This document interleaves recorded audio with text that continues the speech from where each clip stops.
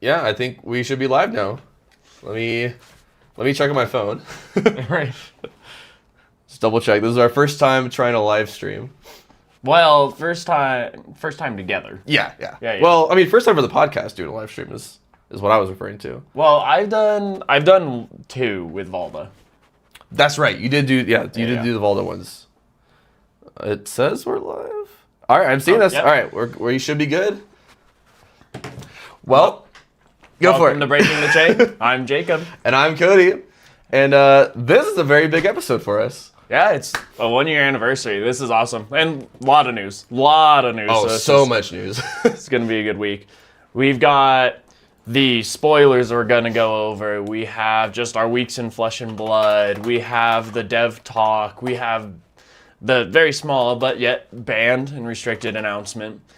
And so much more. So we're just going to be live, rolling it off. One take. Yeah. One take. I mean, it's always how we've done it, but it's, I don't know, it just feels a little bit differently.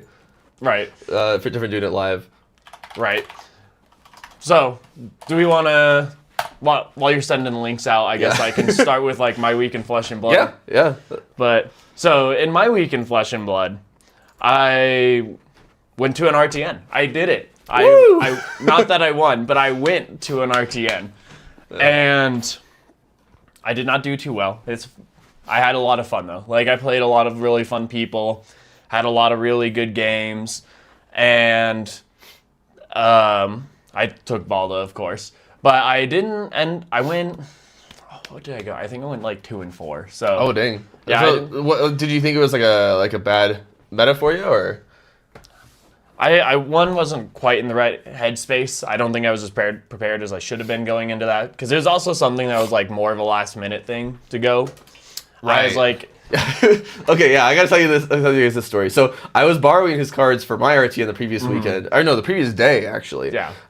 And and he messages me the night after the RTN on Saturday night, and he's like, "Hey, I need those cards back." And I was like, "Wait, you need them like now?"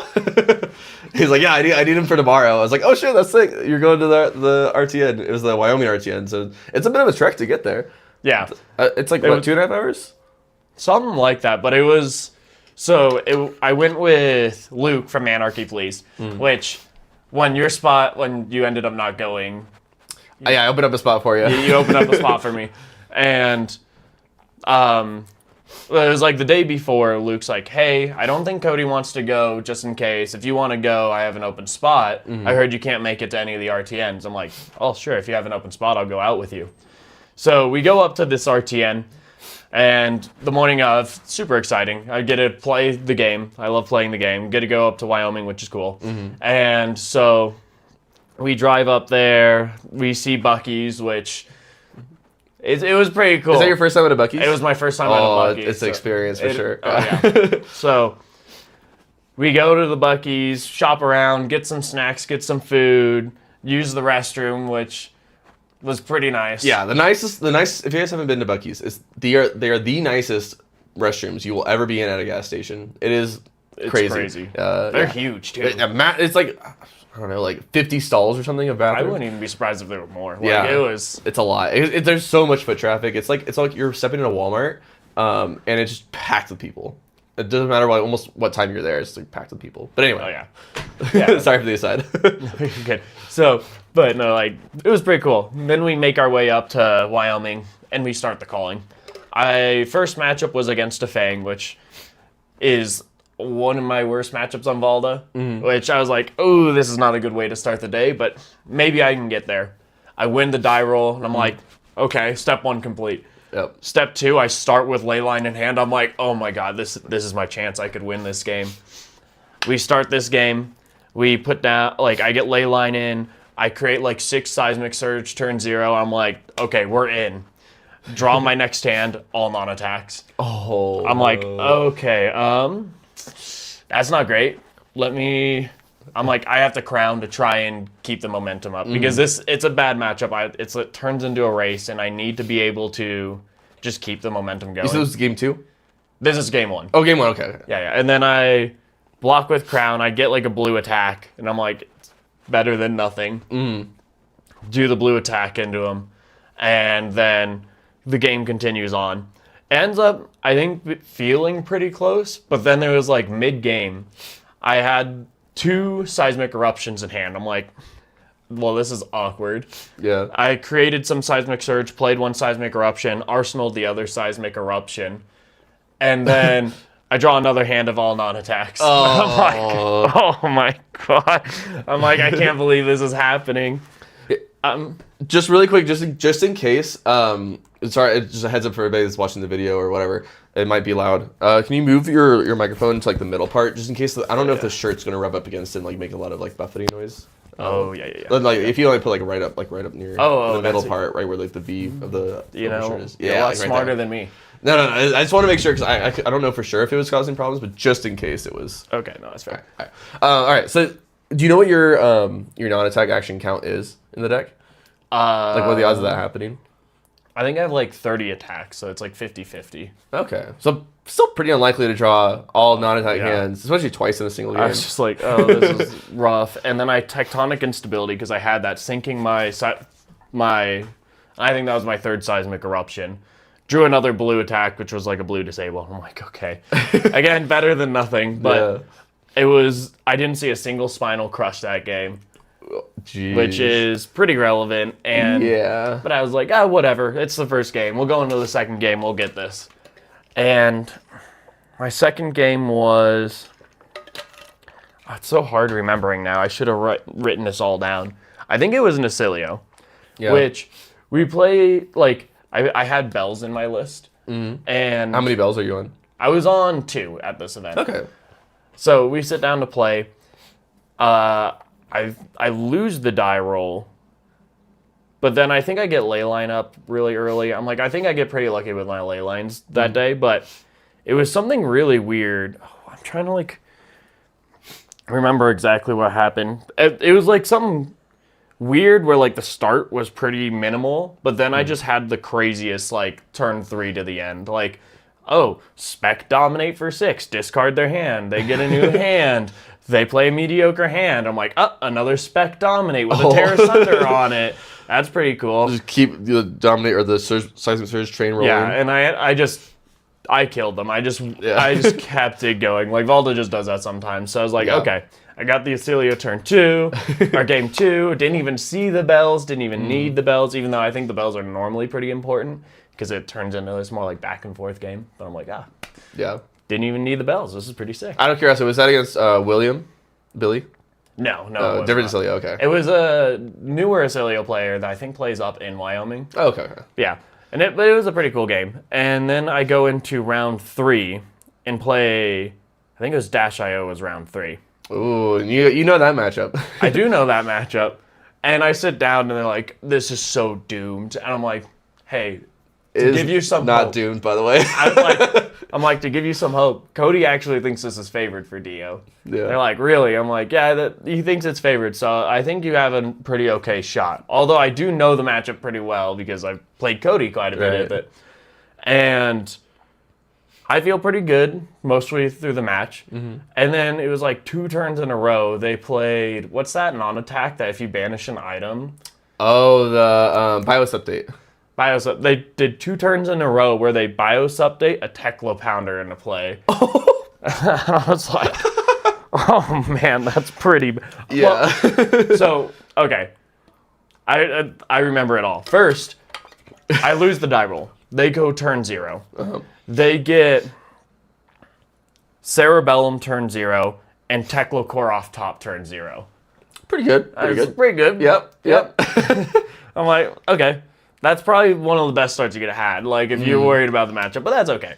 And then we, like, middling game, I feel pretty good. I'm like, I'm still at, like, 36. We're halfway through the deck. And then the BIOS update 2 turns in a row, getting the 2 Tekla Pounders. I'm like, ooh, it's a little rough, some bigger turns. And that was followed up by 2 max V turns. I see, probably with some boom grenades attached as well, to, like, even more damage. I don't even think they were attached to boom grenades, but it was, like... Like, the first one was, like, 0 to 60 for 8 into... Right, so they had the double pounder and then a max V, so they were just leaking so much damage, Yeah. It was like 0 to 60 for 8, into the 2 for 6, into the 1 for 5. Throttle, zipper, probably. Yeah. And so it was like, that was pretty bad, but I made it out. I have like 15 life left. And then they're like, so throttle for like Yeah. 10. I'm like, oh, or like, I don't think it was throttle, but it was another attack for like really big. And they did another like 4 combat chain and ended on the max V. And I'm like, well, Yeah. there's game. You got that. The getting the pounders out for free is pretty good. Pretty good. Mostly because like when you usually want to set up the pounders, and it gives you space to like throw disruption. But if they're playing BIOS update to get it out, they're attacking you and getting it out. It's disgusting. Anyway, yeah, that's rough. One thing that I thought was like going crazy. I thought I brought the I thought I did something weird with my list going into this event up to this point too. What do you mean? At the end of that game, I'm like, okay, like I lost. Do I have spinals in my deck? I haven't seen them in 3 matchups. Oh, did you? I'm like, oh no, did I forget? No, I had them. I'm just They're like just hiding. they're hiding. But I like literally like pulled my deck like after that match. I'm like, good game, da da da da da. Anyways, whoosh. What is I haven't seen my spinals. I haven't seen any. What was the other card? There was another card that I was like, I haven't seen this at all. So it was like, I haven't seen my spinals at all. So I was like, okay, let me pull this apart. Let me look just to make sure everything's correct. And thus I like pull it apart. I'm like, every card's here. I just haven't seen, I can't remember what the other 3 cards were, but I was like, I haven't seen these 6 cards in 3 matchups. I'm like, I guess it's just how it is. And man, I'm trying to remember like the next couple matchups after that. Because I think the next matchup I got was a win. Yeah. Oh, it was a KO. And it was a pretty close matchup on KO. It was something where I ended up going, or like, they ended up playing pretty well to not play, like, give me those seismic surges that I need to get to 3. And I got all the way down to like 3 life, but luckily I was able to play around like a reckless swing while doing like, I'll throw 8 damage at you, requiring them to block with 3 cards, and then they threw claw at me, and then I'm like, here's another 8 damage at you, and it like that was the kind of the cycle. It almost broke for a second because I can't remember what they did, but they did something that like really shocked me, where they ended up blocking in a way where they were able to throw 9 back at me. I was like, oh, okay. I'm like, this could be really bad, but like, I was like, this is really bad. And I threw hammer at them when they were at 1, and they blocked with 2 cards, and they had a middling turn back. And I was like, okay, I think that's. Yeah. And I think they threw a 6 attack at me afterwards, which was I was like, oh man, that's good because I definitely could have lost there. Which like. I had 2 more life to give, but if they had the reckless swing again. Right. But it was something where I'm like, if they had like an 8 attack, I think I have to play off of like them having reckless. You just have to say they don't have it, yeah. Yeah, just say they don't have it at that point. But luckily they had the 6. I was able to block 2, and I threw 6 back. And I think they had a hand of, I can't remember exactly what happened, but I think they had a hand of like no blocks, and I ended up getting there with the KO. But it was a really close matchup. It was really good. That's probably not an easy matchup for Valda, is it? I usually find it's one of our best matchups. Oh, really? Yeah, because he's just discarding so often. That's true. They give you so many seismic surges. So it's really interesting because, one, their first Blood Rush Bellow, I practically gained like 8 life. Yeah, that's true. What, you get 2 seismic surges at least, maybe 3. And so you just get a free card to block with at minimum. You get a free card to block with, and then now my shield usually blocks 5 because you drew so much on your Blood Rush turn. So it's like... And like to go wide, you have to draw and discard 1 or 2 more times as well. So it's something where it's like, you cast Blood Rush Bellow, I gain 8 life. So the first Blood Rush Bellow is usually negative value for the KO. Right, just eat the shield, and then the next one will be better, yeah. Yeah, and so it's something where I was like, I think it's actually a pretty good matchup in that sense because I'm like, your first Blood Rush means nothing. And you can't just on middling turns try and go ham at me because then you're just giving me 3 seismic surge to block more and respawn stronger. Yeah. So it's something where like the KO has to play balanced of like, oh, I'm doing a more middling turn, or it's like I'm only playing swing big at you. Interesting. Yeah, because like they also like you also just have disruption against them when they do give you space. Yeah, and like the disruption Valda carries is really relevant in that Yeah, matchup. Spinal's pretty good. Chokeslam's really good. Yep, Chokes is very good. Even like the Arsenal disruption ones are pretty good for like when they want to set up a big turn. Yeah. Yeah, so it's like it's something that I'm like I think its matchup's pretty good, but it's something the KOs can definitely play around where it's like you have to do like a more middling game plan, watching my seismic surge count. Yeah. And then you have to do really explosive turns where it's like, like do 6 into 8 and that's it. Like nothing else. Or like claw into this. And then you do like a super duper explosive turn where you're like, Blood Rush Bellow, this. The first one means nothing, but the second and third, if we can get there, are pretty dangerous. Yeah. So it's like, Okay. But yeah, so I ended up being pretty close. But I got there with that. So that was round 4, right? Yes. And then that makes you 2-2 because you beat the Acilio and the KO. Okay. Yeah, and this might actually have only been 5 rounds before. I think it was 5 rounds. Yeah. Going in, and then I played Kasai, which I can't remember anything like crazy happening that game. Like, I think it was just like it was a very good back and forth game where it's like, oh, I throw an attack, they had the defense reaction prepared. Oh, they're like throwing, well, I had my defense reaction prepared. 12 defense reactions typically, right? The Kasai's. It's like Fate, Sync, and Shelter or something crazy like that. Some of them are also on, or not also, they swap out some for like that all you gots too. Yeah, I didn't see that all you got, but like there's definitely defense reactions, and then the armor block's crazy, getting one so much armor armor, every turn. So it was just something where it's, and like neither of us did something crazy explosive. Like I didn't get like 6 seismic surge and do Terra Sunder Spec. Are they supposed to like play for the Raisin Army combo? Or are they trying to leak gold and do that as an end game? Yeah, generally that's the idea. Is like you get the gold and then you can do the army, and it's really hard for Valda to kind of deal with. Yeah. Until recently, there's a spoiler. We will talk plenty of spoilers here. But yeah, it's kind of hard for Valda to like deal with that kind of thing. So that's kind of the idea for them, is that they want to create like a lot of allies and just chip damage until that point. Yeah. At least my understanding on how to take down Valda in that matchup. And then my idea is I need to be able to like prevent them creating the gold, and that's like why the boots are so important in that matchup, the quick dodge flexors. That's super good against Blood Follows Blade, isn't it? Yeah. Yeah. Because the idea is like I always want to make sure that I can react 2 on top of whatever they're doing to stop the Blood Follows Blade. Yeah, it's also good for like Blade Flurry, breakpoints. Yeah, it's pretty good. But it was like got down, and in the end they ended up chipping me to death. Yeah. Yeah, they just have so much like deck damage and just incidental evasive damage. Yeah. And I mean the deck damage wasn't as important as like they just had like a lot of reactions that I just didn't care to block, because I'm like, okay, it's like going over by 2. Sure. Like right, just leaks here and there and just enough to just chip you down, Yeah. And so it ended up being a matchup where I like lost in the end, and after the matchup I'm like, hey, what else could I have done maybe a little bit better? And there were definitely a few mistakes in the game.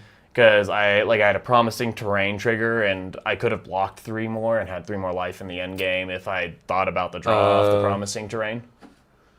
So actually, I don't understand that. Sorry. So because of promising terrain, you get seismic surges or what? So promising terrain, if you control 3 or more seismic surges at the start of your turn, you draw a card. I see. Okay, and that makes sense. It was something where I don't think I fully thought it through. Where it's like, I could have still played the hand on a red if I drew a red, but if I drew a blue, it's the exact same hand. Yeah. And it's like, okay, I lost maybe 1 or 2 value if I drew a red. And that's where it was like, I was so scared of losing that value that I didn't block to keep my blue. And then I drew another blue, and I'm like, I just got Omega punished. Like, I can't even Arsenal this. Like, I think that's my favorite thing about this game, though, is that you can trace your mistake to some tiny little thing, and that's what matters in this game. Some of the tiny mistakes will matter in this game. And oh yeah. I don't know. Anyway, that's a to go on the side there, but I love this game for that reason. Oh no, it's so cool when I can be like, I just was too scared to draw red, and it punished me because of that. Yeah. And I could have still played my hand with a red. So it was definitely something where I after the moment was like, okay, that was probably a mistake, but whatever. We move on. And, like, I think by the end I was like, okay, like, I'm not fully thinking, like, as deep as I normally am, but it's whatever. Definitely played, I think, it was a very good day, a lot of fun. And then after that, we cut to top 8. And we go to get some food. It is negative, or like, I don't know if it was negatives yet, but it was I heard a little bit about this. it was single digits. And this isn't, we're not going home yet, but Oh, I see. Okay. we go to get some food. And we're walking. I'm pretty chilly. And me and Luke end up breaking off to go to I forget what, just kind of like a burger and bar joint to eat there while we wait for the games to play. We get back and they're like just starting game 1 anyways. But yeah, we go, we talk, we have a good time. But like on the way that we're walking back, all of a sudden like, oh man, it's starting to get like really cold. And maybe I'm starting to feel a little under the weather. Oh man, I like get into the shop. I'm like, okay, I'm a little under the weather, but whatever. Like I'm still doing fine. And then we end up going, like, watching the other games, and me and Luke are playing, like, Valda, Fatigue Pallades matchups. He's a lot better at that. It was, like, really funny, because, like, he was, like, crazy locked in. Oh, really? Now that he was locked out. Like, he's out of the competition, and he's, like, super locked in. Like, you could see, like, 3 levels deep. It was, like... like playing, like not having to worry about time too is a big deal. You could see the Matrix. And it was like... Speaking of, by the way, good luck, Luke. He's at an RTN today, and he said he messaged me before, and he's like, "I'm so locked in for this tournament this weekend." Oh yeah, if he was locked in as much as he was at the very end after he was knocked out, he's got it. Like it was crazy. Yeah, I believe he's got this. I believe in him too, but it was definitely something where I'm like, okay, like I'm starting to get to the point where I definitely can't like think further than like 1-2 turns. Like this is, I'm a little under the weather. I'll let you play, and then we let everyone else play until they start finishing up games. And at the very end, it ended up being Tyler who won on Marionette, which was super duper cool. Oh yeah, I saw that. That was cool. And he was in our car, so that was so cool. And we stayed.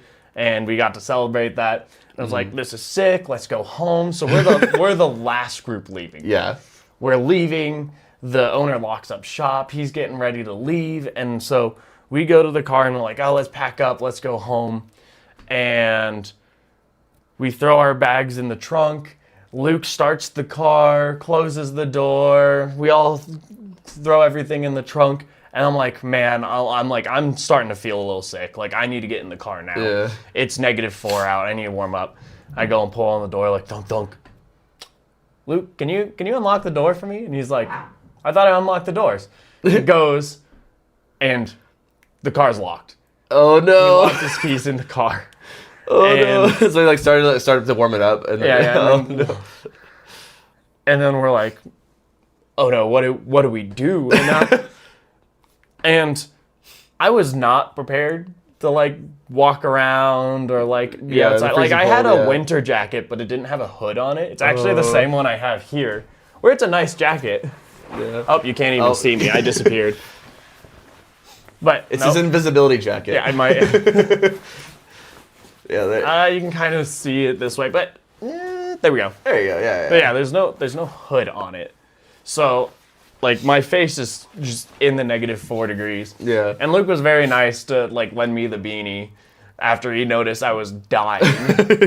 But I was like, man, I'm already starting to feel, like, I was already feeling under the weather. And I was like, now I'm, like, really not doing well. Yeah.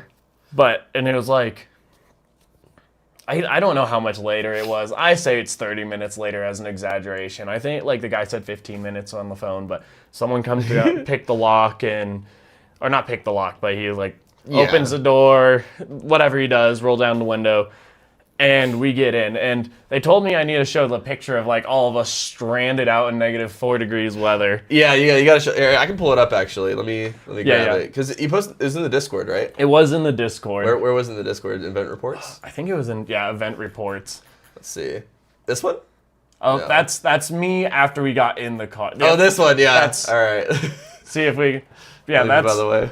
that's us locked out of the car at like 9 p.m. in -4 degrees weather. You can kind of see it in my eyes. Oh, I'm trying to get my finger. This is me. This is Luke. Yeah, you look like that's a very forced smile. Yeah, but I'm dying.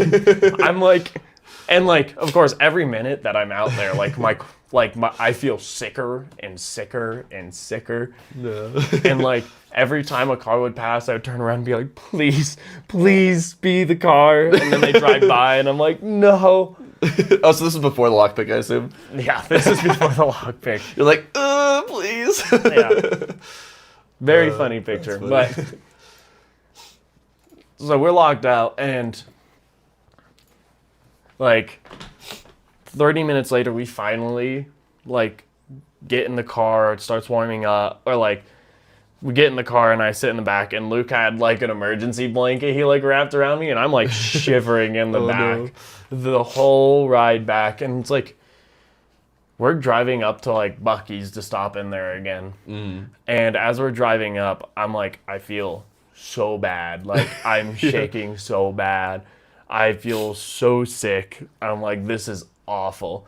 I'm like, I don't know if I can make it home. I feel awful. My head is pounding. And I'm like, I didn't even want to get out of the car. I'm like, I don't want to get out of the car. Like, I feel for awful. Buc-ee's? Yeah, for Buc-ee's. And then I think it was Saren's like, it's going to get cold in the car if you stay in here. We're all going to go and get stuff. You might as well get out and like warm up inside there. Yeah. I'm like, okay, you're right. You are totally right. And so she convinced me to get out of the car and go in. And when I'm in there, I get like some cold medicine, and I get like some ibuprofen, and that like saved everything. Like that made everything so much better. And I'm like so happy because like we get back in, I take the ibuprofen. I didn't take the cold medicine yet, but the ibuprofen just like cleared my head a lot because it was like pounding, and I'm like, okay, at least we get down there an hour later back to like our cars so we can drive home. Get back in my car and I can drive home, which I felt comfortable enough doing in that moment. Drove myself home, and I get home and I'm like sitting in my living room for like 15 minutes with like, in my car I had extra jackets and all that extra stuff, of course. So I get in my car, I put on like 2 extra jackets. Yeah.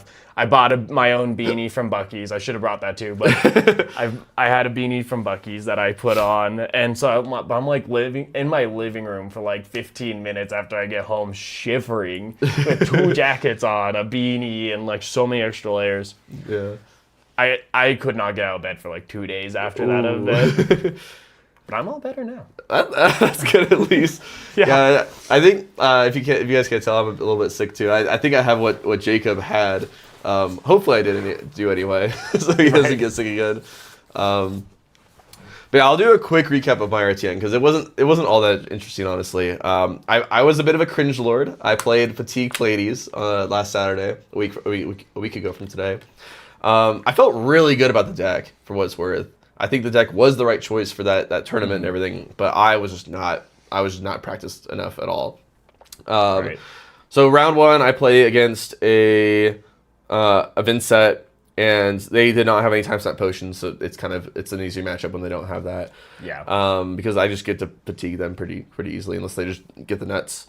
Game 2, I play against Saren on Kasai, and I just had never played that matchup before and made so many bad blocks. I think I gave an extra 2 gold that she shouldn't have gotten because I just wasn't thinking clear. I was also trying to play super fast to not get to go to time, and yeah, I ended up losing that one. I think if I just stopped 1 gold, I win that game. And then I played against another Kasai. That one didn't work out either. I'm not going to go into too many details on that one, but I lost to another Kasai after that. And so that was basically out. And then I did beat an Asilium after, and then I lost to a Katsu, but the Katsu I could have won if I just was... I wasn't really interested in playing anymore at that point. I was just like, I'll play the game because I'm here, but I don't have any more tournaments to play after this. And so the meta is going to change wildly before my next tournament, which is... I think my next it's the PQ season is really when my next tournaments are. And by the way, we don't have any Silver Age Pro Quests in Colorado. Which is crazy. Which is so sad. It's I don't. It's so I think sad. Baldo's gonna be crazy. Yeah. Oh, I'm so excited to hear your thoughts on that. But yeah, long story short, unfortunately, to get my nationals invite this year. I haven't decided whether or not I'm gonna go anyway and do like side events and hang out, but we definitely won't be playing in nationals unless for some reason I have enough XP. But I would be super surprised if I did. I definitely will not be in nationals. Yeah. I guarantee that. It's like a 99.9% chance I don't have enough XP. But anywho, it was still a fun tournament. I still had I think the deck was interesting. I don't think that a fatigue deck is my play style though. It was really funny because like going into the weekend, you and Luke are talking about playing Fatigue Pallades, and they wanted to practice, and I said I went to help them practice a little bit. But it was really funny when they both told me this. I'm like, the two Dio players are like playing the heavy Fatigue deck. I'm like, something's wrong here. Luke kept calling it the horseshoe method or horseshoe theory is what he called it, because it's like Dio is on one side of the horseshoe and then Fatigue Pallades on the other side of the horseshoe, and so they're basically right next to each other. They're basically the same deck since they're on opposite sides of the spectrum from each other. Yeah, he said it's the two extremes. You're trying to take away the play by making the opponent block because you're just so aggressive, or you're just blocking and finding value through only blocking because you're so good at blocking. But I'm pretty sure he's convinced that the Guardian mirror is the best mirror in the entire game, which is true. I don't disagree with that. Yes. So that was my RTN. I didn't do much else this week. But yeah, let's go over some. Actually, I'm gonna have you go over some of these other things. I'm gonna go grab. We have some lunch. We're gonna eat on stream with you guys. It's professional. So good. Very very professional live stream here. But I'm gonna go grab that while you go over the other stuff. I should probably wear these headphones. I don't need to. Oh. All right. So, RTN results. So for the RTN results, we had Verdance winning it most. Just as she has been, it's pretty dominant. Where does he have all this stuff pulled up? I didn't get the picture. Sorry, I don't know where he has it all pulled up. Here.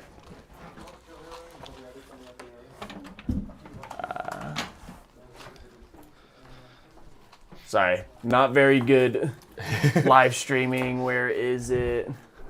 Oh, the pie chart, yeah. Here we go. Now we got the pie chart. So you had Verdance winning the most at 18 wins with a 15% win rate. Then you had a Arachne Marionette on 15 wins at 12% win rate. Gravy Bones at 10, Syndra at 10, KO at 10, Victor at 8, Dash.io at 8. I'm really surprised about the Victor, actually. But then you had Pallades, Kasai, Cilia at 6, Fang at 4, Jarl at 3, Prism at 3, and then a whole bunch of splattering of different heroes all the way down the list. But kind of like what we've been saying the last couple episodes of the podcast, and nothing I'm too surprised about. I am interested to see that like Verdance is still so high up. But other than that, like I think Marionette is really strong and has some plays that you can't really play around. So I'm actually surprised Marionette's not number one, but Gravy's still strong. Syndra climbing back up is a little bit surprising. KO, I think, is a strong hero. Victor, I guess, should talk about Syndra a little bit more. I think that Syndra is, like, surprisingly at a very good position right now. Oh, and here's back.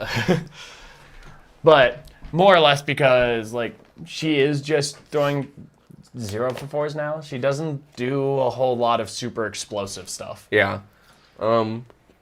She's just solid, honestly. She has a little worse consistency, but she's still pretty consistent. Yeah. A lot more consistent than I thought she would be after losing Brand with Cinderclaw. Yeah. So she's still very, very good deck, it seems. And then Victor, I was super surprised about. Like, I didn't expect that either. I don't know who he's beating on here. Like, Marionette. But like, I mean, he was kind of held back by Florian. I think is why he's risen up a bit. I think a lot of heroes were held back by Florian, and I think the meta has slowed down a bit because Florian left. Which I think you made fun of me for last week when I said, "Oh, Florian left. The meta's gonna slow down," and it didn't make sense to me, but now it does. Yeah. Now it makes sense because now the slower decks can exist. Yeah. A little bit more profitably. Yeah. Because like you just don't have that matchup that says, oh, you've made it to like pitch stack. That means that I get to create like 30 rune chance while you. Right. Yeah. They just get floating so much value in the second cycle. Yeah. So it was something like the meta definitely has slowed down a bit, which is super exciting. Like I love pitch stacking, and like I know a lot of people don't like Pallades. I think Pallades so cool to play against. I love pitch stacking. Like pitch stacking, like oh man, there's so many cool things. Like I've pitch stacked into like the Pallades mirrors or like Pallades games with Valda. It's like, oh, the seismic eruption into the spec in a pummel, or seismic eruption with whatever I need with Terra Sunder. It's so cool to be able to like pitch stack like a super crazy end game to try and turn around on like Pallades. I think that there is some tech I'm gonna have to put into my deck to like help counter Pallades. I think that Anathos needs to make it into the deck, and just to add a little bit more damage. If I swing it 3 times for 6, it's more value than my shield will get in that matchup. I was wondering, is Anathos better than Sledge? I think in decks that don't have Tunic, it is. Because I can swing it for 4 off of 1 card. And then I don't have Tunic to make a 1-card swing off of like Sledge is the thing. It's arguable because Valda runs so many cheap cost attacks that sometimes it's like it doesn't matter that I'm pitching 2 cards to Anathos. I'm still swinging for 4. But I think generally it's going to be stronger. It's a little more flexible to what I need to do with Valda. That makes sense.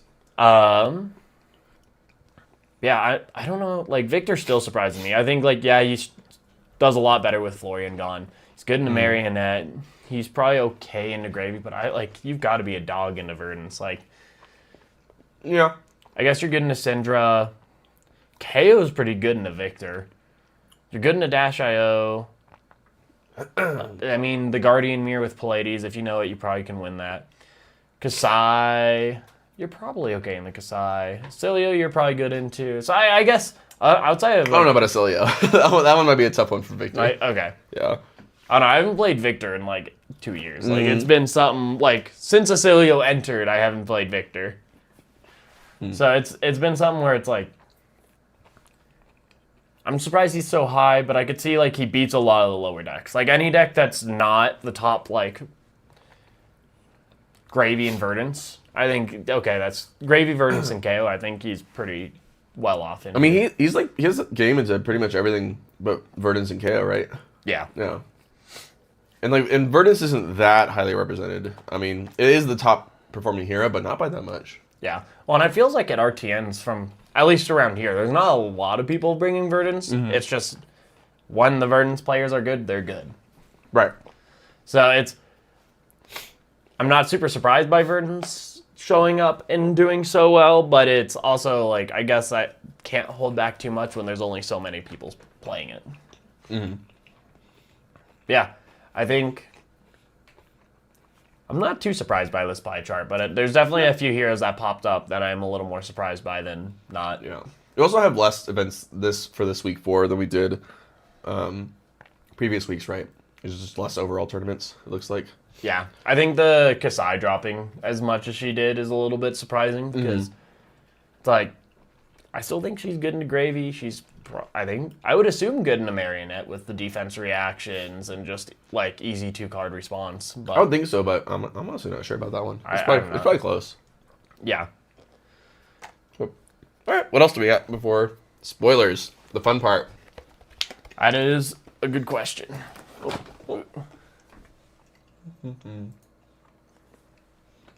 We could talk banned and suspended first, but I feel like that one's good for after the spoilers. No, we can just bring. I mean, it's so short that we can bring it up now, and then it'll have some context for the spoilers too. That's true. Yeah. So we got a BNR, and oh, thank you, Sarah, Kevin, appreciate it. Congrats from 1 year. Yeah, thank you. Some friends I play D&D with. Oh, that's awesome. Yeah, so we got the BNR, and it was a very lengthy BNR, and I'm joking because it was one change. Yeah. And the change is that Shane is banned in Silver Age, at least for the time being. And there was something about how that ban works. It's like it's a dev ban is what they called it, right? Yeah, so how Silver Age is working, it's called benching. So That's right, benching. they're benched for 1 season. And every time you get benched after that, you add an additional season. So Chain is benched, which means he's not legal for this season. And every season, they're going to have 1 dev ban and 3 player bans. Player choice bans. So players get to vote on 3 heroes that they want to ban. And the devs will take 1 hero out that they think needs to be benched. So Chain's going to be out this first season. Which, I like that move. I think everyone's very happy with that It's move. like that Fallout meme. Everyone liked that. Yeah. Yeah. I think it's something that was really important. And it's something that they talked a little bit about the dev talk where it's like, Chain's always there. Like, Chain, like, he has some, like, points where he looks a little bit weaker, but then he wins. Like, the Pro Tour, the first Pro Tour, like, he actually wasn't a hero anyone was talking about. And then he, like, showed up and won with Pablo Pintor. And there's, like, a lot of stuff where it's like, oh, Chain's back in the format, or Chain at Worlds, where, like, oh, like, there's 3 Warmongers, you can't play Chains, and then there's 3 Chains in top 8. So it's like Chain's always there, and when Silver Age first came out, not a lot of people thought about Chain. And then it wasn't until, they say more recently, which I think it was like maybe a month or 2 ago, like Japan had a few Silver Age events where they had like, I think it was like, I don't remember the statistics they said, but I think they said there were like 5 Chains in top 8. And then Yeah. it was something. It was like 5 Chains, 2 Oldhim, and a Briar, I think. Yeah, something like that. Yeah. So it was something where Chain got popular from that event, and then Chain definitely from the community incentive. And like, this is kind of what I thought every time something was spoiled up until they announced his ban was like, how does this beat Chain? Like, what's the, like, every single spoiler, I'm like, how does this help us beat Chain? And I like that they announced this now so that we could look at these spoilers in the context of a Chain-less meta. Yeah. Which I think, like, after that, everything like looks a lot brighter. Like, I look at stuff and I'm like, this is cool. This is so much cooler. But before they announced that, I'm looking at cards. I'm like, what's the point? You can't beat Chain. Like, how are we supposed to play? Like, Right. So, I think it's a super important thing that they went through and like ban Chain, or like bench Chain for a season. It's gonna be interesting when he comes back. Like, what are they gonna do? But I do think that, like, I do think it's really important because he is a very strong hero in what he does. Yeah, and they went over in the dev talk, which I watched the first half of, and then, long story short, I got busy. But anyway, watched the first half of it, and they were talking about how it is just an inherently powerful ability. It wasn't intentionally pushed, but it was intentionally good. Yeah. And it's just an inherently strong ability that is hard to balance around, outside of giving him less tools outside of his, or in the cards that he has available in his pool. Yeah. So, in fact, I actually kind of predicted this. I was like, I think that they don't know what they want to do about Chain, so they're just going to ban him and then figure it out later after Silver Age has a bit of time to cook. Right. Which I think is the right move. Like, ban him now, see how Silver Age plays out, evaluate him in the meantime, and so that when he comes back, he comes back as a viable hero that is not dominating. Yeah, so it's definitely going to be really interesting to see what happens when he comes back. And I'm interested to see, like, now that we have a much more settled meta, like, what happens at the very end and who they take, like, who the players choose to take out. I have one assumption in one hero that's not going to last after this season. What's that? It's probably going to be Oldhim, but, like, Well, we'll see. Like, there's a lot of cards. I think a lot of things are going to change, and it's going to be super interesting. so I think...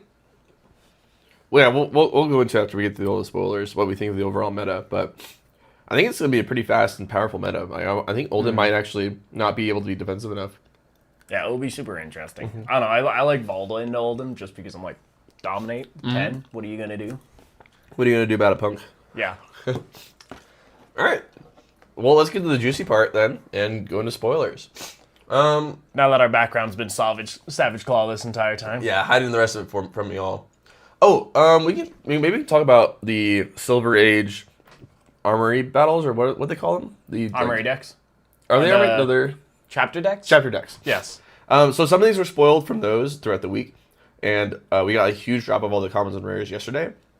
And this morning we got some really, really good Majestics.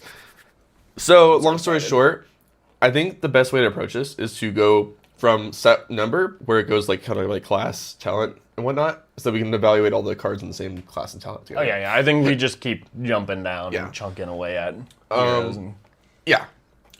So, first one we have here is some brute equipment. This first one is Buzzard Helm. I guess we should talk about it all out, like read it out for anyone who listens on audio whenever I post it later. So Buzzard Helm, it's a brute equipment head that blocks 1. And by the way, I will mention if it is a Majestic, so assume it is a Sage playable card outside of that, if I don't mention that. There's not a lot of Majestics There's not a ton. About. Yeah. Like, they started this morning. There might have been one, or I think one's supposed to spoil here in 10 minutes, which We'll get some live spoilers. It would be cool. But all right, so this is Buzzard Helm, blocks 1, temper. When this defends, draw a card, then discard a random card. If a card with 6 or more power is discarded this way, this gets +1 this turn. So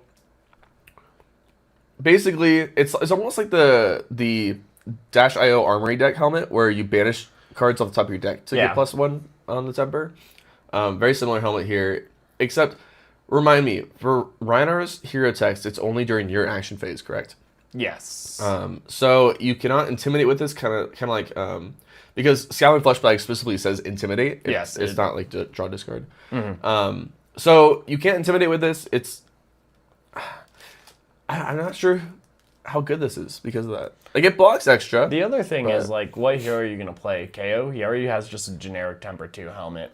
Yeah. And then, like, was Reiner's helmet temper 2 from the Armory deck he got? Because wasn't it Silver Age playable? It might have been, yeah. So, like, that's why I'm like, I think this is for future brutes, because they're both specializations. And even if they're not specializations, like, the other one is an offensive Intimidate card that has Battle Worn 1, I think, for Reinar, where it's like, oh, like, block 1, but draw a card, discard a card, which intimidates. So it's like, I don't know if we'll see much play for this now, but I think it's cool that they're opening up future brutes to have, like, a temper 2 helmet. Yeah. It's, like, less offensive, but a lot more defensive. And I guess for Tough Nut, this is, like, looking at Tough Nut and... I was just thinking about Tough Nut. Yeah. It could be good for him, actually. It's like, I think for Tough Nut, this is a pretty good helmet. It helps block a little wider. Yeah, and it's mostly because maybe you'll run a lot of cards that you can see at the top of your deck. So you really just want to, like, clear that out before you activate your hero ability the following turn. And it's like a thing, I could see it for that. Otherwise, I think it's a helmet. I do think it's a helmet. Like... And I mean, Temper 2, excuse me, Temper 2 in, like, Sage, I think is strong. So it's, like, something you have to look at. It's, like, this is a very strong effect if you can get it. Speaking of, one thing I want to bring up about the chapter deck battles is that a lot of the decks just had the Blade Beckoner equipment in them. So, first of all, good that we have reprints of those because they were starting to creep up in price. They were, like, getting like the $5 mark each, which was insane. So good reprints there. But that's basically the baseline of what you need to have more value than in order to beat that slot. So Temper 2 is pretty good for that. Yeah. Or Guardwell 2 with an effect like this one, the predatory plating. I can't speak today. Yeah. I'm free, Luke. What's up, Luke? Yeah, we didn't actually bring that up, did we? We are actually like next to each other, like. Oh yeah. I don't know if we actually brought that up, but we are actually in the same room. It's hard to tell because of the. Sorry, poking you by the way. No, you're good. You're good. We're in the same room. We live like 5 minutes from each other. It's just easier to record on Discord. But we wanted to be in the same room for the live stream. We thought it'd be fun to do that. But yeah, we are in person. Anyway, predatory plating, brute equipment, chest, blocks 2 with Guardwell. Instant, destroy this, gain 1 resource. Activate this only if you control a card with 6 or more power. So this can be on offense or defense. I don't know how often you'd want to use it on defense. I'm trying to think of a reason. I mean, if you have Oasis, it could be something where it's like, oh, I block with a 6, and then I destroy this to then... Because you control blocking cards, right? Yes. Yeah. So you block with a 6, and then you can Oasis for free. Yeah. So you're blocking 7 on a Dominate. So say you're into Flarvo, you do want to like block dominate, you can do this on like a defensive way. I think this chess piece is crazy for Sage. I think it's so cool. I like Guardwell's already better than the Blade Beckoner. So like Guardwell's an improvement. And then to get an extra effect to get pitch out of it is super cool. And it's super easy to trigger as a brute. The only thing is you can't trigger it on your first attack, but normally you're triggering these effects on a go wide turn anyways. It's like, like Wild Ride. Well, I control it on the combat chain. I'll gain an extra pitch for my next attack. So it's something where I think this is super strong, and I think it's super cool that brutes are able to get this. Yeah, no, pointing out the Oasis, that's a huge deal, because you can basically, into a Guardian or maybe Azalea or someone with either Dominate or just the like disruptive tools against you, you can basically one card block 6 with this chess piece. You can block this. Well, you Oasis. do have to control a 6. So it's sorry, like, you're right. But you could, with this, in theory, 2 card 9 block. Yeah. 2 card 9, Which will be good and against then Azalea. it allows you to like get around a dominate and still respond with a like pretty strong attack. Right. So that's I'm like, I think it's actually a really cool card to put in the deck. Yes, and you know, like you said, you can also use it on offense too. It's just a better Blossom of Spring, really. Yeah. And obviously the restriction where it has to be after the first chain link, effectively, if you're using it on offensively. But all around, solid card. I like it. I like it. I would hope to see maybe more ways to use the defensive resource than Oasis, just for other matchups. But we'll see if we get that eventually. Next one are Brute Equipment Arms. Block 0. They're called, Scara Strapping. If you pitched a card with 6 or more power this turn, this gets Spell Void 3. This is crazy. Yeah, what is this? I actually haven't seen this yet. This is crazy. I looked through a lot of this yesterday, but I don't remember seeing this one. So this insane. one I think is super cool because like it's super easy for brutes to trigger this. Yeah. They are always pitching 6s Arcane. Yeah. So it's like, and against Wizards, you put this on, you have Null Rune Boots or Null Rune Hood or whatever you need, or some other Arcane Barrier Boots. But you pitch to them, and then you can Spell Void 3 on top of it. I think this is super strong. I think this is so cool. That's disgusting, honestly. Like this is a huge upgrade for CC as well. And we're going to mostly evaluate these cards in the context of Silver Age, but the CC implications of this card is also disgusting. If Kano was still around, this would make Brute way better into Kano. Just like way better in this game. I think it's a really, really good card for brutes. Yeah. And like we'll see if they want to use it, because they might just want to be more aggressive into Wizards instead of more defensive. But I think it's something that'll gives them the option to be defensive, and that's why I'm like, I think it's a huge upgrade. Yeah, I agree. Especially, I don't know how many other good arms brutes have in the first place, honestly. I'll have to look at. We'll look at that later. Might. Yeah, it's like okay stuff, but obviously like the other option is block 2, which is not good against. And I like Spell Void Wizards 3. I think it's a really good thing. Yeah. Then we have Shamanic Shin Bones. Shamanic Shin Bones? Anyway, Brute Equipment Legs that block 0. Arcane Barrier 1. That's it. There's no more. That's the text. Why? It makes it feels bad that like I saw this and I'm like, well, at least it's not just Guardian getting fucked over. Yeah, so the way the spoilers dropped yesterday, I think because it was in the Silver Age chapter deck for Guardian was. I'll find it later. Yeah, it's the same thing for a helmet though. It's just literally just AB1 helmet, block 0, no. Yeah, we'll upgrade. get to it, and it's like, why?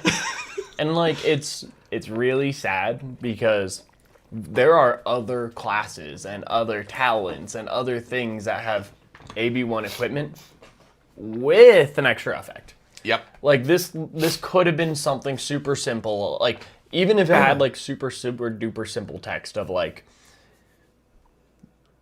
I can't even think of anything, but like literally anything. Like anything. You know, they released some that have Blade Break 1 AB1. I was just about to say, even Blade Break 1 AB1 would be a huge upgrade. More sideboard space, right? I brought this up. I mentioned this in the like spoiler channel for the Colorado Discord. Why did they spend money on this, right? Why did they? Because they have to pay for an artist to make the art. They have to spend development time making up a name and, all the other work that goes into actually making a card. Why do they spend money on this? There has to be a valid reason. I think that they will maybe down the line give a reason that they printed these. I'm hoping anyway that down the line they give a reason why they made these cards. Because otherwise I don't know what's happening over at LSS. I can go in a lot more detail and thought when we get to the Guardian one about what I saw and what I experienced and everything there. Yeah. Next one. Actually, by the way, step in if you ever want to read off these. But I'll definitely probably take over a little bit more with the Guardian. The Guardian ones, yeah. I wonder. Okay. Anyway, rip off the top. It is a yellow, 1 cost, 2 block brute action. Draw a card, then pitch a random card from your hand. If it has 6 or more power, your next attack this turn gets +3. This is just straight up a tough nut card. Yeah. I don't know how I feel about it. Card and pitch it. Yeah, it's like it's just a tough nut card. That's it. Yeah. You get to play this. You throw rock for 10. That's only in. Isn't rock majestic? Yes, I was gonna say that's only in CC. Mm-hmm. It is a tough nut CC card. In Silver Age, I don't know. Maybe I don't know if it's worth running actually. Now that I think about it, it's like a 1 cost +3. I don't really see the benefit yellow, of it. So it's like a 1/4 buff with Go again, then Brute. Yeah. Which, yeah. like in Silver Age, I think is on the stronger side, but it is something where, I don't know, I'm finding it hard to find a good spot to use this as well. My only thought, like the only thing I can think of is like using it with pulping to send plus dominate on a card that's, like you said, it's a yellow instead of a red. Mm-hmm. But it also costs 1, where like you have 0 cost +3s too. And I mean, in Tough Nut, I guess the idea is you can pitch off the top, and then you can play this. So it's a 1 card buff for a weapon. So it's like, it allows you to do more damage off of 1 card. So it's like, I could definitely see Tough Nut with like Ravenous Meat Axe, where it's like draw this card, gets +2. And you play rip off the top, pitching the top card, getting +3 because everything else is a 6 in your deck except for this card. And then you draw, pitch that, and then you swing your weapon. So it's like, okay, it's a 1 card 8. Like, that's pretty good. Yeah. And it's like, if you think about his pitch from the top as a second card, it's a 2 card 8, which is on value. So it's like, I could see in Tough Nut a 2 card 8 in yellow, pretty strong. Hold on. No. Wait, this is better. I don't know why it took me so long to realize this. You're drawing a card by playing this. Why does it take me so long to realize that? You're drawing a card when you play this. Oh, yeah. So it's actually really good. Wait, hold on. The fact that it's random makes it worse, obviously. But like you were doing the math, it started clicking for me. I was like, the cogs were starting to turn. So you play this, you draw a pitch. You basically, like, if you pitch a blue, you gained 2 resources and got +3. Mm-hmm. Yeah. That's what I'm like, I think for Tough Nut, it's actually pretty good. Yeah, that's really good. It's a little scary in any other deck. I think the main thing is, like, you want to have, like, a card in your arsenal. You also have to pay 1 first before you draw a pitch. So you have to, like, activate Tough Nut and then do this. That's what I'm like, I think this makes it so you can more happily guarantee that you're like, I can swing weapon just off the top of my deck. Yeah. Like, if I hit a red, oh no, like this would kind of work well with the cards in the last set that they're all like poppers that you can pay 1 to make it not have -1. Mm-hmm. It's like Look Tough is one of them, for example, because then you have like a variable amount of pitch cost for the arsenal card. So if you hit a red or if you hit a yellow, then you can get the 1 extra value out of it. Okay, it's kind of interesting. Yeah, I mean, if you have something in Arsenal, say you have one of those in Arsenal, yeah, and then you hit, that's what I'm saying, yeah, and then it's like, okay, into the weapon and it says your next attack, so you could just throw it into that. Yeah. And you're like, okay, worst case scenario, I just throw weapon because I don't have enough pitch. Best case scenario, I hit a blue, throw this attack for I hit a yellow off of Tutna, and then I hit a blue off of this card. Throw this attack for what is normally 8 plus 3, and I pay the 1 extra because I hit a yellow off of Tough Nut. Right. This is coming in for 11. Yeah, I think that's like, yeah. This is looking better and better. I think it makes a lot more sense in Tough Nut because you activate the Tough Nut ability first to pay for this. But yeah, no, it's way better than I thought. I forgot. I didn't quite. It didn't click for me that you were drawing a card that gets pitched effectively. All right, next one is Aggressive Pounce, and this comes in Rainbow. Rainbow, 2 cost, it goes power of 6/5/4, blocks 3 brute action attack. If you've intimidated an opponent this turn, this gets go again. Really good card. I think this is gonna make it into CC Rhinar. Like Yes, 100%. CC level card right here. It's at a common. You get to play it in Silver Age, and it's good in Silver Age too. Yeah. What can I say? Wild Ride into Aggressive Pounce into another, because it also doesn't cost anything but its cost, which is good for brutes, and especially for just go again. Really, like, Rhinar loves this, and I think it's actually a really good card and a huge upgrade for Rhinar, so that's cool. Yeah, it's definitely more of a Rhinar card because it's so easy to intimidate in that deck. I can't imagine any other hero running this, honestly. Yeah, exactly. Like, you have ways to run it in the other two, but it's not... You have to build your deck around it almost for it to be actually good. It is a 2/6 at its worst, which is not bad. But yeah, it's super strong Rhinar card.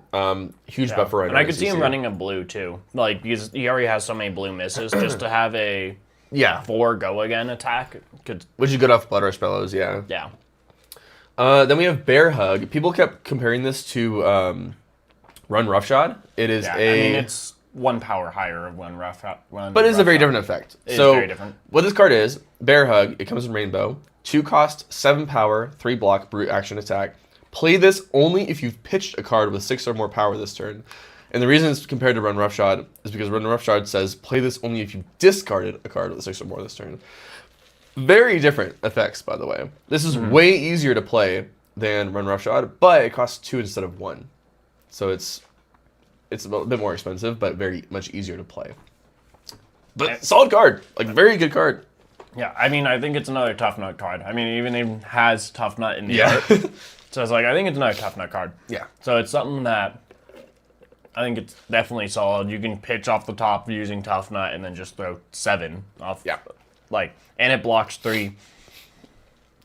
This is like starting to like make a lot of I think there's so many interesting deck building I'm blanking on the word. Challenges with Tough Nut. Yeah. Where like you have to make sure that you have a high hit rate off of the pitching off the top. Because if you have this card in hand, you activate Tough Nut and you hit a red. It's not great. You can swing weapon by pitching it, but like you might have to you might only run the yellow version, for example, to always have at least yellows be hit off of Tough Nut. And then the one thing I want to like say off of this as well is that the reason you want to run this and not just like another attack that doesn't have this restriction. It's like, why would you ever run this card? It has a restriction on it and it doesn't have any on hit. It doesn't have any benefits. Is it because of that restriction? It actually is like above rate by 1 attack. So it's like 2 for 7. Yeah, it's a 2 for 7, which normally like Flesh and Blood it's 2 for 6, and it still blocks 3, which Brute doesn't get a lot of that. Like it's above rate. It blocked 3. It blocks 3, and it doesn't have a downside. Yeah. Like, well, it has a downside, but not a very big downside. It doesn't have a downside when you throw it at the opponent. There's a lot of attacks that brutes have that have a downside when you throw it at them. What this says doesn't. Like once you can throw it, it's good. Yeah. And that's what I'm like. I think it's a pretty cool card, and I think it's super interesting. No, I like this card a lot. It was funny. I kept hearing people bring up in the Silver Age chapter battles that it would like show a card for half a second and then it would disappear. And this is one of the cards. They pitched this card. It showed up on screen for a second and then it went away. People were like, wait. What is this? I did find it interesting that they were like jumping so much in the Silver Age chapter battles. Yeah. Like action, like none of that like in between chatter. Yeah. Not very much of it, yeah. Comes more natural than the others. So we hit the Guardians section, and we have a banger to start off with here, Jacob. Absolute banger. An absolute banger for you. I want to. So there's a whole. I saw this, and this is where like, what especially when train was still legal, I'm like, this is copium. Like this set is all cope, all hope. It was one of the first spoilers we got, right? And well, especially for Guardian, I was like, it's over. I'm like, Guardian's so over. Like, so we got no Rune 1 equipment that says Guardian on it. That's it. That's it. That's like, the card. And I was so upset. Like, I'm still a little upset that they didn't do anything like cool with it. Like, Why you didn't even even block one. Let's give Blade Break 1. Yeah, and I mean, like, that feels very Guardian, like, block 1. Yeah.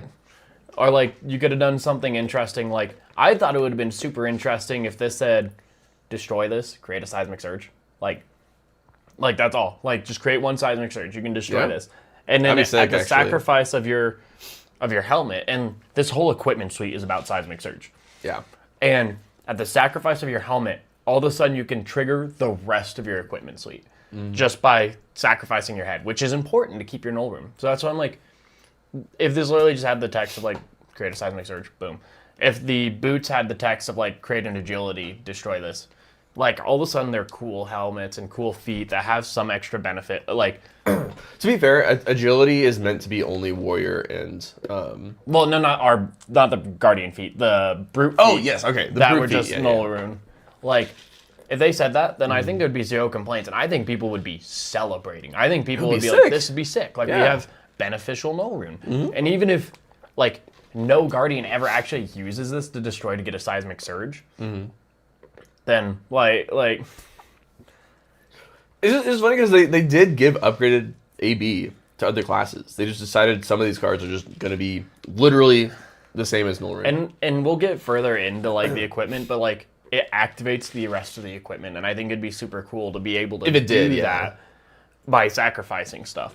Yeah. But and like not going past that card quite yet, but I think it was so funny when like this came out and people were like, well, obviously there's going to be a card that makes like Guardian equipment block 1. And I'm like, we already have a card that makes all equipment block an extra 1. Well, that was the funny part.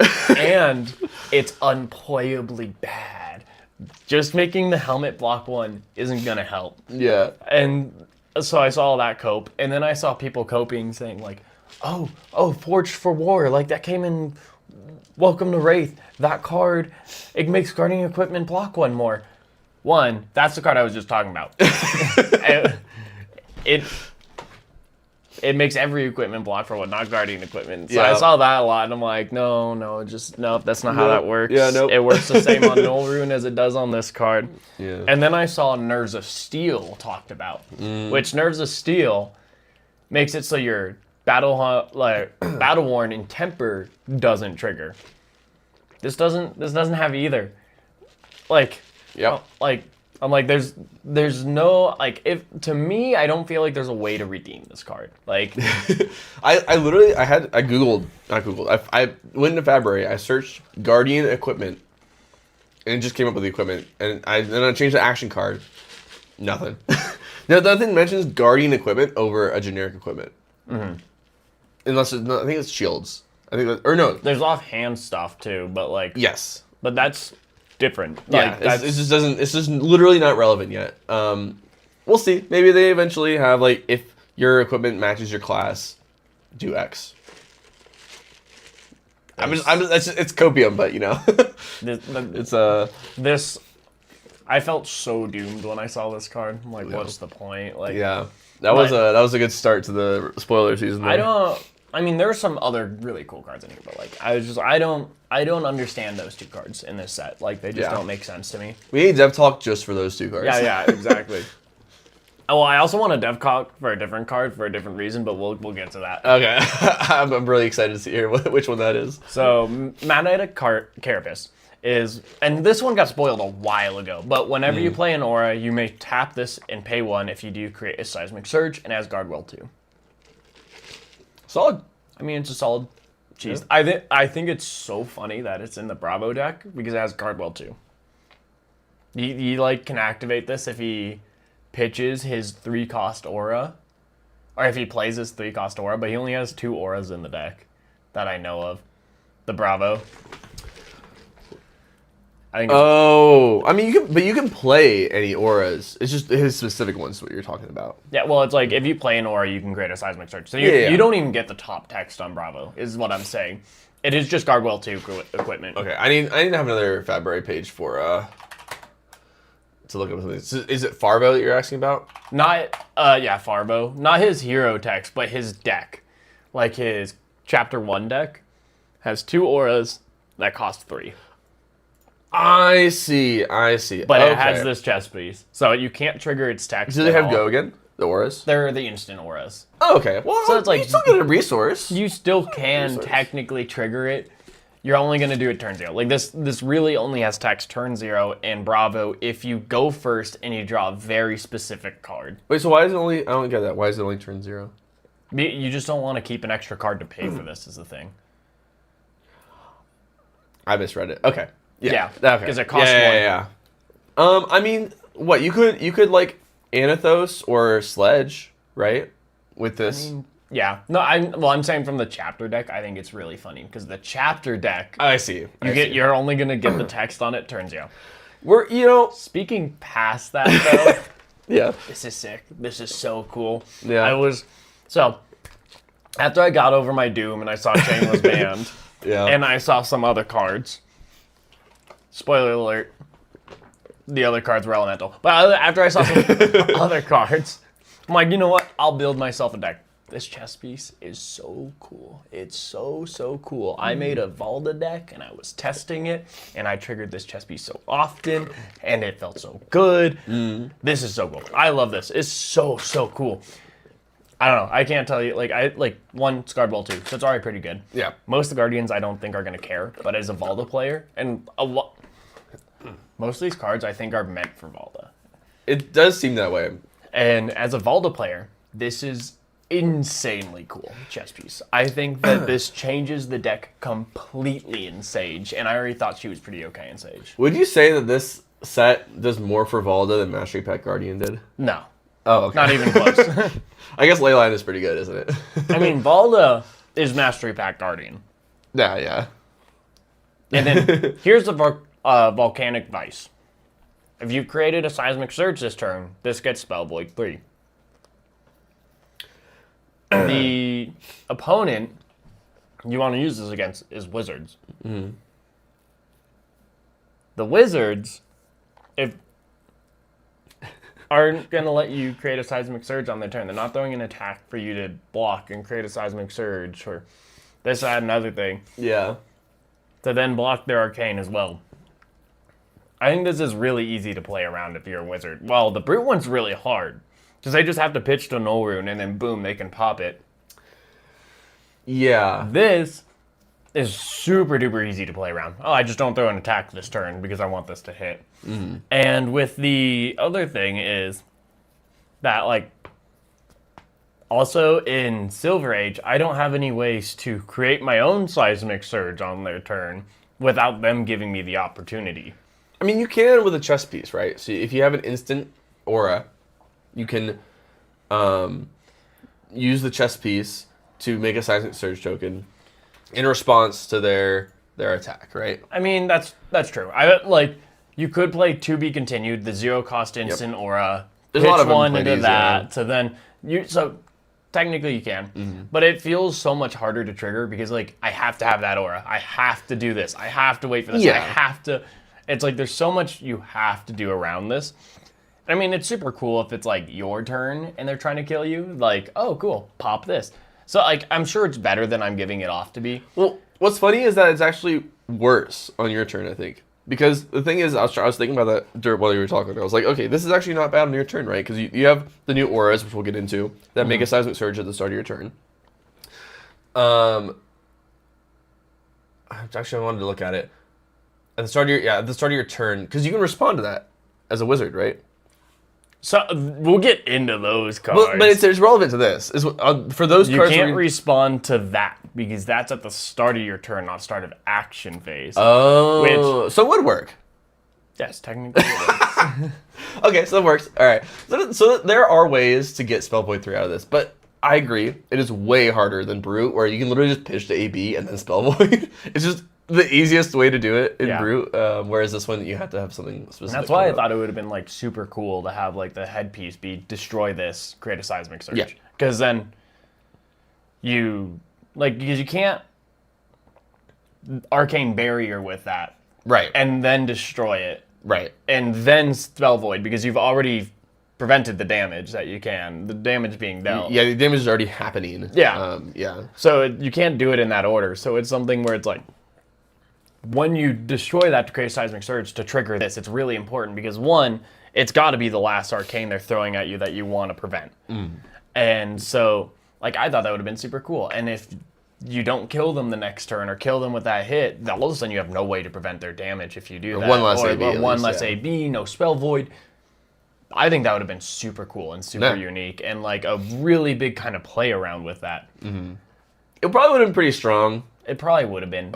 Because like, Volta would probably just run that just to make the third seismic surge. But like your opponent ends their turn, you're like, hold on, third seismic surge. Here's dominate. I mean, just creating But- one like that would be really strong, yes. Yeah. And I guess, yeah, but you have a point, but it's something where it's like, it would have allowed this to actually be used when it needs to be used instead of like I have an opportunity to use this. Yeah. I'm going to use it now and hope it's relevant. Yeah, that's a good point. Is that you basically, with the way that it is currently, you have to use it when you can use it. You Yeah. can't like, you don't want it. You can't save it for the right time. It's just the opportunity to just use it will be so slim. The other thing is it also takes a null rune spot. Like, Guardians Yes. want to run 3 null rune. Yeah. By choosing this, now you have your feet, your headpiece, and probably Arcane Lantern. So you only have your chest piece that's left Yeah. to be able to run this. And And that's already locked up. yeah, and that's why I'm like, it's probably still playable. It's probably still going to get run, but it's something that I think is a lot less flexible. And then I think it's even less flexible in CC, even though you have more options. It's really weird. Yeah. So, but it's a cool card. I Cool like card. it. I think the design of it, super, super cool. I like it. Next on it, we have Basalt Boots. And it's Temper 1 Guardian Boots that say if you control Seismic Surge, this gets +1. Hallelujah. Hallelujah. It happened. Guardian Boots. We're That here. aren't bad. That aren't bad. They don't have a downside. What is this? And Valda loves these. Bravo is okay with these. Pleiades already has better boots, so it doesn't matter. What are they again? The Pleiades boots. You get action points from it. Well, we'll get to it. They're Okay. like way down Oh, there. okay, Like, okay. Pleiades has better boots, so she doesn't care. You you might see what's his name run this because it gets +1, so its base is 1. Lyeth. Lyeth, Yeah, thank you. yeah. You might see Lyeth run this because it's Temper 2 that he can use, which he Yeah. doesn't have. He doesn't have that option normally. So this could be good. I think they're good. I like them a lot. I'm really happy. I was really excited with these. So unlike the helmet, I was so excited to see these. I'm like, this is sick. This is so cool. This is going straight in my CC deck. Upgrades, baby. Upgrades. Yeah, CC level card, which is awesome. Is super cool. And so that I was super happy with this. I think this is a super cool card. And like before we go too deep, I just want to say like I'm actually pretty happy with the set overall. It's really just the helmet that makes me a little upset. Yeah, no, we're memeing about some of the cards, but yeah, overall this set is really cool. And I think it's super. I think it works perfectly for like the Sage. As much as like the arms, I'm like, it's hard. I think it's actually pretty okay. Yeah. Like I think it's good for Sage. Yeah. By the way, if you want to eat, I can read these out. No. It's okay. We have a lot of cards. We do have a lot of cards. But so next we have Valhalla Riven, which is a 3-block Guardian yellow. I have a few things I want to say, and it also has text. 1, this defends. You may pay up to 3. Create that many Seismic Surge tokens. and this is a block card, by the way. This is a block card. Yeah. One thing I want to say: have you seen all the class defense reactions? There's so many class defense reactions. There's 1 block card in the set. That I've seen. I could be wrong, but from my knowledge, there's 1 block card in the set right now. I gotta look that up now. Set Compendium of Rathe. Block. Now put in defense reaction. Defense reaction. If I can type.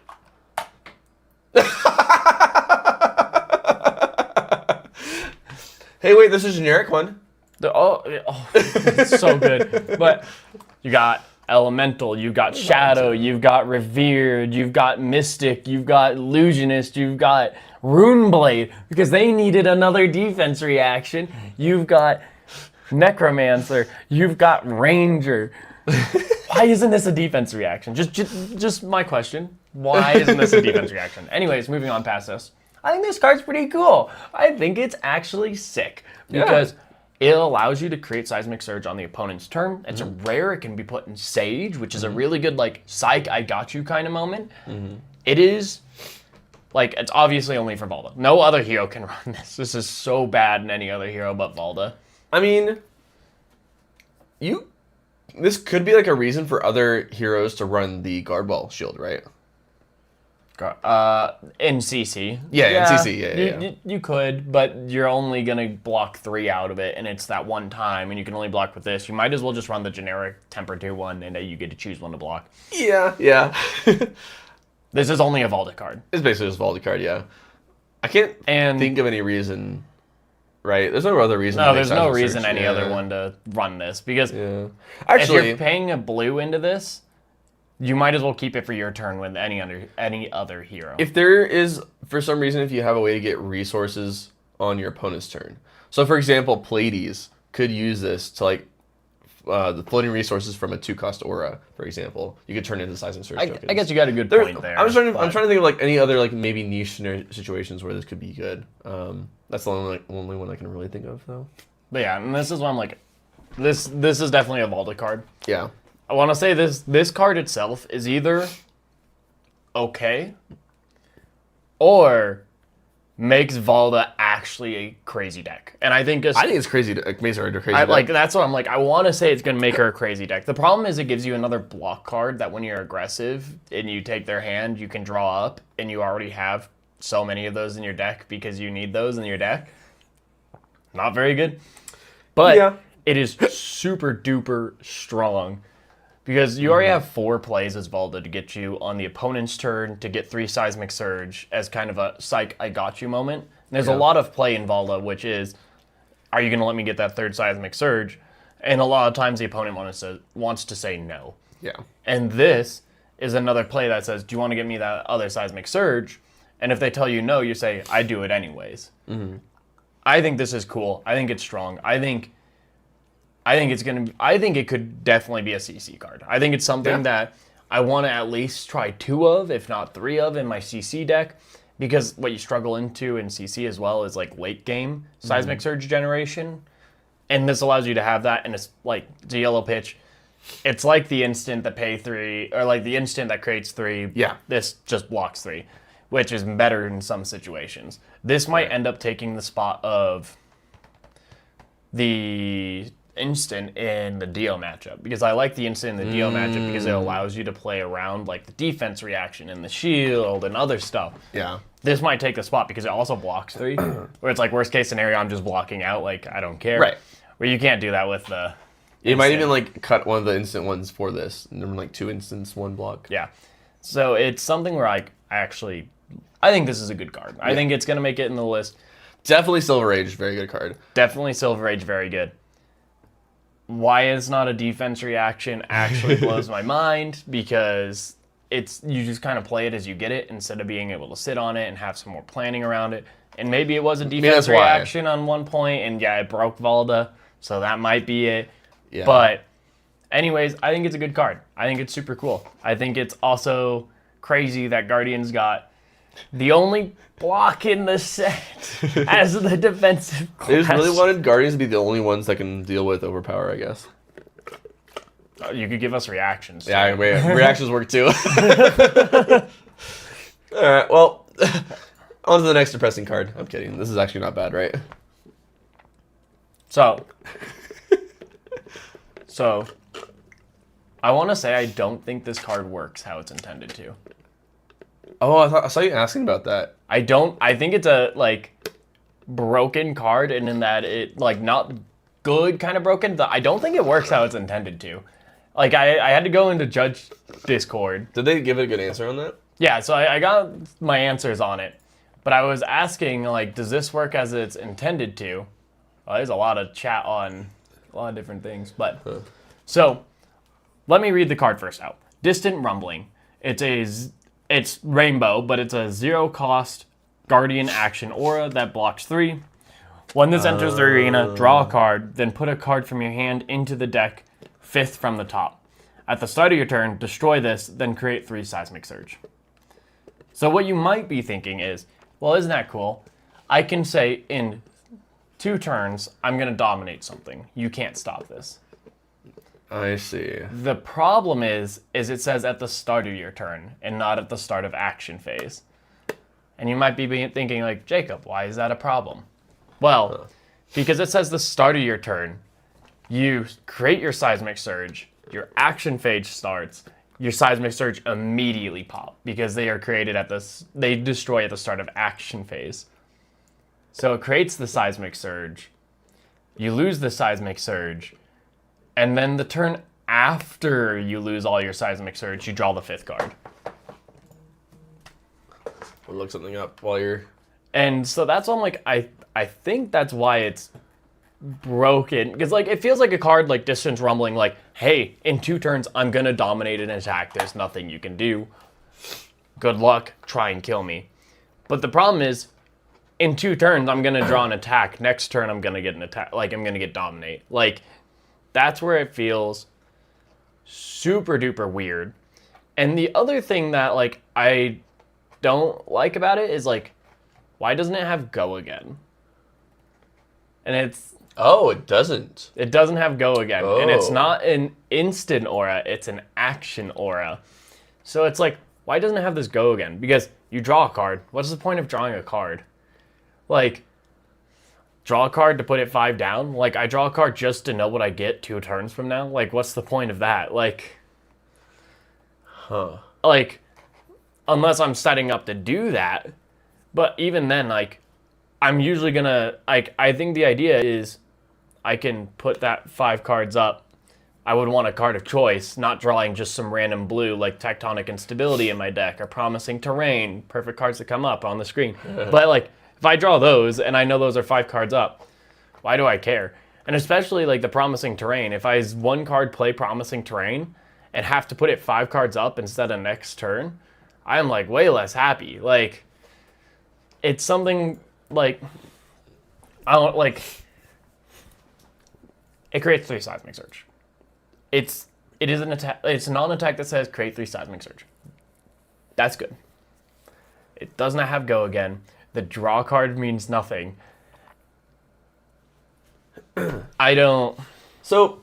And I don't think it works as intended. My theory is that that was their intention, and that you do have ways to draw a card. Like you said, with you can combo with Promising Terrain, you can combo it with some of these other auras that have go again and draw a card at the start of the turn. There's also the instant ones like in the palm of your hand.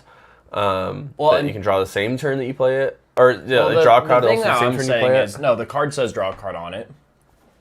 No, but that's before. So what I'm saying is the fact that it's 5 cards from the top, and if the Seismic Surges pop and it's on top of your deck when that happens. You could, yes. Also, it's probably not that relevant, but Lyath draws 5 cards. This could be a Lyath card then, maybe. I don't know. But like, I don't know. This is why I'm like, I don't think it works as intended. Because I feel like it's a card that should, hey, in 2 turns, I am going to kill you. What do you do? Yeah, I think the intention was for it not to be, or for it to be a little harder to do the next turn. Yeah. You know? Well, and that's why I'm like, I don't. It could have been something where they're like. Also, what's relevant is that you know what card's on top for clashing the following turn. Well, and like what I would have thought would have been really, I guess that's true. I guess you've got a good point there. What I thought would have been really cool if like, and then if I had go again, like the draw card would mean more because like if I had a 2-card hand, I could swing hammer and then put whatever I want on top. Or if I drew 2 reds, I can arsenal something. I think like, so my thought is that in the decks that you want to do this type of play, it doesn't matter if you're hammering every turn. I guess that's fair. You're just trying to like do this evasive damage, and so hammering on the turn you play this is not that relevant. Is my thought.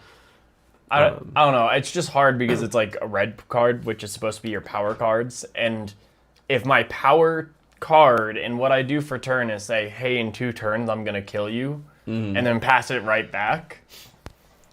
Yeah, I agree there. Like, hey, in 2 turns I'm gonna kill you. Or next turn, I'm going to try and kill you and hope I draw a card that says draw a card, so I can play the card that I put on the top of my deck. Good luck. I mean, you could, when you play this, arsenal a card that draws a card. That's kind of what I was looking at, too. Is if you it could be a victor card, I guess, if you like a clash. Like, okay, I want to guarantee there's a clash, or and I can pay for an attack next turn. And or if you have a gold token for any reason. If you have a gold token, it might be a victor card. I don't know. It just feels weird to me because, like, it feels, I don't know. It might be how it's intended. I think it's cool. I think it's unique. I think that it's asking us to solve this problem. It's like, hey, we're not going to give you it on the surface. Yeah. You have to work to get that card that you want back in this next turn where you're going to pop the Seismic Surge. I think it's like here's this problem. We're going to let you guys try to figure it out how you want to. I mean, this is one of those cards I want to like ask the devs, like, hey, like what was the thought behind this? Yeah. Like, was this meant to be this way? Was this meant to be worded at the start of turn, or was it meant to be at the start of action phase? Yeah. And if it is start of turn, like, what was the idea? And they want High Riser to. The other thing is they want High Riser to be like Valda's weapon, but there's like not a lot of good ways to draw cards. Which was High Riser again? It's the 3-for-3 weapon that if you've drawn a card, it gets +1. This is Valda's signature weapon. Wait, what? Yeah. Huh. Interesting.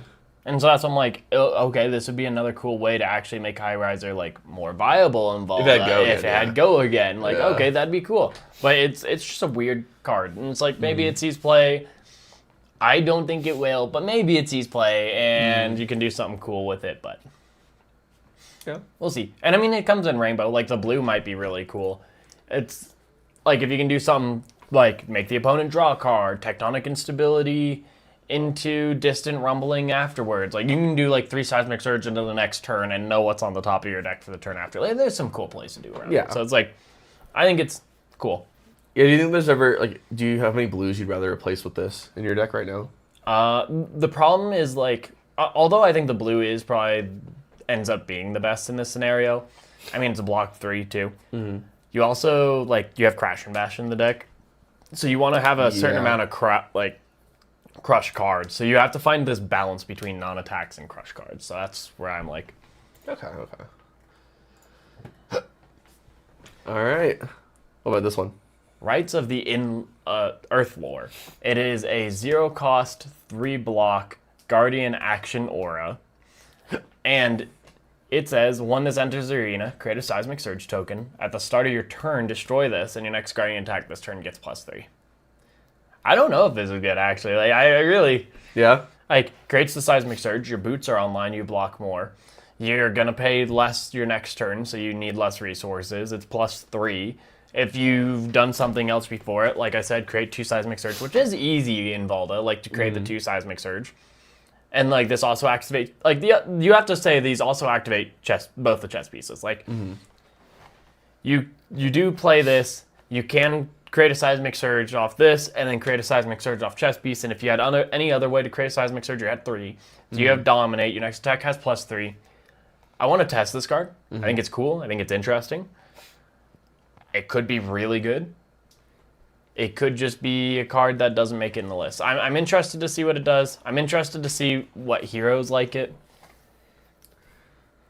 I really don't know. Like, these cards aren't like, oh, this is like crazy, this is going in my list. Or like, oh, you can tell this is like a Rhinar card. It's like, I feel like you can think these are Valda cards. So, on first thought, this feels really good for Silver Age Valda. Yeah. I'm like, for Silver Age, I'm like, I could see it being good. It seems really good for that. Because again, I think you're just trying to throw this evasive damage. Yeah. And you don't care that it doesn't go again.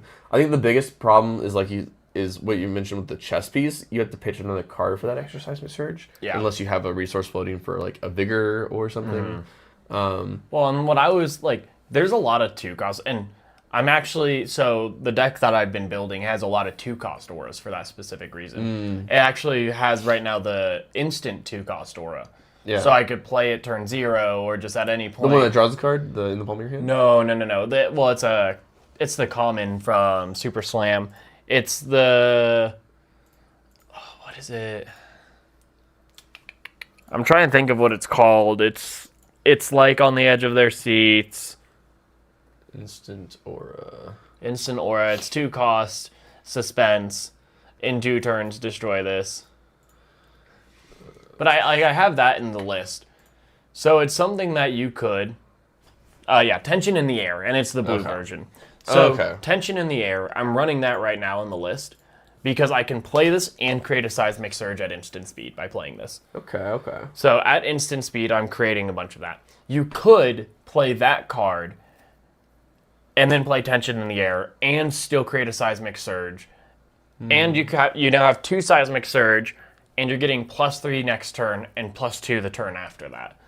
And so you could do something like that, or you have what I think is even better than that. It is I'm like blanking on all the card names, but it's the Guardian card that says each hero draws a card. Destroy this at the start of your turn. Your next attack gets +3. Yeah, I had that earlier. Yeah. But that card, you could play that into this, and then it's like, okay, you created a Seismic Surge off of them drawing a card. You create a Seismic Surge by playing this, and then you create a Seismic Surge by having 1 floating. So you have 3 Seismic Surge, and you get +6 next turn. So you have Dominate with +6. That's actually sick. I think this combo is really good in that kind of scenario. So, but like I think that there are some pretty cool and good things you can do with like this card, Winvalda, because it creates a Seismic Surge. It is an aura, and if you have this 2-cost aura or any other 2-cost auras, it adds out all that much extra stuff. Yeah. That it's interesting though because it requires so many cards that you start lowering your attack density, which gets a little more concerning. And that's why I'm like, you're lowering your attack density, and to play this, you're playing it in red too, which is lowering your threat density. Yeah. So that's where it's like you're getting more dominate, but you're getting less attacks. So it's really weird. The one benefit I will say is that because in this style of play that you're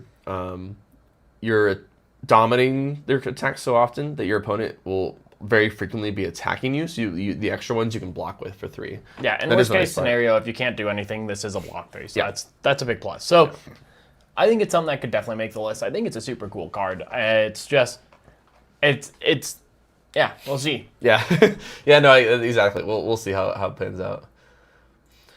All right, I'll let you eat while I read the ninja cards. Okay. All right, we have Mask of the Swarming Claw. It is a ninja equipment head. Jacob's face right now. He's like, wait, I can't eat yet. I gotta make a point here. Yeah. Keep going. A ninja equipment head that blocks 0. It has Arcane Barrier 1, and that's it, right? Wait, I think you missed the part where it says Spell Void X, where X is the number of chain links you have. Wait, it has more text in addition to Arcane Barrier 1? They're crazy. That is crazy. What happened? Did they forget to clear it? Did they remember they have to design cards instead of just renaming them? What? Yeah. They do this for other classes. Why can't they do this for Guardian and Brute? This is what we brought up earlier. It's like why do they make these and then have just the AB one? Yeah. But yeah, AB1 ninja helmet that also can do Spell Void X, where X is number of chain links you control.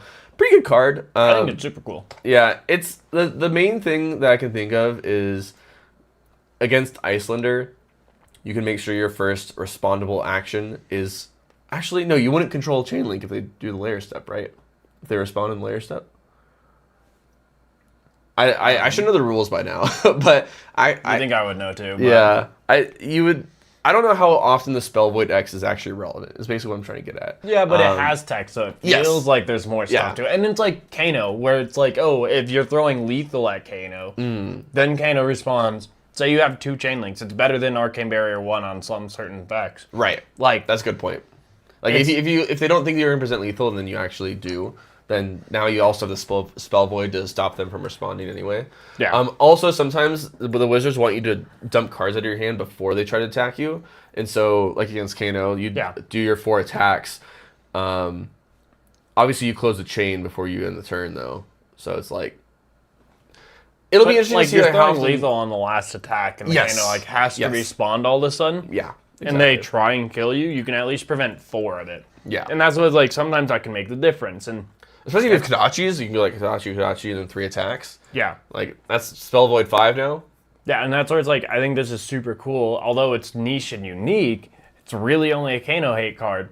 Why could not Brute and Guardian not had something similar? Or something added on? Right. But this is cool. I love this card. The art's beautiful too. Like, it's so funny. I've heard people calling it the Crab Rave card. Like, I like it. I think it's cool. Yeah, I think it's a cool card. Double Cross Strap. This is a ninja equipment chest that blocks 0. Arcane Barrier 1. That's it, right? That's where the text ends. Yeah. Arcane Barrier 1, that's it. That's it. No, actually, it has more text. It says instant, destroy this, gain 1 resource. Activate this only if you've hit 2 or more times this combat chain. So AB1 chest piece with an upside in Ninja as well. Yeah. I mean, the thing is this doesn't block. So it's like there's the little bit of a trade-off in the chest piece that the other heroes didn't get. Yeah. So, like... but it's still AB1 but it's still AB1 with extra deck. So it's like... and it's actually a really solid chess piece too. Like this might just be the only chess piece that some ninjas run. It's basically you can like save a slot and just have this chess piece that it's worse boss move spring essentially. Although it is an instant, so you can not close the chain or not pre-commit the resource. But I also like this called Double Cross Strap. This is a reference to the original Heartened Cross Strap, which was destroy this, the next card would cost 2 or more, cost 2 less or something like that, I think is how it reads. Or next attack action card costs 2 less, I believe. Yeah. How it reads. So it's a reference to that. So solid card. Really good for Ninja. Dyed Silk Sleeves, Ninja Equipment Arms with Blade Break 1. Attack reaction, pay 1. Tap this. Destroy a dagger you control that's not on the active chain link. Target ninja attack action card on the active chain link gets +1. When the chain link resolves, if the attack didn't hit, destroy this. This is kind of nuts. This is actually pretty cool. It's basically Flick Knives. It's obviously not as good as Flick Knives, but it's basically Flick Knives for Syndra. Very strong. It gets the +1 on the attack and not dealing the damage with the Flick Dagger. And it has the downside of if your opponent ends up blocking it out, if you activate at the wrong time or they have a sneaky defense reaction, you will lose your arms to be able to not do it throughout the rest of the game. So it is a much riskier Flick Knives for Syndra and Silver Age, but a very solid card regardless. I think it's super cool. I think it offers a bunch of unique lines. It I also actually costs didn't. 1. I didn't read it until actually. I didn't see this card until now actually. So it's super cool. And there's some other like a spot like the Vengeance cards that like Ira gets. If you get well, I guess they are off Edge of Bottom mostly, but Yeah. if you could have some your next ninja attack. Yeah, it has to be a ninja card, relevant, which is relevant. It does cost 1, which is also super relevant. But Syndra could go dagger. Are you gonna block the second dagger? Yeah. Probably not. And then they get to flick it by paying 1, the first dagger. Obviously you can get blown out by some D-reacts and whatever, but you can also on your last chain link, if you know they can't D-react and they block 3 on your 3, pay the extra resource, flick it. Yeah, I mean you can just leak damage here and there, which is super cool. Exactly, and I think that's the best way to use it is just to get that guaranteed extra damage in with your floating resource. But pretty strong arms. 2 steps forward, ninja equipment legs that block 1 battle worn. Instant, destroy this, create an agility token. Activate this only if you've hit 2 or more times this combat chain. They banned Snapdragon Scalers in Silver Age, and then they gave some boots that make agility tokens, which are obviously worse because it's setting up for the next turn. And it's your first action card or attack action card the next turn. Or no, it's just the first attack, right? Your first attack the next turn. Yeah, your first attack next turn. Let's go again. And I don't know too many ninjas that really need that outside of Ira, who runs more generic attacks. Because most of the ninja cards already have inherent go again, or their non-go again attacks aren't they want to play them later in the chain. I guess in Ira, this could be like super good if you Oh, have like an yeah. arsenal on hit. Like you could do 2 on hits in 1 turn. Yeah. Like, oh, here's. You could do some really cool stuff like Humble into Edge of Autumn into the. I think that's Like Wreck Havoc or something. Wreck Havoc or yeah. Like, do some cool like that. I think the only problem is that it's competing with the boots that make a Traction Tiger to be able to do like 1/1/1. That's true. But yeah, no, still it'll be probably just an Ira card in some builds is my guess. I don't see Katsu really running this. I don't see Syndra really running. Syndra actually could run this. You can arsenal like To finish. The problem is like a lot of the cards in Ninja that don't have Gogan are finishers. Like they're meant. not as much as Syndra because Syndra has that like you draw a card. This is so cool. Such a cool card. This card is Such a cool so cool. I love this card. I think it's so cool. I think it's so unique. I think it does so much. I don't know. This is one of my favorite cards in the set, and I played Ira at 1 armory. Like this card, yeah. like you just give it +1 and it comes and deals 1 damage. Yep. You can also like late game, if you have them at 1 life, you could have a like 1 or like Edge of Autumn or daggers, Kadachi, or like Kadachi, you're at 1 life. All of a sudden you're giving me an extra card, which could be another attack at the end, which requires another card, which could get me out of like, goes from I have a 2-card hand that throws 3 damage to I have 4 damage thrown at you, and you can't respond to me with hammer anymore as a guardian. And now I have a full hand to then respond. Or like, say you put this on your Mask of Momentum trigger, you do like some dual threat. You go Kadachi, some attack with Go again, dual threat this. You block it, I draw a card. You don't block it, I draw a card. Which one do you want? Like, Yeah, I was trying to think of a way to make this work really well with Ira's Hero Text and Massive Momentum, like in CC, obviously. But I think like the intention here is that it works really well with the arms that give +1. We just saw the ninja arms that you can flick a dagger to give +1. So, and then like Ira the Hero Text alone is just if this the second attack each turn gets +1, so you can go like Kadachi, throw this, especially if they're at low life. Like you get an extra card if they block it. Very, very, very good Ira card. Really good Edge of Autumn build card because it's a Vengeance card for the Edge of Autumn arms. yeah, and if you do anything to make this hit, you can get your Edge of Autumn back if you've lost it. Like I think, Yeah. and it's a blue. Worst case it's a scenario, blue block 3. it doesn't work with your hand, you pitch it. It also costs 0. Yeah. So, like if you have Kadachi's build, like Kadachi has build, natural Vengeance go-get. build, Edge of Autumn build rather, blue block 3. It hits all the boxes. Really. I love this card. I think it's so cool. It's so cool. I don't know. I think it's insanely cool. It's probably either like my second or third favorite card in the set. I know my first favorite, and I'll tell you when we get there. But Yeah, awesome card. I'm really excited to see how people take the most advantage of that card. Next one is Become the Bottle, which I like the name of this one. it's funny. Become the Bottle. It comes in rainbow, 0 cost, 3 power, 2 block, and it goes down in power as you go lower or higher in pitch. When this attacks, choose a card on the combat chain. This gets the chosen card's name. Go again. Very good card. Really good for Katsu, especially CC Katsu. Really good for any kind of like Tiger build in Zen. There's just a lot of like you can do a lot of like different combo chains with this. There's just so much you can do with the changing the name. And it's when it attacks. It's not even when it hits. It's just when it attacks. So you don't even have to hit for it to change the name. And just a 0 for 3 go again. I don't see the lines as much, but I don't play Ninja. Like I played Ira. That's my Ninja I've played, but it's mostly Katsu is the main beneficiary.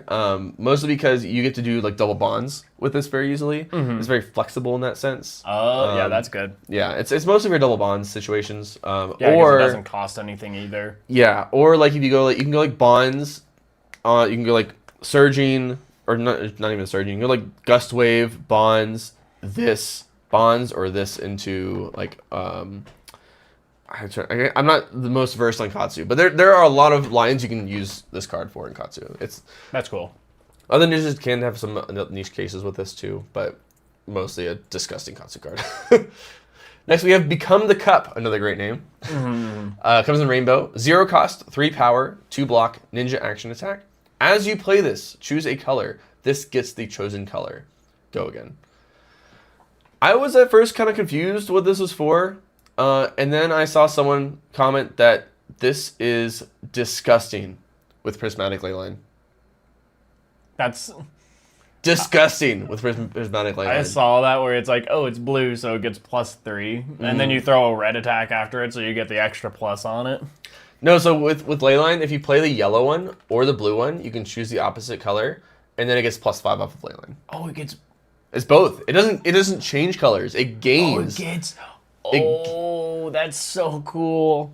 Yeah. I love prismatic leyline as a card, so that's cool that you can have some interactions like this. Yeah, super cool card. I don't know of any other interactions besides leyline that matter. That you care about the color of your card in Ninja, unless I'm missing something.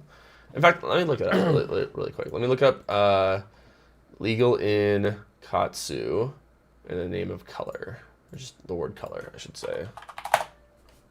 Yeah, no, nothing. It's just Blanche, but this doesn't get around Blanche either, so it's really just leyline. That's cool. Actually, how does leyline read? Red attack. Okay, I might have to look up differently then. Maybe there's some cards that say specifically a red or blue or yellow attack.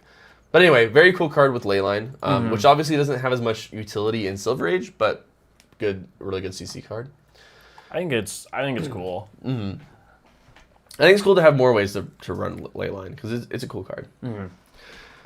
All right, here I can do the warrior stuff since you're still eating. Yeah. Helm of Unity is a warrior equipment head, block 1 temper. It says Unity, when this defends together with a card from hand, this gets +1 until the end of turn.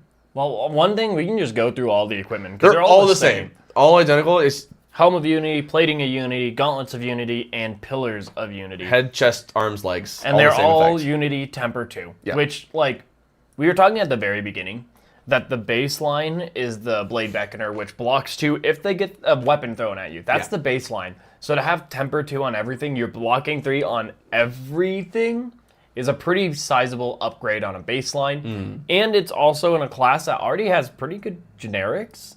I mean, not generics, pretty good, I want to say armor equipment. Yeah. So to have an option to go defensive instead of aggressive in the equipment slots, I think is actually super sick. I think this is because you've got, I forget the gauntlets.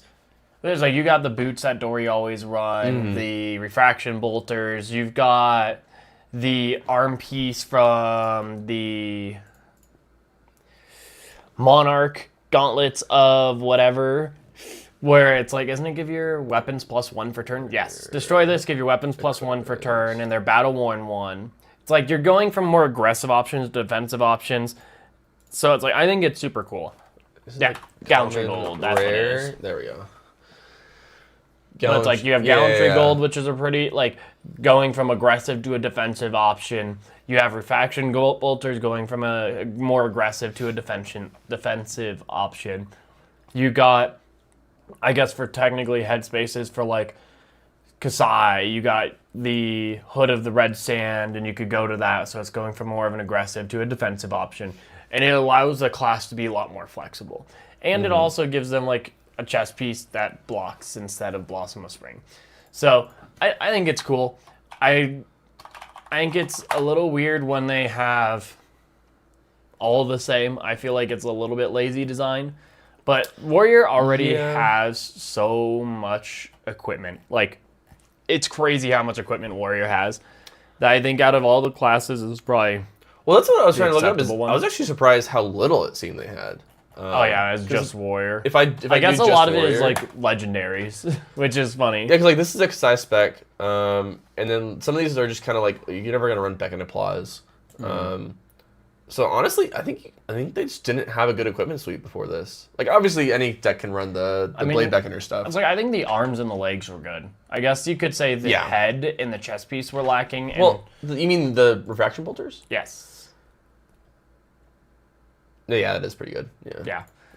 And then Gallantry Gold, your weapon attacks get +1 for turn. Yeah, which is, you have to pay 1, but still solid. Battle Worn, so you get to block 1 and then do it. Yeah. So I do want to bring up a downside to this, though.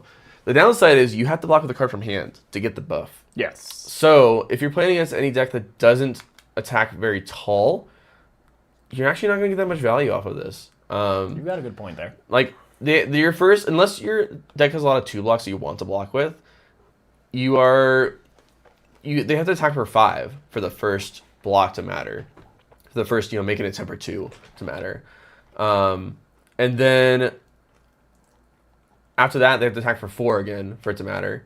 Otherwise, it just blocks 0 after the first time, right? Like you have to play against a deck that is attacking for large attacks, taller than 4, for you to actually get a ton of value out of this thing. Now, obviously, you can probably get a lot of the similar value to Blade Beckoner by running this, even if they don't attack for 5. But it would be tough to run like a full suite of this, for example. Like I would only want to run like 1 or 2 of these main deck in a warrior deck.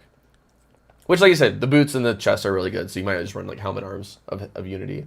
But yeah, it's okay, is what I'm trying to get at. Like unless the meta is just full of a ton of taller decks, it's okay. I will say, against the taller decks, you get to put 2 of these down with 1 card from hand, and you get the Unity effect on both of them, which is very good against like Azalea, for example. You get to like block with your fridge plus 1 card from hand, and you're blocking 2, 4, 6, 8, 11. Yeah, no. Or if it's like the block card for 4, that's 12. You get to block 12 with your equipment in 1 card. Like you have some nuts stuff against the tall dominate decks. Yeah.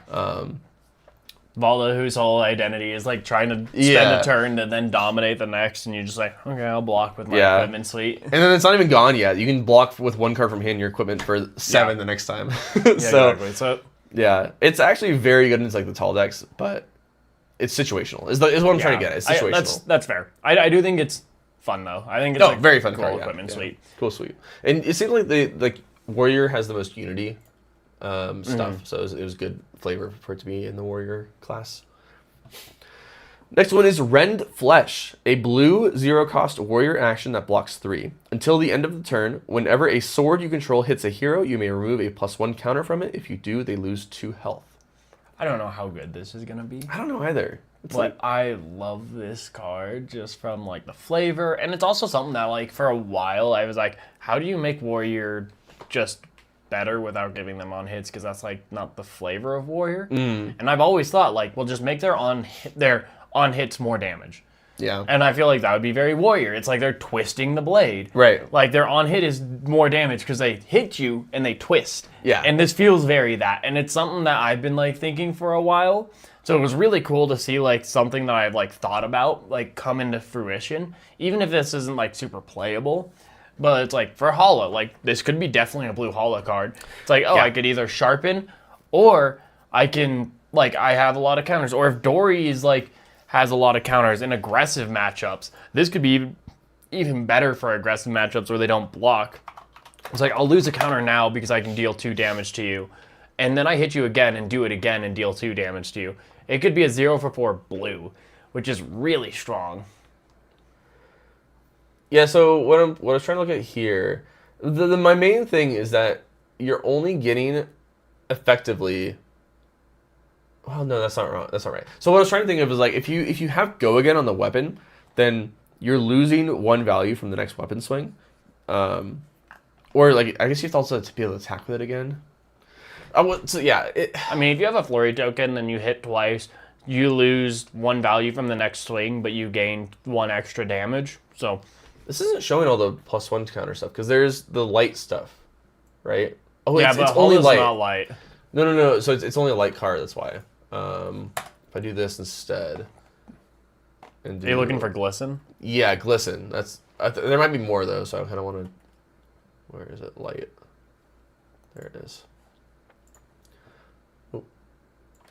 Light counter. Okay, so it is just glisten. Just should give it 4 +1 counters among any number of weapons you control. It does cost 2. Yeah, and that's like I think it's like in Hala really good though because she's losing her counters every turn. You might as well deal all that extra damage. And it's a blue. It has go again. It's 0 cost. I think it's cool. I think it's a Hala card. Dory might run that, but yeah. It's interesting. It's interesting. Especially because if you can't attack the weapon again, you may as well remove the plus one counter for 2 health. And this is just a blue card that you can decide not to play. It's just a blue block 3. That if you have the extra card, why not play it? Make your opponent block with cards on a weapon attack that might or might not get pumped with a reprise card after the fact. So, a solid card. I think just a solid blue is really the big deal with it. I think it's a solid blue, and it's also something that I've again thought of for a while. So it's cool to see it kind of come into fruition, where it's not the exact same what I thought, but I think it's still cool. I like it. Sick art. Oh, the art's amazing. Yeah. I thought that they censor a card before for it being too bloody. I feel like they've gone back on adding more blood and gore into their art, which I don't mind personally. I mean, it is an adult game. Yes, come on, exactly. Give me the blood, you know. Exactly. Yeah. Next up is Display of Craftsmanship. This comes in rainbow. It is a 2-cost warrior attack reaction that blocks 3. Target weapon attack gets +4. If the target weapon has been sharpened this turn, put a +1 counter on it. I mean, it's a 2 for 4, so it's not a great rate on 2 the for surface. 5 in reaction's pretty strong. 2 for 5 in reactions is much stronger, but it has to have been sharpened this turn already. And I mean, really if it's been sharpened, it's a 2 for 6. Yeah, it seems more like hollow support, but it's like a 2 for 6 if it's been sharpened and hollow because you're going to swing your sword again. Trying to remember what Flurry does. When you activate a weapon attack, destroy this enemy attack with them twice. This turn. So in hollow, it's a 2 for 6, which it is strong in reactions as a 2 for 6. Which I mean, in reaction, it's a 2 for 5, but then you swing more damage on your second swing, which they do. Yeah. If you have the Flurry token. If you have a Flurry token, but I feel like the deck's gonna have a lot of ways to create the Flurry token. It's when you activate it, you can attack with it a second time. Yeah, and if you have a +1 counter, then your Zenith Blade has go again.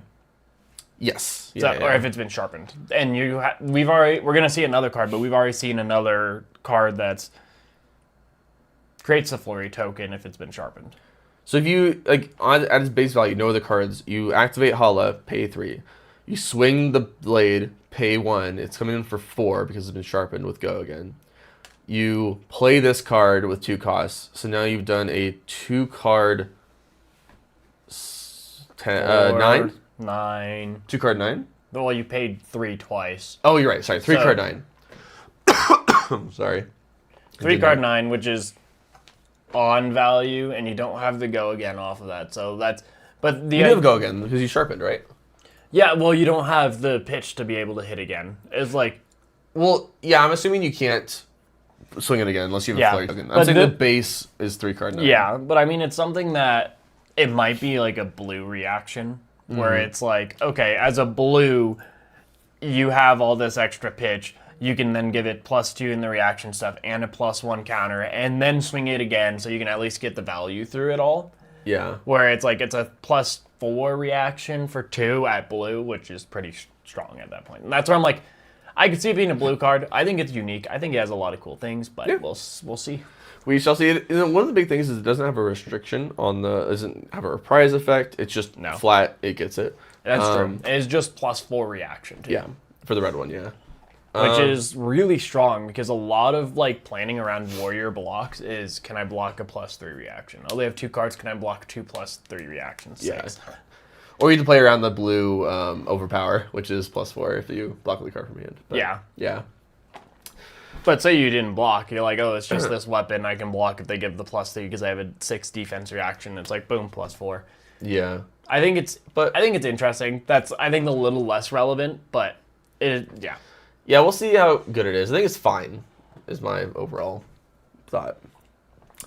All right, Cut and Carve. This comes in rainbow. It's a 0-cost warrior action that blocks 3. Sharpen target sword you control. If it has 1 or more +1 counters, its next attack this turn gets Dominate. So, this is the common version of Iron Song. Oh, and it's go again. It also has go again. So I'm trying to understand. It says if it has 1 or more +1 counters, its next attack this turn gets Dominate. Mm-hmm. But you're sharpening it. You're putting a +1 counter on it. Yeah. So what's the difference between just saying its next because attack? It has a rainbow. So If you go down to the yellow and blue, it has 3 or more counters. Or 2 or more counters. That's what I was missing. Okay, the blue one says if it has 3 or more +1 counters, its next attack this turn gets dominate. So the red one, it's like, it just gets dominate. But then the yellow, it requires 2 +1 counters for dominate. Blue, 3 +1 counters for dominate. Okay. I think it's the common version of, is it Iron Song Determination? The one that's give your dominate. weapon, Yeah. give your weapon +1, dominate for turn. This is give your weapon +1 and dominate on the next attack at red instead of yellow. Like, Yeah. It would depend on how relevant dominate is in the deck. Whether or not you want to run it.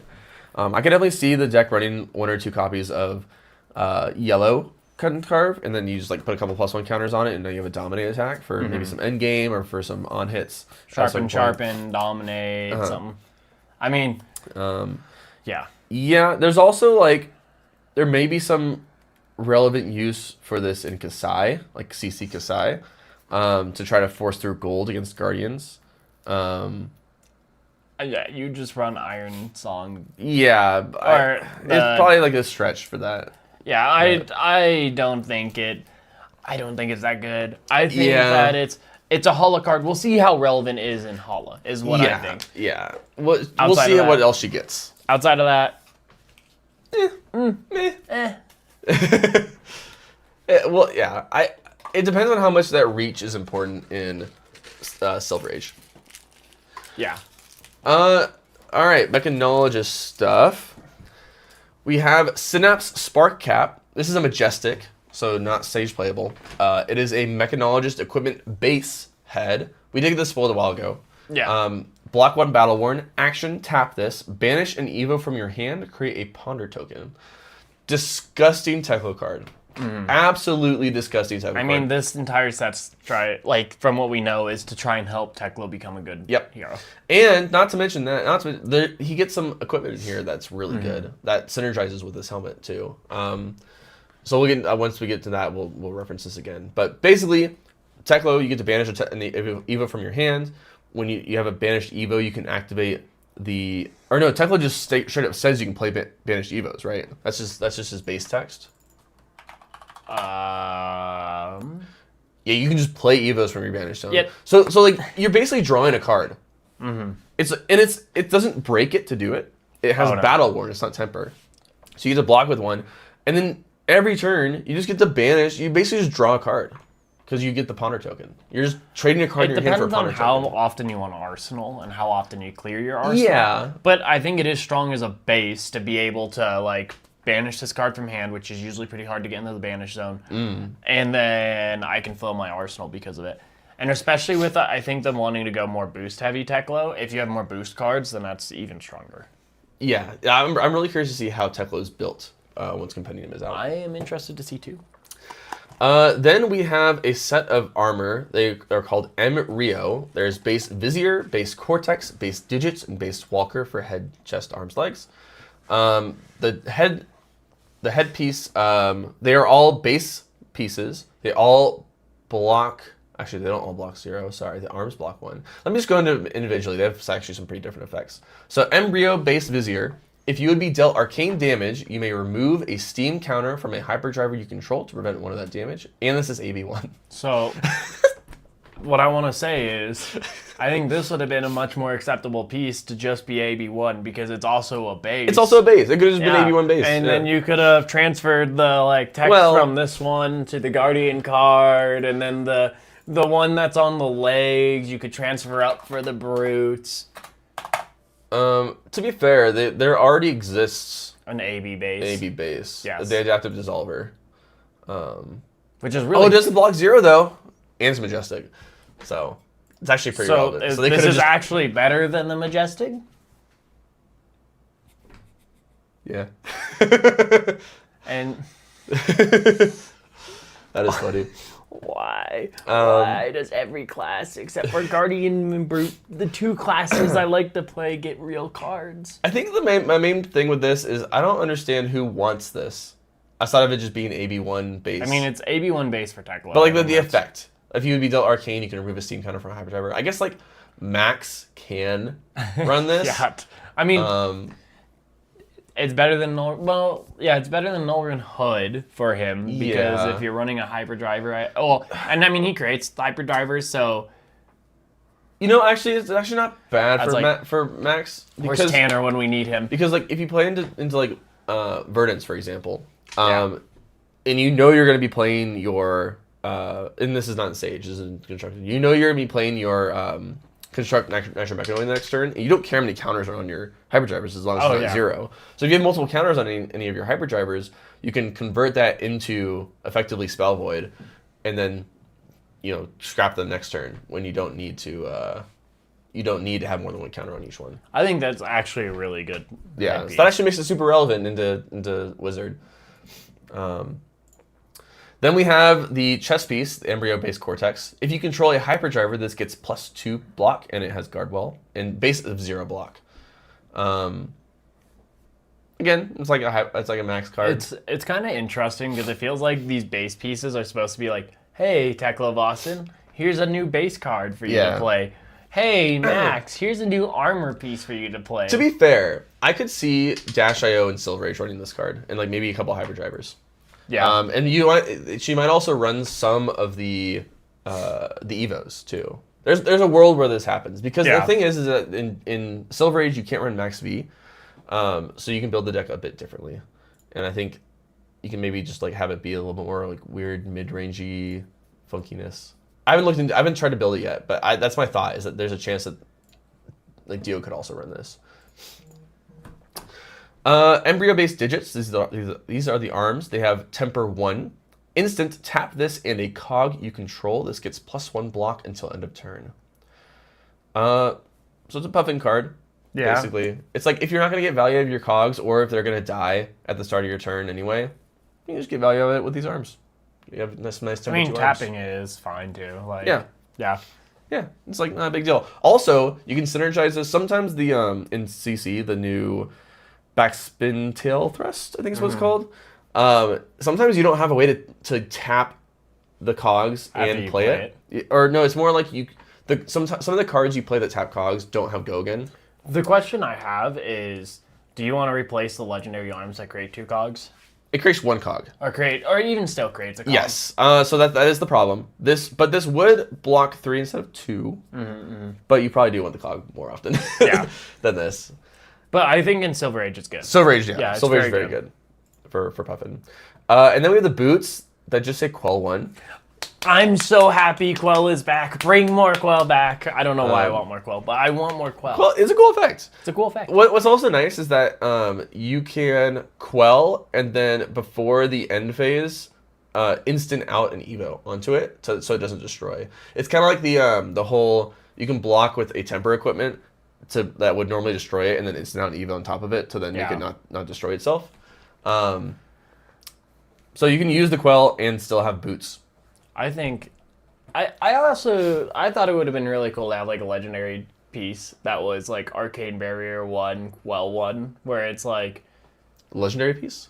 Yeah, just generic legendary, not like design, but like Arcane Barrier 1, Quell 1. So it's like the idea of like you can use it as Arcane Barrier all game, or you can use it all on one turn and lose your boots. Just that would be cool. A cool boot, yeah. AB1, Quell 1. It might be way too powerful, but it could be, especially if it's generic. It'd be pretty powerful. But if it was Guardian. If it was Guardian, and if it was a headpiece, then it's not allowed. Then it's just not allowed. You can't have good boots. Man. It's just not allowed. No, we got good boots now. That's true. Now we need a good helmet. You got 1 pair of good boots. The next one was also spoiled a bit ago. The Ghost Protocol Architect. It is a majestic, 0 cost red.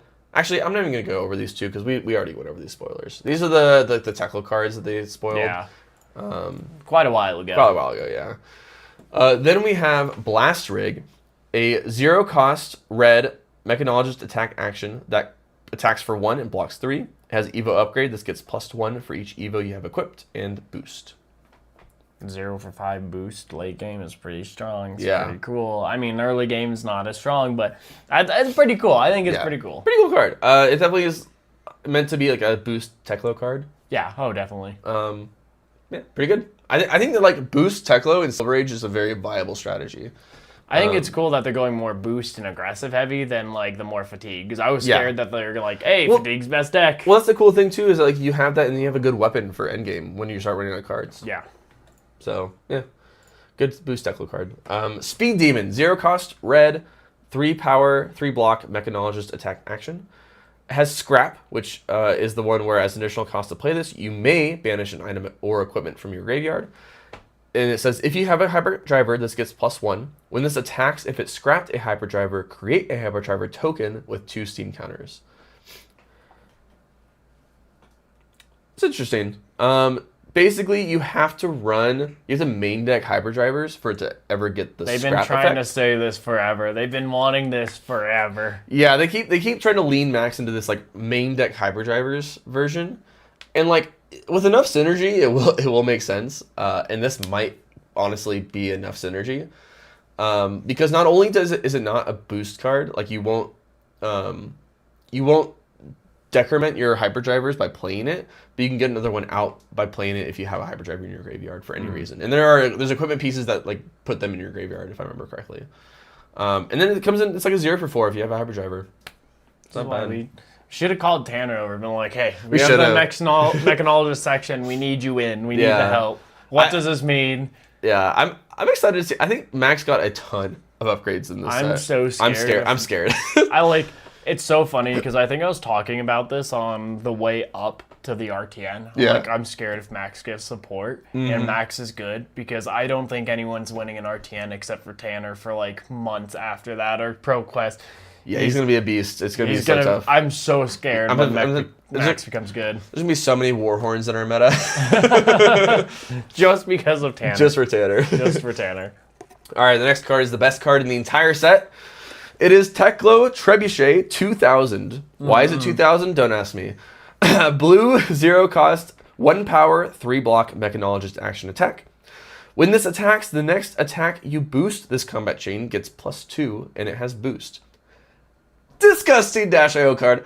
Absolutely disgusting -IO card. Holy shit. This is so good. I wish it came in rainbow. That'd be nuts. It'd be way too good. That red. would be so good. It'd basically be a 0 for 5 or red. But this is basically a 0 for 3 blue.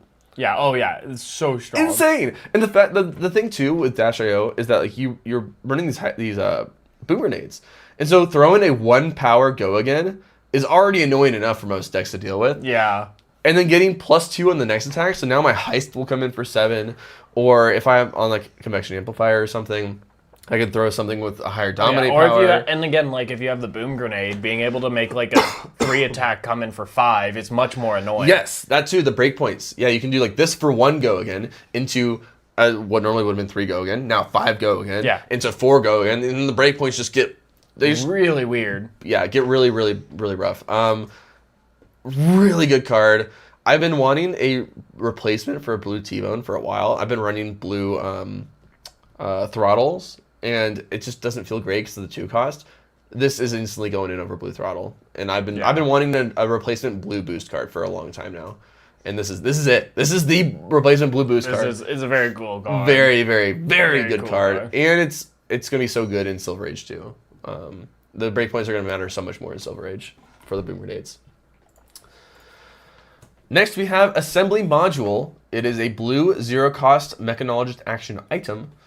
It has Crank. This enters the arena with a steam counter. At the start of your turn, destroy this unless you remove a steam counter from it. Action, tap this, search your deck for a hyperdriver, put it into the arena, then shuffle. Meh.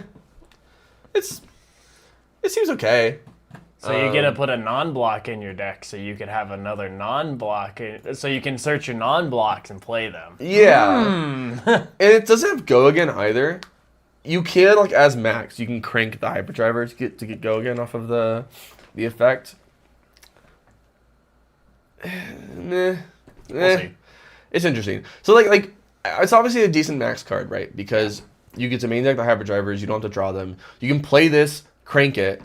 Activate the action, play a hyperdriver, crank it, and it's basically like you just played a hyperdriver. I don't know. Yeah, again, I wish we had Tanner here to like evaluate this. I assume he would say this is terrible. I would assume so too. I would assume he would not be a fan of this. But yeah, I think there's probably some ways you can use it. It's just I'm not seeing it. Now we have some nuts cards for Tekla Boston. Yeah. This comes in a suite of head, chest, arms, legs. They are all actually the same effect, I believe. So all the names are Evo, Beta, Base, and then it's head, literally just head, chest, arms, legs. They are Mechanologist action equipments, Evo, Base, head, chest, arms, legs, and with Battle Award 1. And it says, if you have a base head equipped, transform it into this, then equip this. Evo heads cost you 1 less to play. I think interesting. Like boost Teklo. Yes. You getting to boost a 0 cost Evo that you can then play from your banish zone, and then the 0 cost Evo makes it so then the 3 or the 4 cost Evos that you banished now are 3 cost from your banish zone to play those, or if they're in your hand, you can 3 cost. All of a sudden, it makes your deck so much easier to play. Yeah, it's so there's a couple things going on with it with these pieces. One, yeah, like you mentioned, the majestic 4 cost, like these ones, the Steel Soul cards, equipments. They cost 4, and so this makes them cost 3, which is typically an entire less card for Tekla Boston, because they can't really run Tunic or anything like that. And it also has Battle Worn 1, so it's not like you're just playing it for nothing. Besides the 1 resource, you also can block with for 1, and it costs 1 less resource. So it's like 1 less card you have to spend on the next piece. Yeah. But there are also Evos that care about the number of cards underneath. And I want to try to find one of those really quick. So, for example, like Evo Cog Splitter. They typically are similar to this, where it says destroy a card under this to do something. Destroy a card under this to do X. And so this gives you more cards underneath it. Like this one's a 0 cost, so you don't get the reduction effect. But there are some that are, like this one costs 3, for example. It says destroy a card under this to do something. So you can get the discount and feed more into the effect of the next card. So I'm really excited to see how people take advantage of that. Yeah, no, it will be cool. I don't know Tekla Boston or Mech enough at all to know any of those kind of things, but it'll definitely be super cool to see what Tekla Boston comes up with. Yeah, I think there's so many ways you can build Tekla is the thing. All right, next up we have Heavy Metal Hardcore. Comes in Rainbow. It is a 0 cost, 3 power, 3 block Mechanologist attack. If an Evo has been banished from boosting this turn, this gets +1, and it has boost. This is very obviously for Teklo, but it's another 0 to 60. Yeah, exactly. It's like 0 to 50 is really what's more like. Well, okay, but if you get the +1, it's 0 to 60. Yeah. Very much a boost Teklo card, but like I said, you can maybe run like an Evo version of Dash.io that would get a benefit out of this as well. So, and it's just this turn. It doesn't have to be this attack that does it. It's just this turn. It get the +1. So, very strong Silver Age Teklo card. Then we have Heart Wrencher, a Rainbow, 0 cost, 3 power, 3 block, Mechanologist action wrench attack. It in the subtext it has, or the what do you call that section? The typing text. Oh yeah, it's wrench. It's a wrench attack, and it just says boost. No, it also has flavor text. It does. These Tekla monsters are state of the art. I'm gonna break them with all my heart. What a poet. He is a poet. So I want to look at the wrench cards because it says wrench attack, so the report synergizes with some of the other cards that Max has. Wrench weapon. Wrenches. So yeah, like the clamp press says wrenches you control get +2. That would be a wrench you control. That would be pretty cool in CC to wrench attacks, and then you throw that like the 0 for 3, it's 0 for 5 actually, into a 0 for 4, into the blue, which is a 0 for 3, go again, like, and then you throw your actual wrench for 5, like. And this is like, you already run the wrench in the deck, so you can just like run that in your Nitro Mechanoid deck and just get more damage done previously. Run like 9 copies of the boost card. It's interesting. You have to run this clamp press to do it, and the clamp press is pretty below rate unless you do throw multiple range attacks. Well, I mean, it is. It does come in with like 2 steam counters, so it's gonna stick around for a couple turns. So yeah, unless if you don't crank it, and you have to basically not crank it that turn and just play this pass, and then the other thing that I'm wondering too is if you BIOS update and hit each clamp BIOS press, update? Yeah. Oh, you're right. Yeah, BIOS update hitting clamp press, and then you put that down, and you BIOS update into your wrench thing, and then this gets played. It's actually coming in for 8. Yep. But I also wonder if there are Majestics. Are there any more Majestics for the Mechanologist class, or did we get them all spoiled? I don't know. We got them all spoiled. Looks like we have... Well, that's a warrior card. Yeah, we got them all spoiled.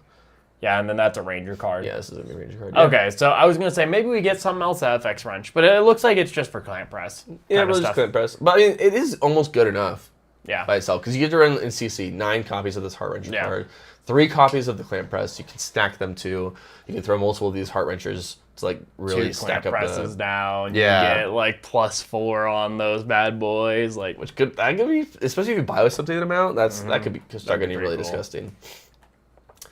All right, you want to start the Ranger cards? So I actually want to like talk about all 3 of these at once. So you have Concealed Nerve Gas, Concealed Pathogen, and Concealed Sedative. Oh, I actually didn't see the other 2. They are cloaked Ranger chest traps. They are trap equipment. And the reason I want to talk about them all at once is they're all chest pieces and they're all cloaked.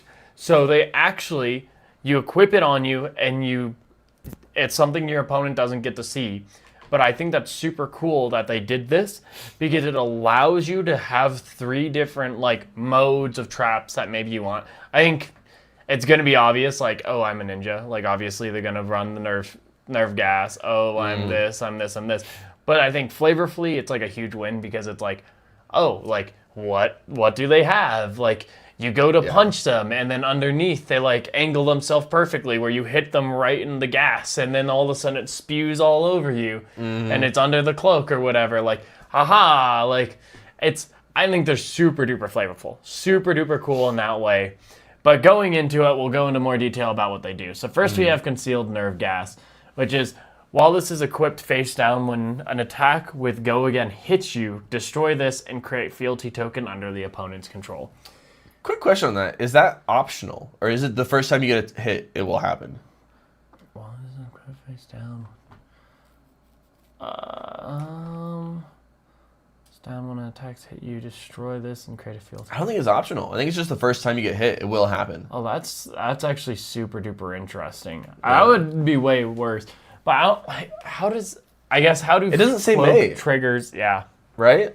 So I think you have to destroy it. I think it's just like, oh, they hit you, they hit the thing, and now it immediately cracks.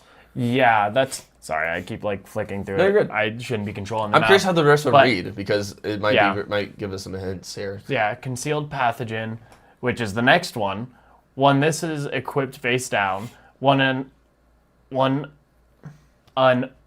okay, sorry, my brain just totally fried. When attack hits you, and its controller has played an attack or activated an attack reaction this chain link, destroy this and create a Blood Rot Pox under each opponent's control. Also, it's under each opponent. So if you're doing like a pit fight, like, hey, he hit me, everyone got this, look what you've done, which also in pit fight, this is even cooler because it is like the cloak actually is like what spreads the gas everywhere. It spreads the gas everywhere, and it's also like, what are they wearing? Because like there's 2 opponents, they could like there's a ninja and a guardian. Like who's gonna trigger their chest piece? Like, right. Like, I don't want to hit them because, like, what if I trigger the chest piece and then everyone's mad at me? And it's like, oh, I don't want to hit them because that. Like, I think that's actually super cool. But yeah, no, and then you got the third one, which is, while this is equipped face down, and when an attack action with greater than its base hits you, destroy this and create an inertia token under each opponent's control. Super duper cool. I think these are super flavorful. I don't know if they're going to be any good in Sage. I mean, the chest piece is almost just 2 value on it. Yeah, that's true. Almost though. It's like, would you rather run this over Blade Beckoner chest? The thing is like the fact that it's a trap makes it really good for Riptide because it'll deal the damage on top of it. Oh, you're right. Yeah. Dealing extra damage. Yeah. But yeah, it's interesting, right? Because the thing is that, you mentioned, your opponent will probably know what you're playing. But honestly, like against a ninja, any of these three are actually pretty good. Against a guardian, two of them are pretty good. I would say the inertia trap's probably the most relevant. I mean, but also the Thunder Pox is not bad either, because like they pummel you, and then now you usually they're using their last resources, so it's just 3 damage on Riptide, really. And so yeah, I think there's like you might actually not know unless like the list is very standard. The thing is like I think you could literally before a tournament shuffle 3 up, pick one at random, put it in your deck, and it'll probably be fine. You probably wouldn't miss much. I think it's super cool. I don't know if it's gonna make it into any list, but I do think like if it does, it could be super relevant when it is in the list. Right. And it's cool because the last we really had. Let me start back.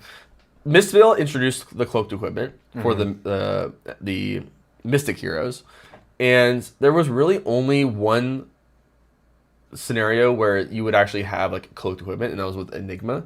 They had the arms that could give +1 to an attack, or the arms that could give a +1 counter on a ward. And the +1 attack one, sometimes it was just random. It was kind of random if someone was running the +1 attack, and they would throw CNC at you, and you'd be like, "Is this gonna come in for 7? I don't know. It could be the arms could be. I don't know which ones you're running." And I thought it was a cool concept. Yeah. And I think bringing that back with these concealed chess pieces is really cool. But yeah, that's all I have to say. Really good with Riptide because they'll trigger the Riptide text. You want to do the Ranger or? Yeah, and then we have Bolton Boots. Attack reaction, pay 1. Destroy this target arrow attack with greater base or greater attack than its base. Gets go again, and it's battle 1/1. I think these are really good. Yeah, battle 1/1 legs. Yeah. This might even just make it into CC. These are really strong. Just giving go again to an arrow that you control because they have a greater base. It's like you're basically having the extra cost of 1 to be able to block 1 with your boots before you like Snapdragons. Yeah. Yeah, pretty solid. Yeah, like you said, even CC playable. Then we have a lot of traps. A lot of traps, actually. Yeah. I don't know if this one's playable, but it's a very Rainbow Goo Trap. It's a 0-cost Ranger defense reaction trap that blocks 3. And when this defends an attack with greater than its base, dominate, and go again, and the attack gets -2 and loses and can't gain abilities. It's literally just anti-Starvo. It is just anti-Starvo. And in fact, the art is just Starvo in it. Yeah. This feels like a Living Legend card. It is. Yeah. I mean, I was literally trying to think of any other situation that you would run this except against Starvo, and I couldn't think of one. No, I can't think of one either. Because like I see some playable in. Of course, yeah, definitely beating LL. Starvo now in LL just because of this card. Yeah, sure. And then we have we have like how many traps do we have actually?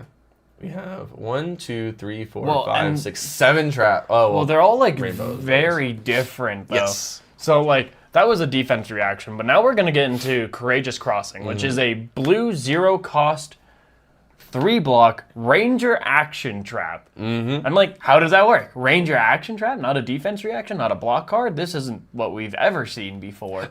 And its action is create a courage token under target hero's control, go again. But it also has the text of when this defends an attack with a greater attack than its base, remove a +1 counter from target permanent. It's a blue block 3. That's a blue block 3. And like, oh, I'm removing go again from Enigma. Oh, I'm removing a +1 counter on Dory's sword, which I don't think against Riptide you're gonna have that happen often, but like, yeah. But I mean, this is also something that you could put in not Riptide. You could put this in.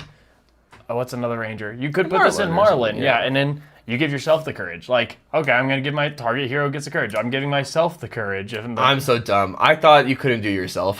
I was like, when are you ever playing the top part of this card? Yeah. But then, like, oh, against Dory, they have this +1 counter. Enigma has this +1 counter. Or Hala, if she gets really good, has this +1 counter. Boop, I'm removing it. Yeah. You lose go again.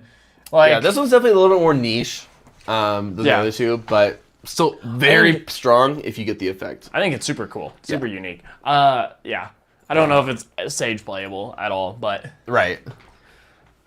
this one is another 3-pitch, 0-cost, 3-block Ranger action trap, and it's create a fealty token under target hero's control. Okay, that's pretty good. Like against Ninja as a 0, like I give them fealty. They're daggers. They can't stab me. Go, and it has go again. Okay, and then its trap is one that defends an attack with less attack than its base. Its controller discards a card. Yeah. Discarding a card. Pretty brutal. So cool. Yeah. When this defends less attack, when does that happen? Like, It's only frailty tokens, or there's it's like not often. well, there's another trap that's like I guess -2 unless they pay one. Yeah.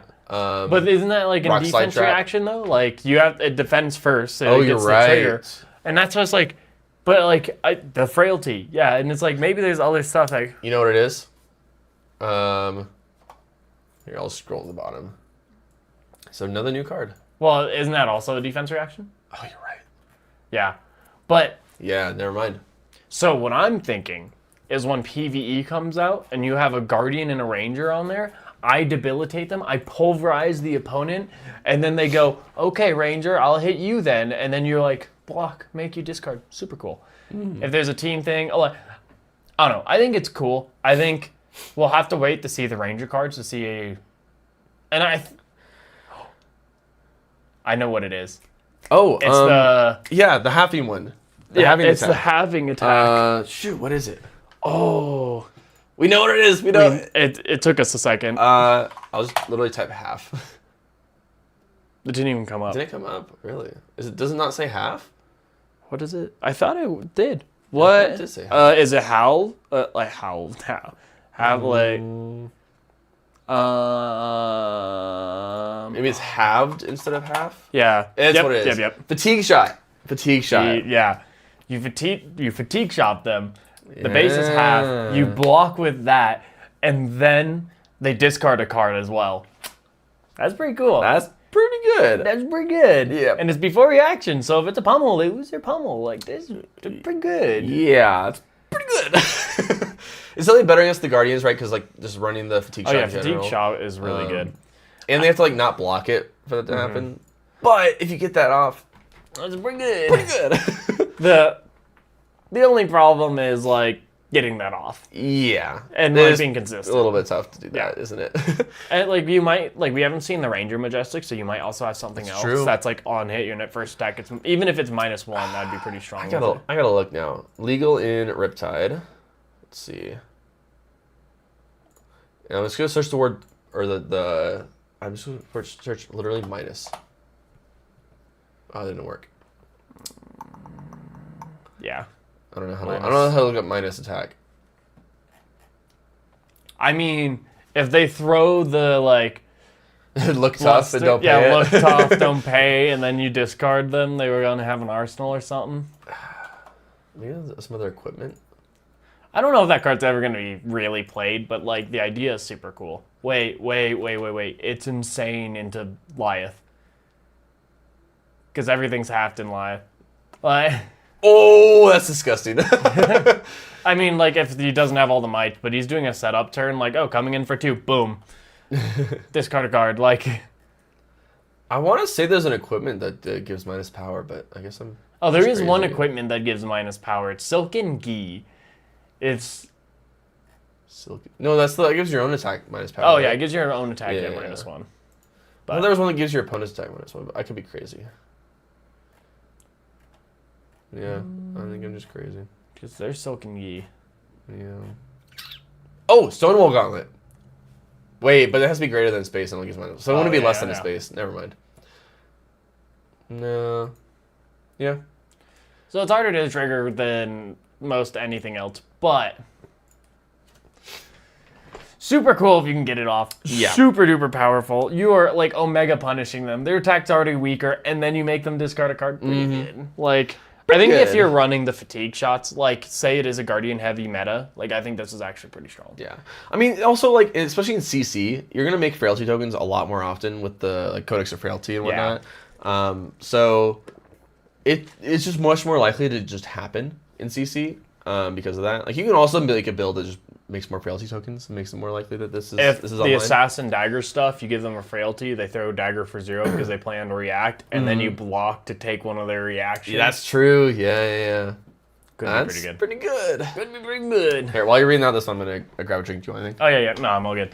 But next, we got another one of the trap actions. So you've got the 3 pitch, 0 cost, 3 block ranger action trap. Its action is create a quicken token under a target hero's control, which you can play on yourself. You can give yourself go again on your next stack, which is pretty strong. Which is actually really strong. You might just play this. And then go again. When this defends an attack with go again, tap target hero or ally. I think this one's actually insane. I think this one actually just makes it into a lot of ranger decks just because it is something that comes in with like something you can play on yourself so you can shoot extra arrows with a quicken token. But it's also something where like everyone has go again. I don't understand why the go again's not bold here too. Like Is it usually bolded? I thought I might be wrong. It's bolded when it's on your own thing, right? Yeah. But I think this one is like actually something that will just make it endless. Like it's super easy to trigger, and especially into like Gravy, they hit you with a go again attack. You just tap Gravy or you tap one of their allies, which is super duper cool, and especially for Riptide. And then you deal 1 damage as well, and you can do this on allies with go again now with the rules changes. So this one's sick. I think this one makes it endless. I meant to bring that up earlier. We didn't talk about the rules change there. Yes, that's. I think this is a good time to do it too because of this card. So, yeah, they made a rules change, by the way. That was the news we were forgetting. Yeah, it wasn't the news we were forgetting, yeah. It's a very big change too. So previously, whenever an ally attacked, there was not an attacking hero. Similar to when you attacked an ally, there wasn't a defending hero. And that would cause things like some on-hit effects to not matter. Because clashes didn't matter. Clashes, yeah, the biggest ones were clashes. And I think there's another category. There's like of reckless swing where yeah, like there's just a lot of things that like wouldn't trigger when either defending an ally attack or attacking into an ally. That now they changed it so that the ally there is an attacking hero and it's the controller of the ally. Yeah. Or rather the ally always has a controller, which is now the attacking or defending hero. And that changes a lot. Mainly, Riptide gets a massive buff. Which is a huge deal. Like for quickening sand here, because you can actually defend a go again ally attack in Gravy with this, like because that will happen. They'll crack a rum, they'll attack with an ally with go again. Then you can tap the other ally, and that's brutal when they crack a rum to try to double ally attack, and then you stop the other attack. Yeah, and there's so many traps. Just like traps didn't trigger on ally attacks. Like again, like Riptide just couldn't do anything in the Gravy because they just attack with allies. You just lose so much value, right? Like you lost the whole reason you have less health. Just was not moot against Gravy or against Dromai back in the day too. Yeah. So huge change, huge buff to Riptide. Yeah. Really big buff to the Guardians too, for the clashing reasons. I think it's like a big buff to everyone except for Illusionist and Necromancer. I mean, yeah, it's obviously the only heroes that don't like this are the heroes that run allies. But mostly it's just Guardians and Riptide, I think, that gain the most from it. Maybe Brute a little bit. I'm trying to think of who else gains a lot from it. They had a bunch of like they had like in the article they have a bunch of things that like tell us. Oh, did they? No, there's like a few interactions it brings up. Time to pull it up. Time to look at this. Let's see. I think it actually got posted in here. No, that's the BNR. Is it in articles? Yeah, I was gonna say. No, it's not in articles. Where is it then? I will look it up on the side. But yeah, I think it's huge for this card because it allows you to, off of the Gogen, actually tap an ally. So say it looks like they're going to throw 2 allies at you. You can 100% block one ally with Gogen and tap the other ally so he can't do anything. And this allows you to also like tap Chum. So like... Here we go, yeah. Face Purgatory for Rune Blades. Here's the article. It's called Rules Update. Yeah, the other one we're missing is, there's some equipment. It's like face perk is a big one. Also, if an ally you control is a target of an attack, you are not considered a defending hero. Yeah, so like, this so if matters. you're like attacking an ally, the cut to the chase trigger where you look at the top of the deck, or banishing a card from a zone, or even exude confidence where they can't play certain cards like reactions, defense reactions. So it's like That's interesting. Wager. It might be only this one. Hold on, let me look up other wager cards to see if it's worded the same. Because like, what about with that would be money where your huge. mouth is? This attacks a hero. Oh, this is attacks a hero, so it is different. It doesn't Yeah. work with that, but it does work with specifically look the at helmet. the big bet. See if maybe that's something different. When this, oh no. This attacks a hero wager. still. Yeah, when it attacks a hero, yeah. So it depends if it says attacks a hero or not. But like, it does mention specifically Price Leia because it does not say attacks a hero. It just says defending hero. But also like Herald Judgment, for example, is one of those cards where it says when it hits, not when it hits a hero. Yeah. And then it mentions defending hero, so now that matters. Pummel? So well. Oh, this is something else? Okay. Yeah, so Pummel in the original text of Welcome the Wraith said the defending hero, but they had to update it, so it's a effective errata. So why it did they says update it? if it hits a hero, it's instead of, and when it says when it hits the defending hero. I see. So now, so they specifically made it so it does not work. Yeah, on allies. So you can't just pummel chum and make Gravy discard a card. Honestly, I think that would have been fine if they left it, but I think it would have been fine, but I get why it flavorfully doesn't make any sense. yes, yeah, it does. Yeah, flavorfully does not make sense. Also, like if an ally disappears, all things on the chain or on the instance, or the layers, all the layers still resolve. Yes. So if you played an instant and then they killed an ally, and the instant layer doesn't resolve anymore, the instants still resolve. Yeah, so that was another big update actually because it basically the biggest change is that you could prior fizzle a lot of cards by removing their target. So for example, Rattlebones, it has here, I'll scroll up so it's a little easier to see. Rattlebones, if you banished, you'd have to target the card first. Then if it was banished in response, the Rattlebones just fizzled. You would lose Gogan, you wouldn't get the action point, yada yada. Some of the Sotomaro. And you still get the go again. Yes. But You still don't get the effect- card, obviously. Yeah. But it's like you do as much as you can affect. Yeah, you right? still resolve the rest of the card. The Right. card just doesn't stop middle of the card is what kind of Right. happened beforehand. Same as a very popular, or not popular, I should say, but more like very common interaction of Passover and Preserved Tradition, where someone would play Preserved Tradition, and then in response, someone could pass over to banish that card. And previously, Preserved Tradition would then fizzle, and you wouldn't get the inner chi. But now, you will still transcend and get the inner chi. Yeah. What was it talking about down here? Cards with go again and an effect that targets something will still resolve and give the player an action point despite target's season to exist. Okay, yeah, so that's for these two. There are a few cards with a targeted effect that is reliant on a preceding effect occurring. This falls into the same outcome as above, where if the target ceases to exist, the preceding effect will still resolve. I don't know. Okay, so Tyler attacks Nick with Summer's Fall. Tyler targets their own Channel the Millennium Tree with Summer's Fall's Decompose effect. Before it resolves, Nick plays and resolves Vaporize with X equals 3 to destroy the Millennium Tree. Summer's Fall trigger resolves, and Tyler may still choose to decompose, banishing 2 Earth cards and 1 action card, but Channel Millennium Tree is not put on the bottom of the deck. Okay. So if the target of your decompose is gone, you can still decompose and do whatever. Or if the target of what you were doing is gone, you can still do it. It just might not resolve. Okay, I think I understand now. So what this is saying is before, or I think you still have to, when you play the card before decomposing, you have to have a target aura to decompose.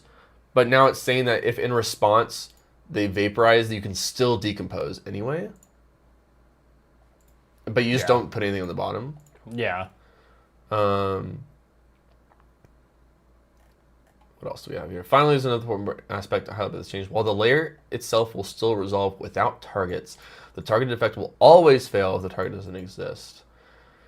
Oh, like, yeah. Okay. Sure. All right.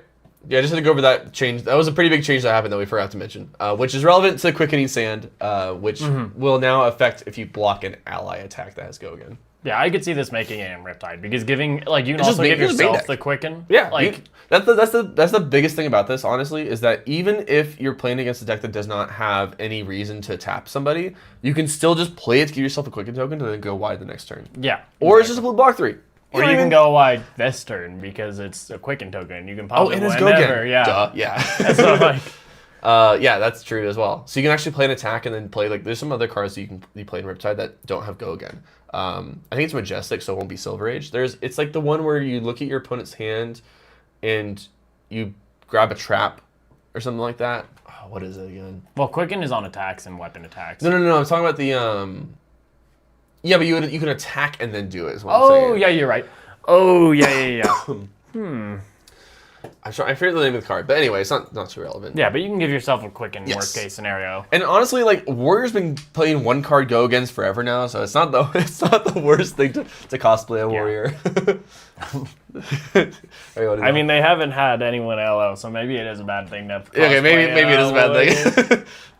But then finally, you have this Rainbow. This is gonna be the last Ranger card, but it's Spellbane Trap, which is a red at Rainbow. Sorry, it's at red.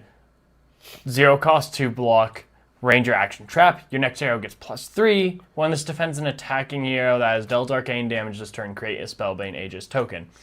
So effectively against Runeblade, it blocks 2 and prevents 1 arcane. Yeah, and so to remind, a Spellbane Aegis token is just a Spell Void 1 token. Yeah. That's actually it's just pretty good. Yeah, it's a buff. Because like the thing blocks is like arcane. most Ranger buffs are typically 0 cost +3 and like an additional effect, like if it has on hit make a frailty or on hit give blood rot, and they always block 2. But now this, instead of having an additional offensive benefit, it has an additional defensive benefit against certain heroes. So pretty solid card. You can kind of just main deck this. You don't have, even if they're not dealing arcane damage. But yeah, like you said, it's mostly a Runeblade versus Runeblade card. Yeah. Because like they send a Rune Chance at you with an attack, and so then by the time you block with this, you've already taken arcane damage. Yeah, and then it blocks the next arcane that's coming your way. Yep. So it basically just blocks 3 against Runeblades. Yep. Block 3, pump 3. Solid. And you can run it in Rainbow. The cool thing is that, yeah, like you can run it in blue, and it basically just blocks 3 too, that way. And it's important because it's not just a block 3, it's a block 3 split damage, which is different. Because you don't have to pay the card to AB the next Rune Chant. So it's actually better than just blocking 3 effectively. All right, now we actually got this one spoiled a while ago, but I'm going to read it in reference to some other Vincent cards we're going to get later. This one we got a while ago. It's a Majestic, so it's not stage playable. Grimoire of Felling Song. It is a Runeblade equipment offhand that just says instant, pay 1, destroy this, create a Rune Chain token. Now you may be asking yourself, this sucks, Cody. Why is this interesting? No, it does not suck. It is very strong in Vincent. It is disgustingly strong in Vincent, actually. It's a very good Vincent card. Vincent normally runs Vexing Quillhand as their arm piece, which is simply destroy this, make 2 Rune Chants. They run that over Grasp of the Arknight a lot of times, which blocks 3. You know why? Because making Rune Chants like that is so good. So this is basically just a mini Vexing Quillhand. And just ups the consistency of Vincent so much. Like, so much. You do not believe. Like, I actually might be playing Vincent next season because of this card. That's crazy. I mean, I played it at Nationals last year. Yeah. And I just wasn't practiced well enough, which is why I did bad. But otherwise, the deck was not a terrible choice for that tournament. And this card just makes it so much more consistent. It's crazy. But anyway, I want to bring this up again, even though we got spoiled a while ago, because we did get another Vincent card later, and some of these other cards can be running Vincent too. So let's start off with Helm of Might and Magic. This is a Runeblade equipment that blocks 1 with Blade Break and Spell Void 1. Crazy. I mean, it's not AB1. It's Blade not Break AB1. 1. Yeah. I don't even know if it's good. I don't think it's good. It's like you'd rather just run the Arcane Barrier helmet. That also can Probably. fetch you a non-attack action and put it back on the top of your deck. Because, like, the thing is, right, is, like, there's already like a common spell void equipment, isn't there? Like a generic one. It's just spell void. Yeah, it's Spellfray Tiara. I mean, you have the whole suite. You have Spellfray Tiara, which is just spell void 1 block 0. Mm-hmm. So like, you can save a deck slot by running this over Blade Beckoner helmet, I guess, and then obviously it blocks 1 less against a lot of heroes. Yeah. So see. it's okay. It's like a meta dependent card to give you an extra sideboard space is how I'd look at it, I think. Then we have Rune Bleed Robe. It is a rune bladed chest equipment that blocks 0, Arcane Barrier 1. Oh, and it has. Is that more text to it? It What? no, it's hold on. Let me just block this out for you. Oh, It just okay. says Thank you. AB1. There's nothing else. Oh, okay. No, it also says instant. Destroy this and a rune chain you control. Prevent the next 1 arcane damage that would be dealt to you this turn. It's not good text. It's not good It's more text. text. It's more text. It's still That's optional. my whole thing. That's my whole thing. It doesn't have to be good. Just give Yeah. more text, and then all of a sudden it feels like it's a better card. It feels more unique, and then there's maybe some reason in some scenario in some world where it's actually better than Null Rune. Like, Yeah, so that's the thing is like I think this is the perfect Null Rune upgrade. I think it is too. Like The perfect Null Rune upgrade. Like it's not even that good of an effect, but in some cases it will just be better. Like it's just a smidge better than running Null Rune, and that's all it should have been. That's exactly what I want in all of them. and that's like, why couldn't the brute? Maybe if you control a might, like, you can destroy this and prevent 1. Yeah. If you're a guardian, if you control a seismic surge, like, it could have literally been the same text. And I will say, like, this is almost too weak. Like, I wish it was almost a little bit stronger of an effect. Like, I do want my AB1. I should say, ideally, I want to be able to run AB1 and for the equipment to be serviceable in matchups that don't run or don't do any arcane. Like, I want to be able to run AB without having to switch it. Yeah, I agree. Like, if I really want to, like, obviously, I want it to be a downgrade compared to what else is in that slot. But if I want to save sideboard space, I want to be able to run something and have it be a downgrade, but then have more sideboard space for other matchups. Yeah. This does not fill that role. It's strictly just a smidge. It's like why run Null Rune over this is basically all it is. You know. Yeah.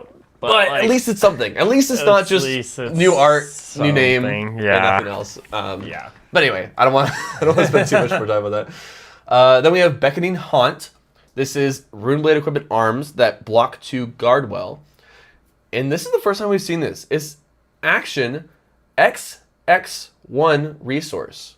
And what I mean by that is that instead of it saying like 3 resource pips, one of them is a regular resource pip, and the other 2 are little red X's, as in like an X number of resources. The first time we've seen it on an armor piece, at least.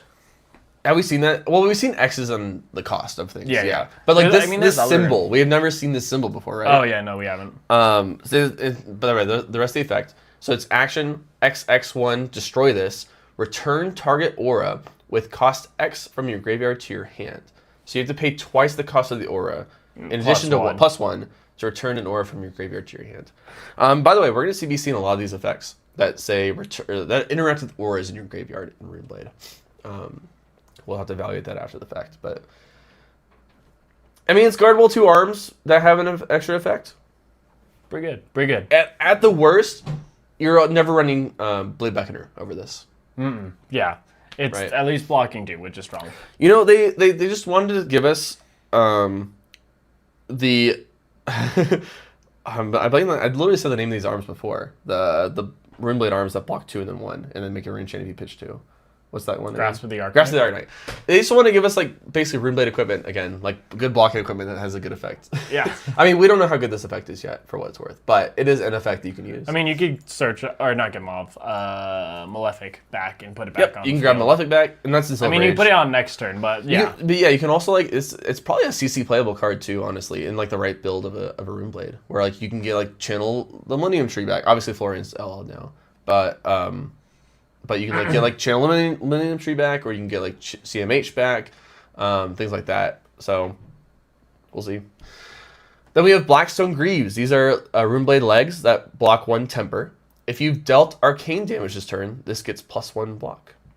This is really funny because this only works with the defense reaction that deals 1 damage to the opponent. Is that the only one? I don't think it is.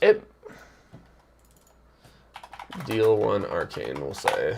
I guess in Aurora, they're really good too, because Aurora has a lot of instant speed shocks. Yes, yeah, you have instant speed shocks. Let's see, Rune Blade. And then deal 1 arcane. Yeah, but it's like it has to be on the defensive step is the thing. Yes. So like obviously the sigil I suffering. guess there's the new defense reaction we'll get into. Yes. Yeah, they basically Rune Blade has 2 defense reactions that can deal an arcane damage to the opposing hero. Why isn't this a block card? That's a good question. Why is it a defense reaction? Interesting. Yeah, you also have the shocks, like you mentioned. Zap clappers, obviously CC card, but I mean, in CC, there's a lot more options. Yeah. But I'm kind of thinking Silver Age, like to get the Temper 2 effect in Silver Age. yes, it is definitely harder to do outside of these 2 defense reactions, but it is possible. But yeah, I mean, basically Temper 2 boots, pretty sick. Yeah, I think they're okay. Like, you might just run the other boots just because of how hard this is to trigger, especially Which if other it's boots? don't they have? Isn't it Sutcliffe's or something? Oh, the Gogan ones. Yeah. Let's do class, Rune Blade, type equipment. I think. I wish I knew all the things here. Yeah. Type equipment, and then rarity, common, rare. I don't know why he keeps putting talent light in here. And then boots.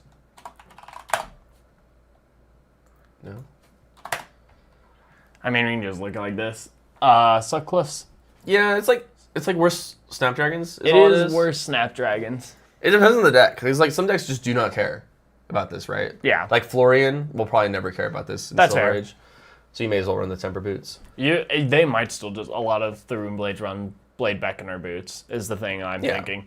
Just because you can almost guarantee you're getting at least 1, probably 2 in a lot of scenarios. So that's a good point, right? Because like your opponent has to not AB for this to work. Yeah. I think it might be like a switchboard depending on who it is. Mm-hmm. Like if it's like into a Guardian and you like know that they're gonna use their entire pitch, so you can deal 1 and then block 2 with this, then that's pretty good. Because the other one came in Rainbow, right? The D-React. Anyway. We'll get back to it, but I think it's good. I think it's good. I'm interested to see how many heroes actually end up playing it. Like Vincent might play a lot of it. Yeah. Sigil of Sylphide.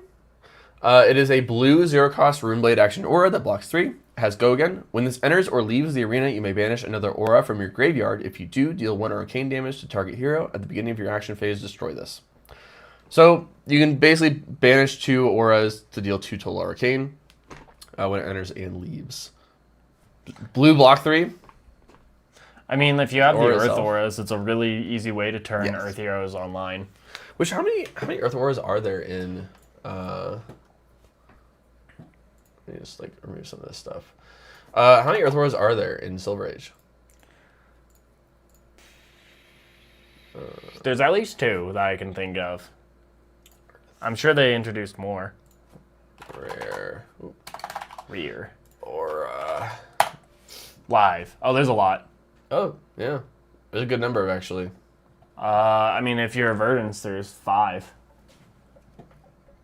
Yeah, you have 2 Sigils, which are blue. You have Harvest Season, which heals. You have Strong Yield. I knew You have Rainbow of Harvest these 2. Season and Rainbow of those 2, and then Sowing Thorns for. No, this actually isn't an aura. It just says aura in it, so it came up. Oh, So you're right. Never mind. You have 4 different ones, and these 2 come in rainbow. Mm-hmm. So yeah, in Verdance you have a lot. But this is also a Runeblade card, so you can't play it in Verdance. Oh, yeah, that's true. But you can run these in Florian. Yeah. Yeah. There's a handful. Yeah, so. You can run like no decompose attacks and still get your 4 Earth to banish. Yeah. I think it's like the main thing is you can build it that way if you want. Speaking of, Runic Felling Song comes in rainbow. Which is so good. 3 cost, 7 power, 3 block. When this attacks, you may banish an aura from your graveyard. If you do, deal 1 arcane to target hero. Like, what is this? Do you like a 2-card 8 split damage? Yeah, 2 card 8 split damage that blocks 3. I'm sorry, what? Hello? As a common. And works towards your hero, your like quest. And it's common. Yeah. Crazy. Why does it block 3? Is my question. I think if it blocked 2, I would be okay with it. But why does it block 3? Use Rune Rainbow of this card. It's Easy Rainbow. It's the taxes they collected from all the other classes, and they're giving it to Runeblade. Mm-hmm. We always talk about this tax, this tax, Yeah. this tax, and then Runeblade gets all the taxes. They're the tax collectors.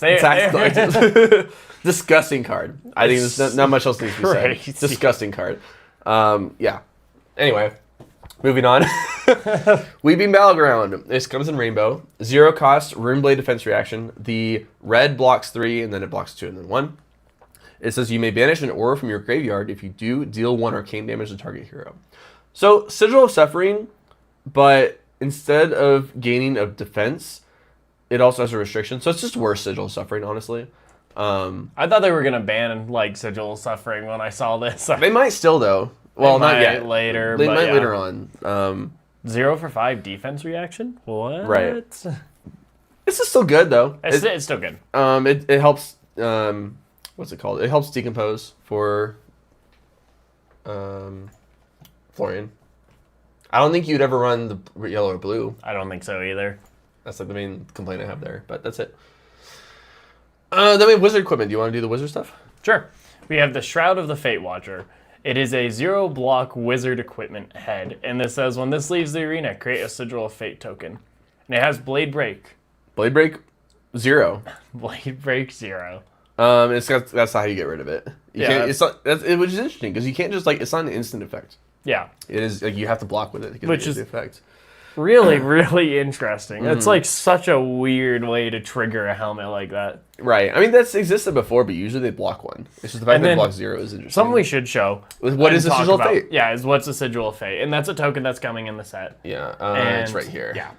And it's when this leaves the arena, opt 1. At the beginning of your action phase, destroy this. So you block with that and you can opt the next turn. Like, yeah. Pretty... Not bad. Okay.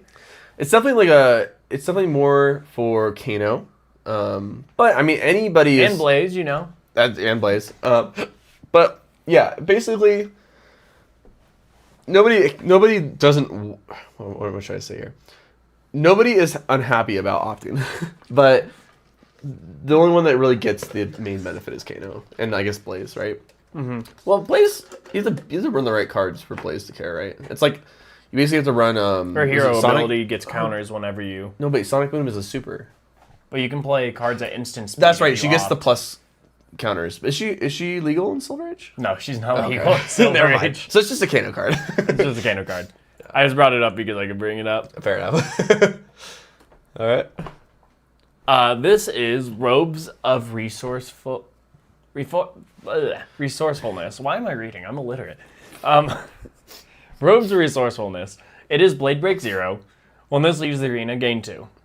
Same effect, basically, Yeah. but 2 resources. I think it's so funny that these are all Blade Break 0. Yeah. Like, they could have been Blade Break 1. I don't know why they're not Blade Break 1. So I don't know. Maybe they're just strong. Like, right. Well, I mean, it is. Because, this is, when this leaves the arena, gain 2 resources. So, for reference, there's actually 2 really interesting things going on here. One, most Kanos, when CC legal, were running the just instant gain 1 resource. yeah, that's true. Just so they could gain 1 resource from the opponent's turn. This gains 2, which is a massive deal. However, notably, this Blade Break triggers when the combat chain closes. Yeah. So your opponent has to close the combat chain before you get the 2 resources. So if you block here, they know you're going to get 2 resources. And they know you're going to blow up on them at the end of the combat chain. Probably. I mean, you could play this in Icelander 2, notably. That's true. But yeah, because the basically the main thing is if they're not killing you, they know to hold a blue, right, or to hold some resources. Well, the thing is, if you're not throwing with Go again, then there's not a real big punishment to just blocking with this and then responding. That too, or if they throw an attack without Go again. You know. Nope, that's not how that works. Never mind. Sorry.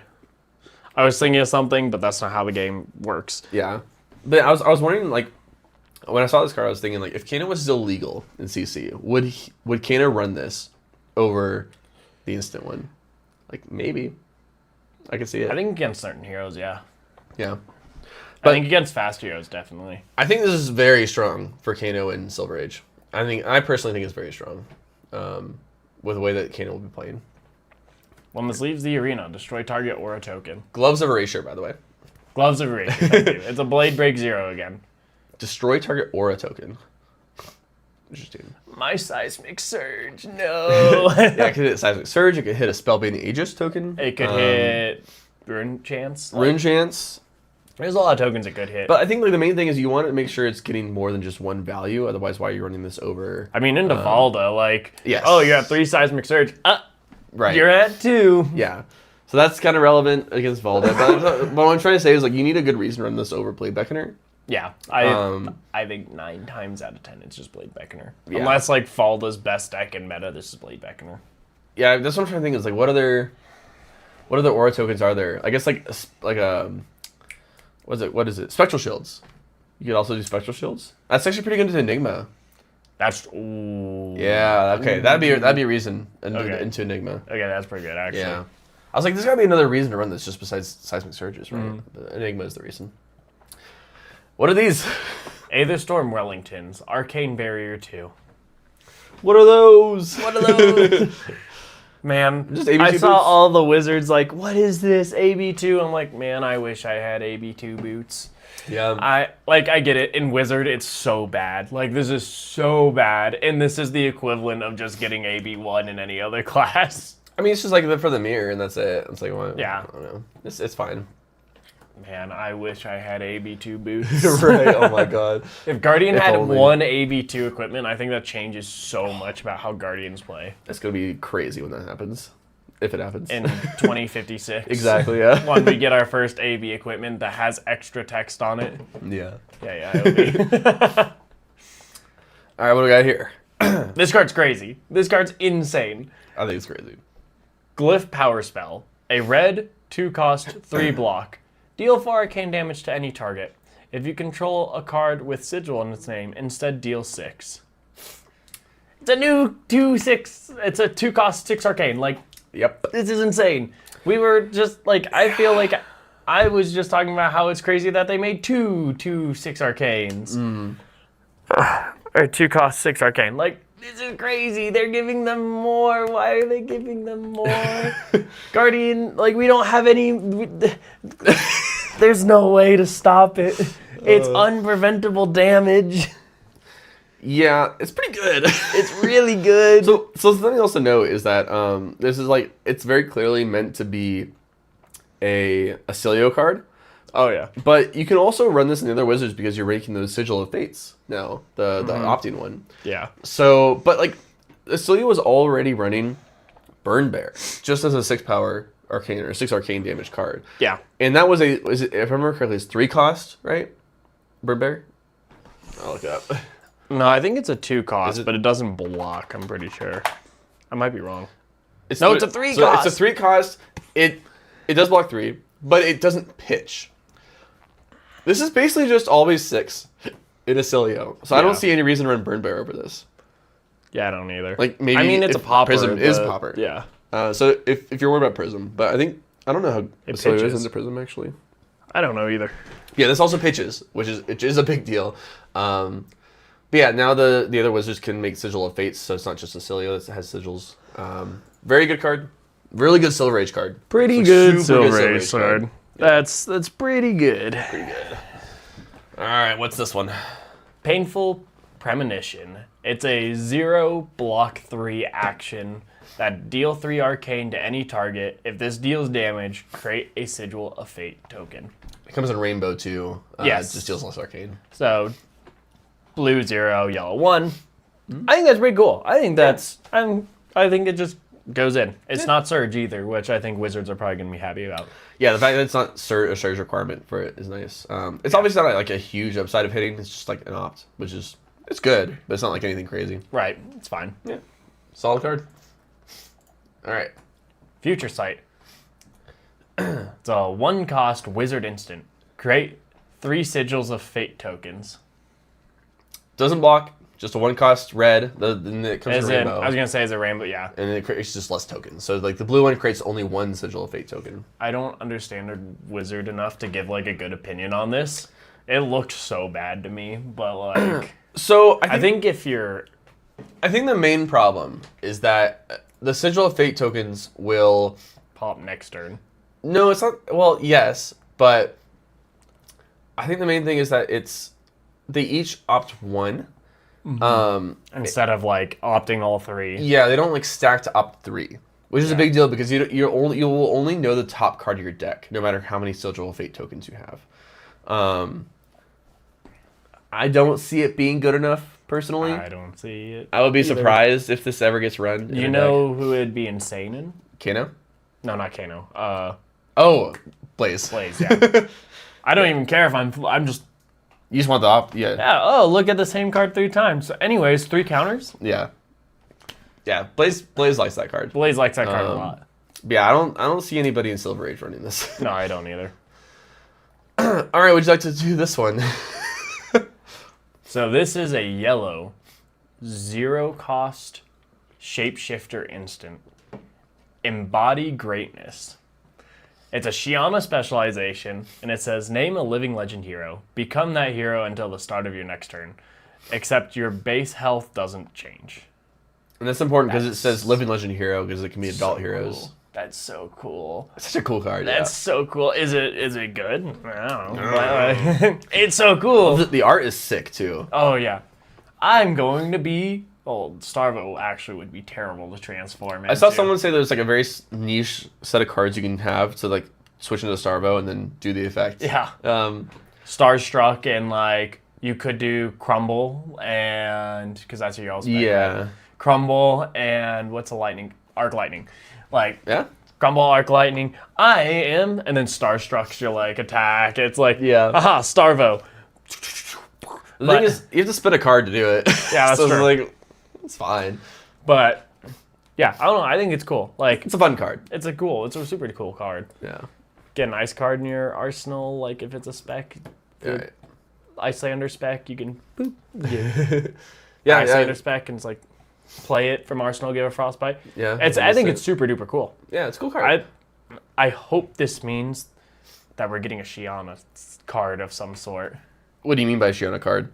Like an adult Shiana. Like that'd be super cool. Like, hey, here's a Majestic. It'd be It's interesting. adult Shiana, and then everyone goes, "Oh my God, it's adult Shiana!" And like, What's up, Noah? Glyph Overlay goes pretty crazy if you can make a fat stack of sigil tokens. Which one's Glyph Overlay again? is that the one where you gain life for each? Glyph Overlay. Oh, yeah. Okay, that makes sense. Deal X plus 3 arcane to target hero, where X is the number of aura permanents you control with sigil in their name.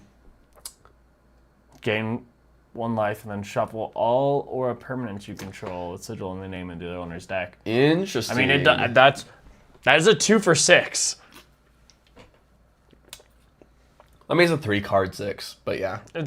Well, 2 cost 6 Yeah. arcane, And you can just still opt. and that's if you have no other Well, sigils. you get to opt if it doesn't surge. If it surges, then you get rid of the tokens, but... Wait, isn't it when they leave the arena? Oh, it is. You're right. Never mind. So you still get to opt like crazy. Yeah. You're like boom, and then opt. Yeah. That's a pretty, Okay. That's a pretty good. Yeah, that's a good point. You got a good point there, Noah. All right, now for the. I still don't know if it's illusions. gonna be good enough. No, but it's like a no. It's pretty cool. It is playable in Silver Age, which That makes is it true. more relevant. Yeah.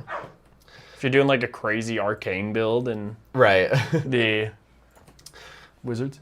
All right, so we have illusionist equipments, and these are all pretty similar. So I'm gonna read them. I'm gonna group them all together. We have Silken Shroud, Silken Shawl, Silken Symphony, and Silken Slippers. They all have Ward 1 with different effects. So the headpiece, it says when it's destroyed, create a ponder token.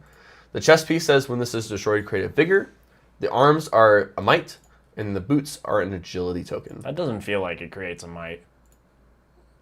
I feel like it should have been a courage, but that's just me. Yeah, it could have been a courage instead, but it's a might token.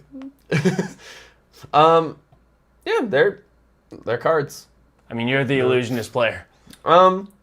I mean, the Ponder one is interesting. So the problem is that there were some early builds of Enigma back in the day were running is it Dynasty? I think the Dynasty helmet that was like, it was like Ward 2 make a Ponder, or it's like whenever something with Ward dies, make a Ponder token. But doesn't it also have Ward? Yes, exactly. So that's the thing, is these all have Ward. So the problem was, Diadem of Dream State, that's what it is. It's from Dusk Till Dawn. And this one was, or is, once per turn when this or non-token permanent you control with Ward is destroyed, you can pay 1 if you do create a Ponder token. And some early builds of Enigma were running this, but the problem is, whenever you go second, your opponent can kind of just like chip in, make you lose this thing. And it kind of sucks when that happens.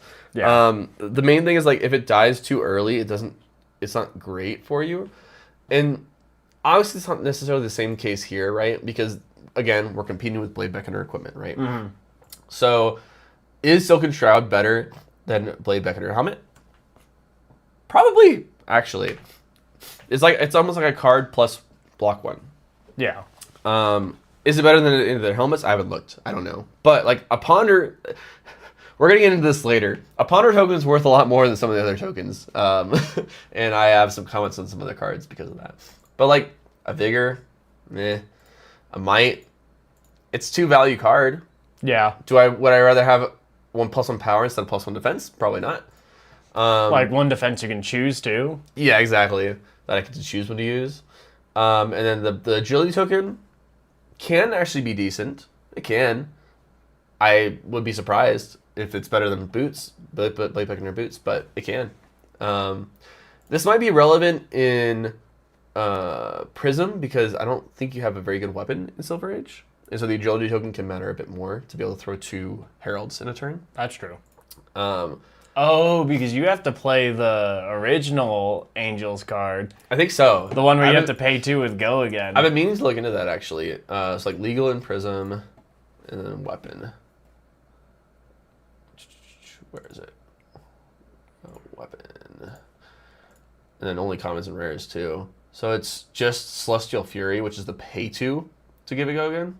So, like, you're basically, it's like 2 resources you're getting back with it. Right? Yeah, I mean, you could Talishoi Last Print. I mean, what you probably actually end up doing is you probably run, like, Reality Refractor That instead. one's banned. Oh, it's banned? You're right. So, what about Iris? Is Iris banned? Oh, wait, one of them's banned. I can't remember which one. All right, we gotta look it up. But anyway, I think it probably is Reality's banned. Yeah. But then, basically, you can, in that build, run Iris, and then whenever your Herald hits, you can like basically make a Spectral Shield and then have a Spectral Shield that attacks for 4. But I haven't looked into how to build Prism yet. But agility, long story short, agility could be good in Prism. So maybe you run these boots over the block 2. That's all I can think of. Fair enough. All right, Shurmane Mirage. This comes in blue. It is a 0 cost, 2 block illusionist defense reaction. That says, while this is defending, when the chain link resolves, banish this. You may play this combat chain. And it has Mirage. When this is defending a non-illusionist attack with 6 or more power, destroy this.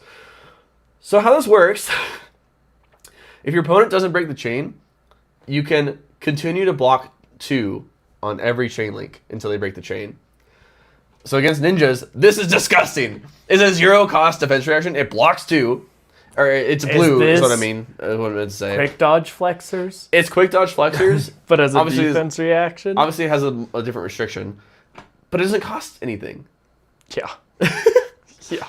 It's so good. It's so good. I mean, obviously, it's not good into anybody but like Ninja. But it's still really good into Ninja. And even you can even just main deck because it's still a blue. It's still fine. Yeah, nutty card. It's probably a very CC playable too. It's so good. It's so good. I'm like, why isn't that a block card, huh? Right. Yeah. Well, yeah. Right. Power of Make Believe. Actually, I haven't seen that name yet. That's a funny name. This comes in Rainbow. It is a 3 cost, 7 power, 3 block illusionist attack. This gets +1 power for each card with 6 or more power defending it. And it has Mirage, really which is, again, strong. When this is defending an attack with 6 or more. This is really good against Guardian. It's really good against Guardian, mostly because, yeah, like one of the biggest things in the Guardian is they don't Usually want to have to block these. Mm-hmm. Or rather, like, the more they block these, the more it's going to bump it. And so this is strong in Guardian, but it's not strong in anything but Guardian, really. Maybe That's true. Brute. I don't think this is going to see a lot of play, but I think it'll just depend on the meta. That's true. It'll just depend on how big Brute and Guardian is. You can't defend with it in the Guardian, though. Exactly. You have to throw it. Mm-hmm. And that's one of the big problems with it, too. It's like, it's good attacking into them, but it's not good defending to them. Then we have Shimmering Spectre. It becomes a rainbow. 3 cost, 6 power, 2 block, illusionist attack. While this is attacking or defending, when this leaves the arena, I have to sneeze. When this leaves the arena, create a special shield token. Bless you. Sorry, I'm gonna blow my nose. Oh. Yeah, so I'll be back. this one's on a similar thing. It does less damage and it doesn't gain power when it's defended, but it does create a spectral shield token. So you do gain the aura on the background. I don't play enough illusionists to tell you if this is any good. Like, looking at the blue, like, it does a very similar... Oh, it also only blocks 2. Oh, that's so interesting. It blocks 3 with the spectral shield, so it's a 3 for 6 that blocks 3. I don't think this is good. I like thinking about it a little more thoroughly. I don't think this is going to make it in any illusionist list. Because usually illusionists try and do stuff that's like overrate or just broken in game, and this doesn't feel like it's overrate nor broken. This feels fair, and that's not illusionist motto. It's not how illusionists play. It's hard because I don't play any illusionist. Illusionist is like the bane of my existence as a Guardian player. But I just really don't think this card makes sense in any list. Then, wait for Cody to get a little more information, but we could look at the assassin equipment while we go on. We have Graven Gaslight. It's an assassin equipment offhand, and it has instant destroy 2 silver you control. Equip this, activate this only while it's in your graveyard, and has Spell Void 1. So this is really cool for the Arachne Huntsman. They get to keep reoccurring the Graven Gaslight as a Spell Void target, which I think is super cool. I am happy that they're giving Arachne Huntsman some payoff in Silver Age. Oh, sorry, my nose is bleeding too, so I'm just going to take this off. Oh, okay. And then you have Graven Cowl, Graven Vestment, Graven Gloves, and Graven Walker. I'm going to talk about them all at once. They're all the same thing, but each for a head, chest, arms, and legs. So the Graven Cowl is Blade Break, or they all Blade Break 2, but they say when this is equipped from anywhere other than the graveyard, it gets -1 counter on it. What does that mean? Like, that just means you start the game with a -1. Is that, like, and it's super cool because it blocks 1 once, but then every time you recur it, it blocks twice. The only thing I'm wondering is, like, is it actually worth it over the Blade Break? You might run 1 or 2, is my thought.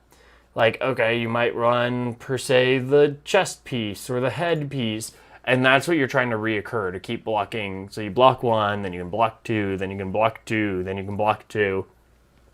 So it's like gaining life each time you can block more with it. And at that point, you're gaining more value. But I don't think you're going to have enough silver generation to be able to block with all the equipment often. So that's why I'm like, I honestly only think that you're going to have 1 piece of it that's going to be relevant in match. And I don't know if all of them are equal. I don't know Assassin well enough. But I feel like they have better boots, better arms. And I feel like Arachne definitely has, like, and then, like, the chest piece, you might want to pay 1. So it's like, I honestly think it's probably going to be the helmet that ends up making it in, that you're able to block and keep buying back. With that, we'll jump down to the Mist Hunter, which this is a 0 for 4, block 3 contract card. And I'm so excited. We're getting contract support. We've got so much contract support. We've got more contract past that. So this one's super cool because this one says you are contracted to banish opponents' blue cards. Whenever you complete the contract, create a silver. So 0 for 4, that banishes blues. And when this hits a Mystic hero, search their deck for any number of inner chi and banish them, they shuffle. That's crazy. This is so strong against Mystic heroes.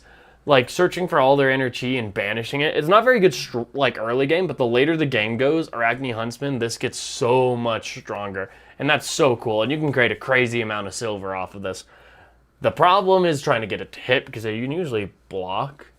But I think this is like a must run into Mystic heroes. Like, this is crazy for Arachne Huntsman into Mystic heroes. But outside of that, it's unplayable out of Mystic, because it doesn't actually have a way to banish. Unless you give this go again with like the Assassin Boots and or some other means, there's no way to really give this go again and then have something else hit and then hit the blue off of that and get the payoff for this. After that, you have Excessive Blood Loss, which is a 1-for-5 3-block contract card, and you are contracted to banish red cards, which a lot stronger. And this says when this hits a hero, banish the top card of the deck. If it's red, repeat this process once. I think this is super cool because you can play this into like a lot of the Draconic heroes or a lot of the red line heroes. You hit them with this, you banish 2 cards, you almost guarantee, like Syndra, you're going to get 2 silver off of this. They're not going to block this. You guarantee to get 2 silver. And then that means you can get your like Graven Cowl back into Syndra, which means you gain 2 life when you do this. So it's like a 1-for-7, which I think is super cool, and I think it's super valuable. What I haven't actually looked into... Yeah, they're all red cards. Oh, that's so interesting. So you could still play the blue, and it's kind of like a 1-for-5, because you're going to be able to get the 2-block equipment back each time you hit. The problem is the paying 1, so you'd probably want to throw the dagger first. So it's like a 2-card 6, 2-card 8 if you get the value. And then you're not going to hit much into heroes outside of them, like into Guardian or Wizard, and you have so many blues that you can't guarantee that you're actually going to hit a red. So I think into Draconic heroes and aggressive heroes, this is very worth it. And I think that's where Arachne Huntsman, I think they struggled the most. So this is where they get the most, I think this card's actually super cool to help it pay into all that and do some more and get some more banishes. Going on to the next one, you have Knife Through, which is a 0-cost, 3-attack, 3-block stealth card. And if you've hit with a dagger this combat chain, this gets go again. I think this is pretty cool. I think this is pretty strong. I think it can be strong. Like, it has Azuri, and it makes me think of how Azuri would play us, where she hits with a dagger, she throws this stealth card, and you think, is she going to switch into this? Yes, no, maybe so. If not, she could then play Infect after this. You could overblock, you could not block. And then, like, if you don't block, Azuri can switch this and deal 6 damage to you. If you do block this, she just holds on to her attack she's going to switch and then throws, like, Infect. And then can either hit with Infect because you, again, don't block, or you can even switch it if she wants into, like CNC or even Wreck Havoc or any of the other Humble in, like, Silver Age. I think it's a unique card and super fun and cool. I really don't know if it's CC playable for a lot of the heroes. I mean, Slippy, if you've hit... Slippy you could flick. You could throw a go again contract card, flick into Knives Out, and do another attack, but that really only lets you go wider, and I don't know if that's really worth it. Alright, sorry, this might be loud as I put this back on. Oh, yeah. Okay. I want to go back a little bit. I talked a lot, and now we're going... I just want to... Shimmering Spectre. Yeah. It's a 3-for-6 that blocks 2. While it says attacking or defending when this leaves the arena, create a spectral shield. This is bad, right? This is... So... I don't know. It's kind of confusing to me, right? Because it just says when it leaves the arena. It doesn't have to be destroyed, right, to leave the arena. It's just when it leaves the arena. So it blocks for 3, right? Yeah. It's like arguably a better block 3 unless you need to stop an on hit because you get a spectral shield, and some heroes will care a lot more about having a spectral shield afterward. Because like you said, both some of the other things, if it's an attack that doesn't have go again, you block with this, you get a spectral shield. If you're running the Iris of Reality, then you now have a weapon to attack for 4 with. That's fair. So it's just better than blocking 3. It's like blocking 3 and getting a hammer. Or there are, like, you can block with this on an attack that doesn't have an on-hit that matters, and then now you have a special shield for an on-hit that does matter the next turn. Yeah. I don't know for sure, though. I think it's fine. Like, especially the blue one. It's just like a blue block 3. Yeah, well, what I said was that it's not broken, so it's not good in Illusionist. Well, it's a blue card in Illusionist, so it's just broken. Yeah. I think Enigma really likes this, right? Because you just get spectral you shields get that are your spectral auras. shield. Yeah, that's no, just that how you makes sense. want to build the deck. I don't obviously you can't really main deck it as much because into like decks that have 6 or more power attacks to throw all the time, it's not quite as good. You're just like blocking with it for 1 spectral shield and that's it. I think it's fine. I don't hate it at all. It's like a pseudo block 3, but it could just be a better block 3 in a lot of cases. So I think it's fine. Okay. I don't think you're ever like wanting to attack with it, but even if you do attack with it, the red one is like it's almost like a 2 card 7, great because you attack with it for 6 and then it makes a spectral shield. Pretty solid. I think it's fine. That's all I had to say about it. I don't think it's like anything crazy. It's fine. Yeah, that's fair. I already went through all the assassin card, but I'll get your opinion and input on it. So I went through and explained all the like Graven equipment and how you can buy this back to get the spell void. Oh, that's a majestic. So the Graven Gaslight is majestic. In case you're listening, I did not even realize that. So you cannot bring that into Sage. And that's the offhand one. Is Yes. the majestic one. Yeah, it's the one that has spell void 1 as the offhand. But the other equipment, the Graven head, chest, arms, and legs, are all rares, so you can bring them into Sage. So my only thing is like, what's the point of this whole extra text that says when this is equipped from anywhere other than your graveyard? So how do you equip it other than your graveyard? When you start the game. Oh, that counts as equipping it? Yes. Oh. So it starts the game with a -1 counter. Interesting. I didn't know that. Yeah, Okay. so it starts the game with a -1 counter, and then as you equip it from your graveyard, it then blocks 2. So it actually starts off worse than most equipment, but if you can Right. buy it back, then it's going to be something that recurs blocks 2, and that's where it gets really strong. Okay. And that's where I'm like, I said it's probably going to be something where you only run one piece of this equipment. I think you're on, like, there's a lot of good assassin chest, or like arms and legs, and then you'd probably want to have like a resource generator as your chest. So I thought the helmet was probably going to be your best bet. I mean, the main thing is that you just can't really afford to run more than one of these anyway. Yeah. Like, you just You won't just make don't enough silver. generate. Yeah. Yeah. And that's where I'm like, I think you're probably going to only run one because you don't have enough silver to generate. Yeah. And when you do, you get this one. And then, like, if you can recur it once or twice, then you're getting really good value off of this. I mean, even once is probably good enough. because then it's like a temper piece. What is your other assassin equipment that you can run at common rare? That's like what I'm kind of curious about here. So class, assassin, equipment, common rare.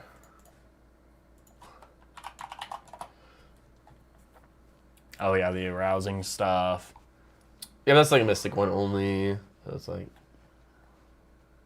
there's not much. Stalker Steps, which has Arcane Barrier, gets Go Gun a stealth card. Oh yeah, for the boots, obviously. Yeah, the boots. That's a good one. And then, I mean, you have the arms. There's the one that flicks. And Yeah. Danger Digits. So you don't really have much better to run. It's like Blade Beckoner, obviously, is a Yeah. block 2. So They- like, You have the helmet that marks, so that, like, they run that in CC sometimes, and it's battle worn. I guess what I was mainly looking for was like, we don't, like Arachne Huntsman, for example, doesn't have any way to like dump silver outside of these now, right? Yeah. Right. Yeah. I'm not. Unless I'm missing something. There's no way to dump silver outside of running these.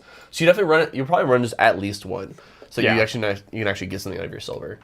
You can maybe even run 2 then. I for some reason I thought you had another equipment that you want to put silver into, but it doesn't seem like you do. So you might actually Yeah, just the run head 2. piece that you usually put it into is a Majestic. Right. Yeah. That's the majestic. The boots are legendary. I just didn't know if there's any other ones that were Sage playable, and so you might actually run 2 of these then. Yeah.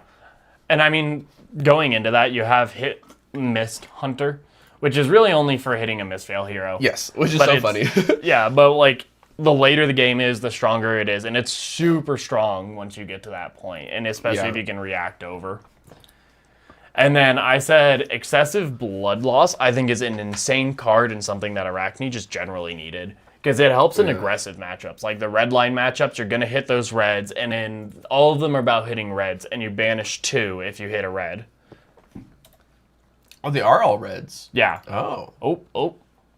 Too far.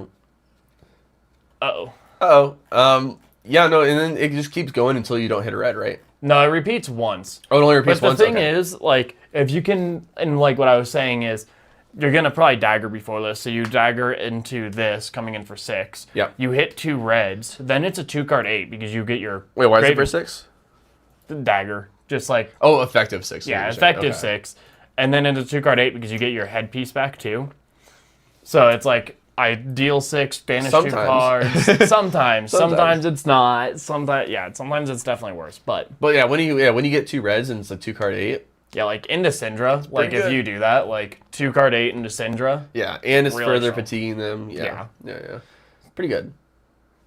And then the last one, which I was trying to find a good use for, was Knives Through, which was the 0 cost, 3 block, 3 attack. If you've hit with a dagger this turn, it gets go again. What I was thinking about is it helps you go a little wider with Uzuri, and like if they don't block this one, you can switch it. If they do block, you just throw your attack after this. Yeah, you can also switch into this to get go again on something, right?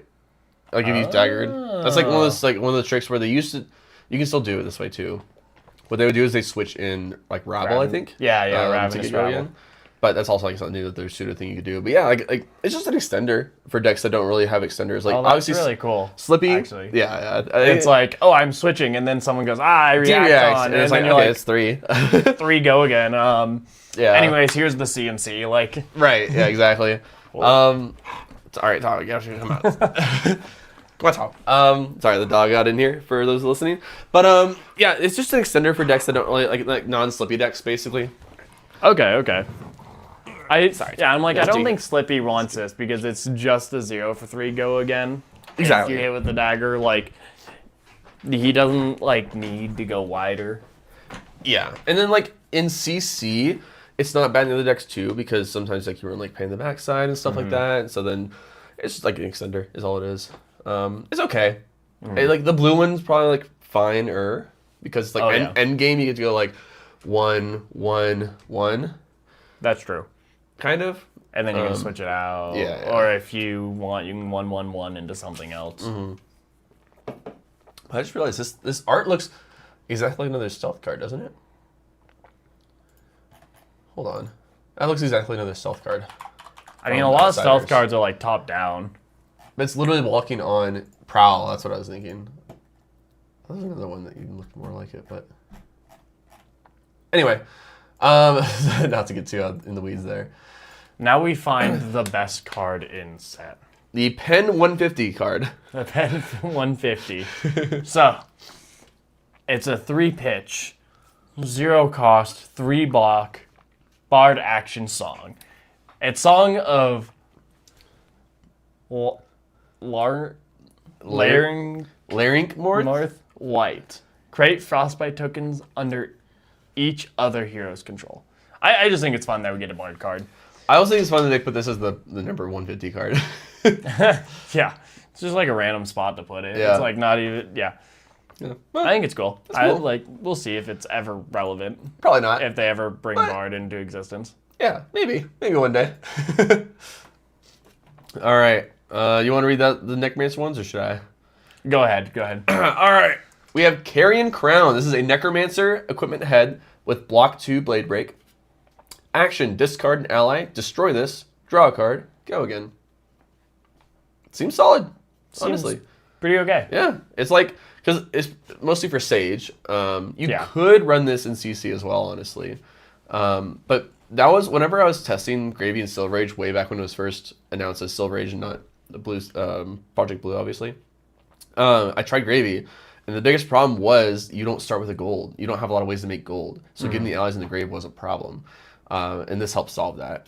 And as Blade Break 2, so you have to like choose which one you want to do. You can't like block one and then do it. Yeah. Which is like kind of the problem with it. But it's a block 2 helmet that you can use in a pinch. So like fill your grave. The art goes crazy. The art does go really crazy too. Then we have Mournful Casket. This is the Necromancer's chest equipment that blocks 1 with Temper.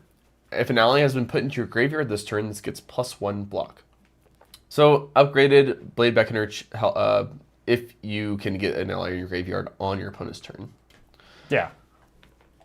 Pretty good. Probably will be main decked, if I were to guess. Reach Beyond the Grave. These are the arms that block 1 Battle Worn. Action, destroy this. Return an ally card from your graveyard to your hand. Then discard a card. Go again. I don't quite understand the use out of this. Like when would you want to use this? Yeah, I have no idea either. I'm not entirely certain. Like, you could use this to get pitch. Like if you only have red cards in your hand, you can get a yellow. I mean, it is also just something for like necromancers too. It could be like future-proofing necromancers. Like if necromancers don't go through the gravy route of you play them through grave, but like say you play it through hand, but there's ways to recur it. This is another way to add like recursion to hero. Like, you know what you could use this with? You could use this with the new cards. Well, you already have cards to do this, and we'll get into this because the next card is kind of funky. But or the next attack is funky. But the cards that say discard an ally from the top of your deck or hand to get go again or get an effect. This can guarantee an ally in your hand for that effect. I don't know if this is better than Blade Beckoner though, is the problem. Yeah. There's also I think the other arms are not majestic, right? If I look up Necromancer. Yeah, I'm pretty sure they are common as well. That's why I'm like, I think Gravy's going to run the other arms. Where is it? Yeah, Washed Up Wave.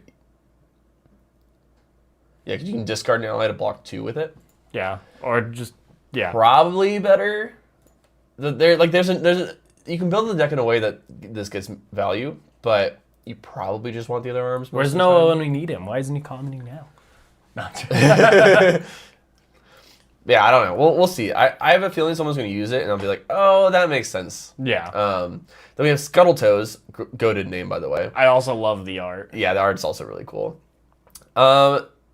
They block 0, they say AB1, and that's it. Yeah, isn't it crazy? It's crazy, yeah. Man. No, actually, it has an additional ability. It says, what? instant, pay 2, destroy this, untap target ally you control, destroy it at the beginning of the end phase. This is very reminiscent of I think it's the Armory deck, Yeah. right? The Breakwater Undertow, which is attack reaction, give it go again, and then destroy the ally when the combat chain closes. Those are majestic, so you can't run them anyway in Silver Age. But yeah, if you have a way to give an ally go again or get an action point somehow, then you can pay 2 to untap an ally to swing with it a second time. Yeah. I think it's pretty strong. Yeah. Oh, Noah says because these cards are mid. Oh, okay. Thank you for coming back. Yeah. Appreciate the Necromancer insight. Do you think all of them are mid? All of the Necromancer cards in general? While we wait for that reply, we have Beneath the Surface. This is a yellow 2-cost Pirate Necromancer defense reaction that blocks 5. It's not a block card. It's a defense reaction. Well, that one costs. You can't cost on That's block true. cards, you know. This is also, it needs to be a defense reaction for the effect because it is Watery Grave, and it says while this is defending, when it's put into your graveyard from the arena, turn it face down. So what this means, it took me a second to figure out because I forgot what Watery Grave meant, honestly.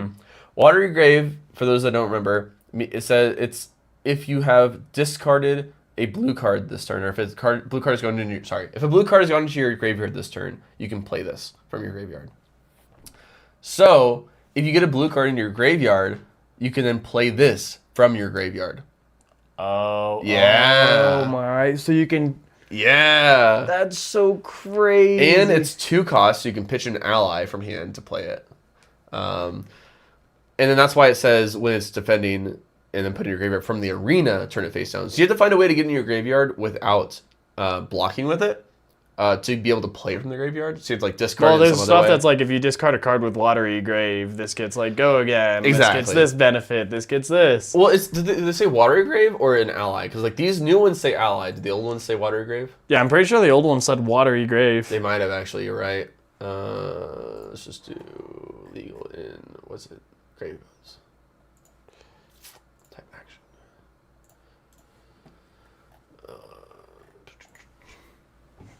Yeah, it has Watery Grave. Yeah. Yeah. So the older ones from the set say Watery Grave, not an ally. So yeah, you can discard this to get those benefits from those cards. Okay. Pretty good. Yeah, when I saw this at first, I was like, oh, it's just okay, right? But no, it's good. Man Overboard. This comes in rainbow. 0 cost, 3 power, 3 block. When this attacks, you may discard an ally. If you do, this gets +1 power and go again. Is that what you want to be doing? Yes. It's a 0 before go again, huh? I mean, it's like a 2 card 0 before go again. That's true. So it's like, below rate in that sense. Like a 2 for 4 go again, I guess. Yeah. So this is the one I was going to talk about. Was like, look at this compared to, if I can find it, I need to put class Necromancer. If I can type. Where is it? Jittery Bones. When this attacks, you may discard a card or destroy the top card of your deck. If it has Watery Grave, this gets go again. So it's very similar to Jittery Bones, the Man Overboard card. Yeah. Except this one you can destroy the top card of your deck in addition. The other one has to be from hand. And this one says Watery Grave instead of ally. So this one's just easier to use.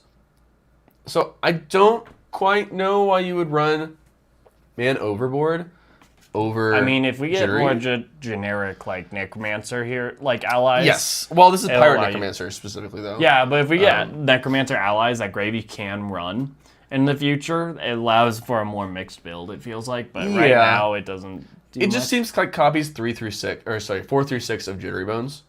Let's see what Noah said. Noah said the equipment is all fine for Silver Age. If the Carrion Crown said guard well, it could potentially be the best in slot, but as is pretty mid. Yeah, it doesn't say guard well as Blade Break, which makes it much worse. The legs are obviously good as Null Rune Plus. Man Overboard is just Jittery Bones but worse. Yeah, so that's what I was saying. Yeah, it's just Jittery Bones but worse. Like I can't think of any reason to run this over Jittery Bones. And that's what I'm like, it feels like a card that's like a future card that can be used for a different way to play Gravy Bones when we see different Necromancers, but we haven't seen any of that yet, so there's no reason to run it over Jittery Bones. Yeah, the only reason to run it is if you really want more of that effect.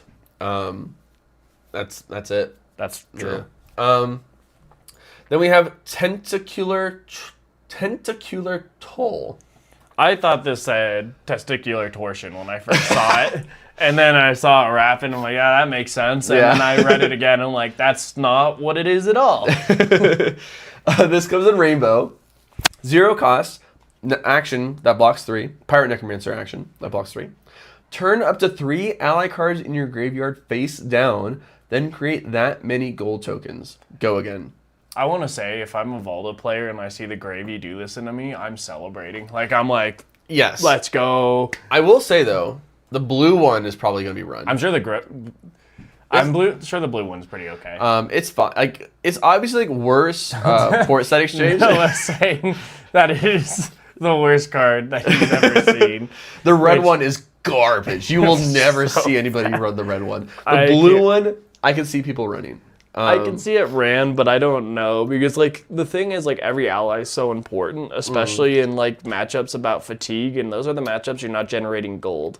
So taking away an ally to generate gold is like beating the purpose. You're taking 2 steps back to take 1 step forwards, it kind of feels like. I agree. So that's like, if I see a Gravy play that into me, I think I'm going to start celebrating, like, let's go, we're winning. Like, you had to play that card. 1, 2, you also killed an ally. All right. I just want to see how many ways you can make gold. Can you run Rainbow Tipple in Silver Age? Yes. Okay. So you have Rainbow Tipple. Well, that means you have enough gold there then, basically. Yeah, I don't see a reason to run blue right now. Yeah, and I mean, even in CC, it's like, yeah, what's the point? Yeah, it's pretty rough, isn't it? I was wondering if you if they did the same ban on Tipple, you maybe just have to run it for more ways to get gold. That's the only thing I can think of, honestly. Yeah. Yeah. Otherwise, pretty bad.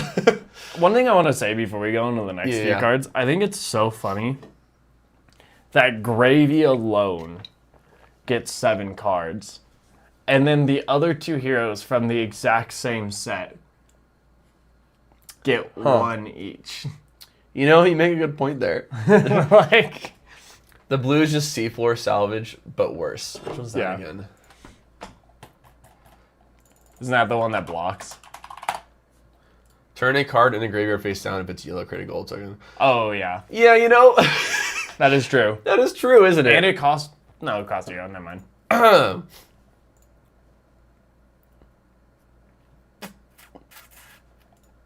Yeah, that's kind of funny, isn't it? Yeah. Funny how that works. Huh. Well. Yeah. Well, anyway, but no, that's a good point. Yeah, Gravy got a lot of cards. Better than Kylo. Although they're not great, I just thought it was interesting. Yeah, they are good cards. I guess like these 2 years did get like generic necroman or generic mechanist. Yeah, generic mechanologist. That's a good point. Yes. And Gravy doesn't get generic necromancer stuff, Yes. except for the equipment. Yes. Okay, that's actually a good point. Yeah, the necromancer stuff doesn't really exist, so they got other cards in the other classes. Sky Warden number 161803. This is a yellow, 0 cost, 3 power, 2 block, pirate mechanologist attack. That says galvanize. When this defends, you may destroy an item you control. If you do, this gets +1 block. If a golden cog is destroyed this way, create a gold token. It's like Pretty that good. majestic that, Yeah, but it doesn't repeat itself. it doesn't repeat itself, and it's actually playable. Like, the problem with that majestic one is, like, if you can't block with it, it's so bad to attack with. It's like it's like a 4 cost 7 power or something like that. Oh yeah, something like that. And this one's at least a 0 for 3, which isn't the end of the world if you have to throw Yeah. it. Yeah, but this is pretty good. It's a way to recycle your cogs effectively. Solid. Yeah, I like it. I think it's pretty good. Yeah. Now this card, on the other hand, is kind of nutty. Shallow Water Shark Harpoon, a yellow 2 cost, 5 power, pirate ranger action arrow attack that blocks for 3. If you've activated a cannon this turn, when this hits a hero, destroy a card in their arsenal. If you do, create a gold token. What the hell is this? I hope this makes Marlin good, so I could play Valda into Marlin, because Valda is so good into Marlin. This is disgusting. This is such a good arrow. Like, absolutely nutty arrow. It's a yellow, so you can pitch it if you don't want to play it that turn. It's another harpoon. They just needed any harpoons, honestly, that were serviceable. Yeah. I mean, Arsenal Destruction's pretty strong. Arsenal Destruction is very strong. And if you do get a gold token, which, I mean, that was going to happen anyway on any of the on-hits. But, yeah, Arsenal Destruction, is that rare, too? So you can run the Silver Age deck. I love it. Pretty good. Make Marlin good. Please. Noah says, I think Submerge is the coolest card for Gravy in the set when you all get to that. Okay. I'll keep an eye out for that one. Trench of Watery Depths. We actually got this spoiled a while back. I think it's pretty cool. It's a pretty cool one, yeah. Pirate Equipment Chest that blocks 1. When this defends, you may pitch a blue card from your graveyard. When you pitch it, you gain 3. I don't know why it has a parentheses, because I feel like that could break rules later. But anyway, Blade Break 1. So you block with it, you get to pitch a blue card, you get 3 resources. You can use that to play for the defense reaction. You can recycle a blue card from your deck or your graveyard back into your deck this way. I'm trying to think of other ways you can use a resource. The 3 resources on your opponent's turn. But I don't know too many. Oasis. Yeah. Oasis is like the common one, isn't it? Yeah. What else? What do the other heroes want to run? I mean, there's like defense, unmovable. Oh, it's just unmovable. Probably just unmovable, yeah. Yeah. Yeah. It's one of unmovable. You can sit it whenever, block with it whenever, put 1 card back in your deck. Yeah, so you'd run this unmovable with like the Guardians and Azalea. Yeah, that's actually that's good enough. That's a pretty strong chess piece. It's just like one. It just Yeah. once per game I can block 7 for free. Like Yeah. That's pretty good. That's actually really good. All right, break open the chest. I haven't seen this one yet. Yeah, I don't think I've... Oh, no, I did see this one. Break open the chest. It's a 1 cost yellow pirate action that blocks 3. Turn all cards in all arsenals face up. Then if there is a face up yellow card in any arsenal, create 2 gold tokens. Go again. So, for Silver Age, it's fine. Because you just have to make sure you arsenal a yellow card, and then you get 2 gold tokens. It doesn't have to be like both have to have a yellow card in arsenal. Yeah. In CC, you just run Lone Shark instead. Yeah. That's basically it. You just run Lone Shark instead. I don't see why you would run this over Lone Shark. No, that's totally fair. This thing like Did this thing reset? What do you mean?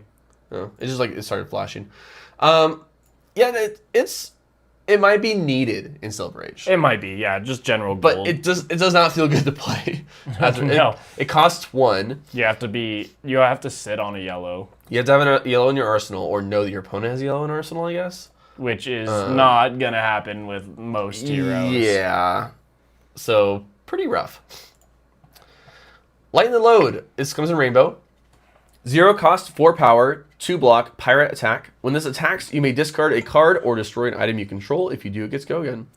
I feel like this is a cool puffin card because like you can do all this stuff to tap your cogs, give your attack cogs, give your attacks go again. Then you can play this, destroy your cog that you're going to lose the next turn. You've already done your stuff, and then you respond with another attack. And I think it allows you to go wide without Exactly. like costing too much. I think that's super duper cool. Yeah, really cool puffin card. It's almost a worse Jittery Bones for Gravy, but you do get to discard any card or destroy any item, so you can destroy a gold for go again, which isn't the worst. I don't think that's what he wants to do, but He doesn't want to do that, but if you really want to go super wide on a turn, then you could do that. Yeah. But yeah, like you said, I think it's mostly a puffin card. I don't think that Marlon ever wants to do this. no. You can, for what it's worth, make a harpoon, discard it to this to get go again, but it's still like it's just fine. You might as well just destroy the gold. Yeah, you guys. Yeah, that's true. You can just destroy the gold instead. And then you can make the harpoon after and shoot the harpoon. Like, yeah. Yeah, you bring up some good points. There's a chance that Gravy could use this.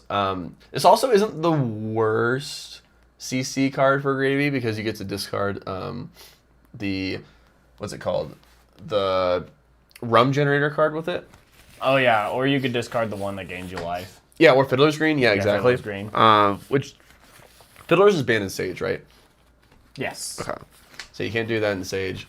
So make sure my nose isn't bleeding. I think it's okay. I think it's fine. It blocks 2, which is the biggest downside. Yeah, otherwise okay. Oh, here's Submerge. Here's the one that Noah was mentioning. It comes in rainbow. 0 cost, 6 power, 3 block pirate attack. As an additional cost to play this, put a card from your hand into your deck, 5th from the top. Oh, that's so cool. That is so good. That's so cool. That is really good with like the Jittery Bones and other cards all that are the similar. stuff that you can set up a big turn. Yeah. Okay. I see it. I see. That is cool. That's I like pretty that. cool. Notably does not have go again.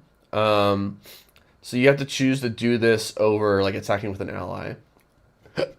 But still pretty good. The fact that you know what's on top of your deck, so you can like Jittery Bones or something, and then Compass after is also really cool. Or like if you like in CC, if you have blood in the water, you make sure it's for 6. I was gonna say you do this with blood in the water and then put an ally on the top. Yeah. So like if you have blood in the water and this in your hand, you save both. You arsenal blood in water. Or you have to have an ally in hand too, obviously. Or water grave. Is it ally or water? Or even grave? that arm piece where you discard the top of your deck. Yeah. Or the arm piece. Wait, that's really good with the arm piece. Okay, Yeah. so this just means you run the old arm piece. Yeah. With this card. Yeah. That's cool. Yeah. I like it a lot. 6, and then your arm piece It's like- blocks 2 next turn. It's almost like a 0 for 8 at that point. Yeah. Well, okay, it's not 0 Well, for 8. no, You have to no, put no. a card. You have to lose a card. It's a 2-card 8. It's a 2-card 8 with your arms. Yeah. Makes it sound so much worse, actually. But you do get an ally in the grave, so that's another benefit. Because you have to like spend your arms to do a 2-card 8, but you do get an ally in the grave, which is another benefit. But still, cool card. I like this a lot. Now this card, which is insane, by the way. Herald of Victoria. Yellow, 2 cost, 7 power, 3 block, light illusionist attack. It has Phantasm. Instant, discard this until end of turn. Attack action cards your opponents control get -1 while attacking and defending. Excuse me? Not my poppers, no. Excuse me? What? That's pretty good. Okay, so not only is this a 2 for 7 yellow Herald, which is already, even if it just was that with Phantasm, would already be pretty good. That's so crazy. It has an additional instant discard effect, which is the Figment of Triumph effect, or the Triumph Angel effect, or whatever, where until end of turn, attack action cards get -1 while attacking and defending. The amount of times I played against a Prism as Dio, and they helmet for Figment of Triumph to get that effect is insane. It's insane. Yeah. Having 3 more of that effect in the deck is crazy. Absolutely insane. It's not only does it save you some health on a turn where you want to like maybe protect your angels a little bit better or whatever, it can stop a popper from happening, and it's just a 2 for 7 yellow. Herald. It's so good. It's so good. Disgusting card. This makes Prism so much better in CC. I don't know how she is in Silver Age, but it makes her so much better in CC. It's insane. Do you want to go over the Bolton cards?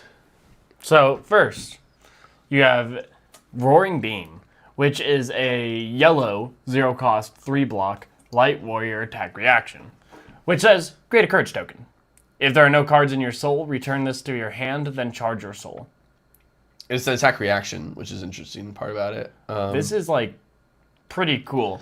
Yeah. Because you could do like take flight and then play this as an attack reaction, creating a courage, putting it back in your hand, and then charging this into your soul. Right. And then that gives take flight go again. And then now you're going in for Take flight again. 1 for 4 if you've charged your soul this turn, you gains go again. Oh. So then instead of charging off of that, Yeah. it charges itself, and then you can Which gives it go again during Yeah. the reaction step, which will let it resolve go. Okay. yeah, and then it also gives you a courage. I think Right. this is actually really cool. I don't know how playable it is because but the thing is, if you have soul, this is your charge card. Right. It's a yellow. It's a warrior card. It blocks 3. It does everything Bolton needs that way. But if you have no soul, you play this as attack reaction on a different card too, and then you charge it into your soul. Notably, you can also like if you have one card in your soul, you can activate Bolton to remove that card, give +1, and then play this card right after to then charge it. And you can get like. Do you want to pull up Bolton real quick? Yeah. Because if you charge your soul, your attacks get +1 while defended. It's by retroactive, attack. yeah. Yeah. So you could throw an attack at them. The opponent blocks with an attack action because you haven't charged. You then charge, giving it +1, which then Yeah. allows you to give it go again off of Bolton's attack react ability. Alright, so this is And then your next attack has +1, and if you charge off that, oh, that's so cool. I think it's super cool. I think it allows for some very unique play that you don't normally get to do, which is like charge in the reaction step, which we haven't seen yet. Yeah, we have actually. Yeah, I guess we haven't seen that yet, have we? Huh. Charge in the attack reaction step. We've seen defense reaction. Yeah. So yeah, good Bolton card. I think it's a very good Bolton card, and it plays uniquely where it charges itself too. Yeah, exactly. So it charges itself instead of charging. Yeah, and the only another requirement card. is having no soul. It's not like, oh, reveal the top card of your deck if it's yellow charge. Yeah. It's just like, and then again, if you have a lot of soul, that's the card you charge instead. right. Yeah, and then Celerity, Soul Ray Plating. Oh, sorry. No, you're good. Your section. And then it's a light equipment chest. If you would be dealt damage, you may banish a card from your soul to prevent 1 of that damage. If you do, destroy this at the beginning of your end phase. So it blocks 2, which is fine. Yeah. I think it's better in Bolton than it is Prism. It blocks 2 at the cost of a soul, though, huh? Yeah. I guess Prism... Does Young Prism care about their soul? Yeah. They can turn it into Spectral Shield, so it's like... No, that's true. Oh, yeah. Which blocks I don't one? know I don't about know this either. one. This seems like just kind of worse than Blade Beckoner in most cases. Yeah. Then you have Blessing of Themis, which is a yellow, 0-cost 3-block, light action aura. Go again. When this enters the arena, name a card. Turn all cards with that name in banish zones face up. Face Or down. Yeah. Yeah. Face down, sorry. Whenever a card with that name is banished while this is in the arena, turn that card face down. At the start of your turn, put this into your soul. I mean, it's Shadow Hate. Shadow Hate, Zen Hate. That always Zen Hate too. What else? There's other heroes that banish cards too. It's like niche things, but mostly Yeah. Shadow Hate. And it goes into your soul at the start of your turn. Not Yeah. bad for both Prism and Bolton. I think if the Shadow Heroes ever become like the best deck, this helps them to kind of play around that. Yes, it's a really good sideboard card for sure. And then here's the real juice. Yep. This card here is so good. Duty Bound Blitz. It has red, yellow, and blue. It is a 0 for 5 that blocks 2 light action attack. Play this only if a yellow card has been put into your soul this turn. Go again. 0 for 5 go again in a lot of cases. It's a 0 for 5 go again in Bolton that requires no cost from soul, no charge. It just requires you to have charged earlier that turn. This is good. This is really good. Yep. This is what Bolton's been looking for. This is so good. Because if you like the one, I forget what it's good called. Value. The Bolton attack that is like the 0 for 3. If you charge your soul, it gets +1. If you charge with a yellow card, it gets +1. Then you banish that yellow card. It gives you go again. So you go 4, 5, 3. Yeah. And you only have to. So And you gain off of it too. You don't have to expend soul, right? you don't have to, like, you spend the 1 soul for the first one. Sure. Yeah. And so that's a 2, 3 card hand that attacks for 12. So that's a 0 for 4 value. And that's not including if the opponent blocked with any attack actions the entire Right. combat chain.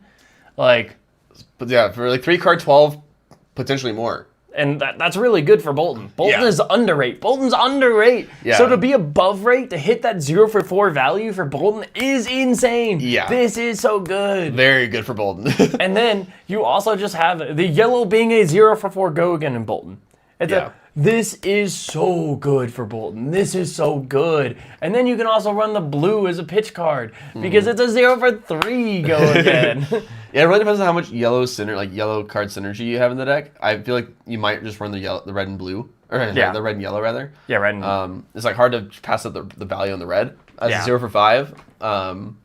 Yeah, really strong. I'm starting to get scared of Bolton in Silver I'm Age. so excited. I'm so excited. Yeah. I love Bolton. He was the first hero I actually like built a CC Yeah, deck yeah. for and played. That was the first deck I ever played in the game. Yeah, Bolton. I love Bolton. I think he is so cool. I'm so excited that he got the first card that's good since Monarch. Like, it's so cool. Okay, now he got a really good card in one of the expansion slots. I don't remember what it was. Oh, the Spirit of Arena. Yeah. Yeah, Oh no. That After that, what was it the last set or the set before? He got a really good card. It just like wasn't enough. Oh, in his Armory deck, he got the defense reaction that charges. No. What's the last set we got? Why am I blanking? Oh, the Super one where Set. Raiden gets +2? Yeah. I don't think that's that good. But, Battlefield Beacon, right? oh, you're right. So yeah, another Raiden +2. My bad. This one. Yeah.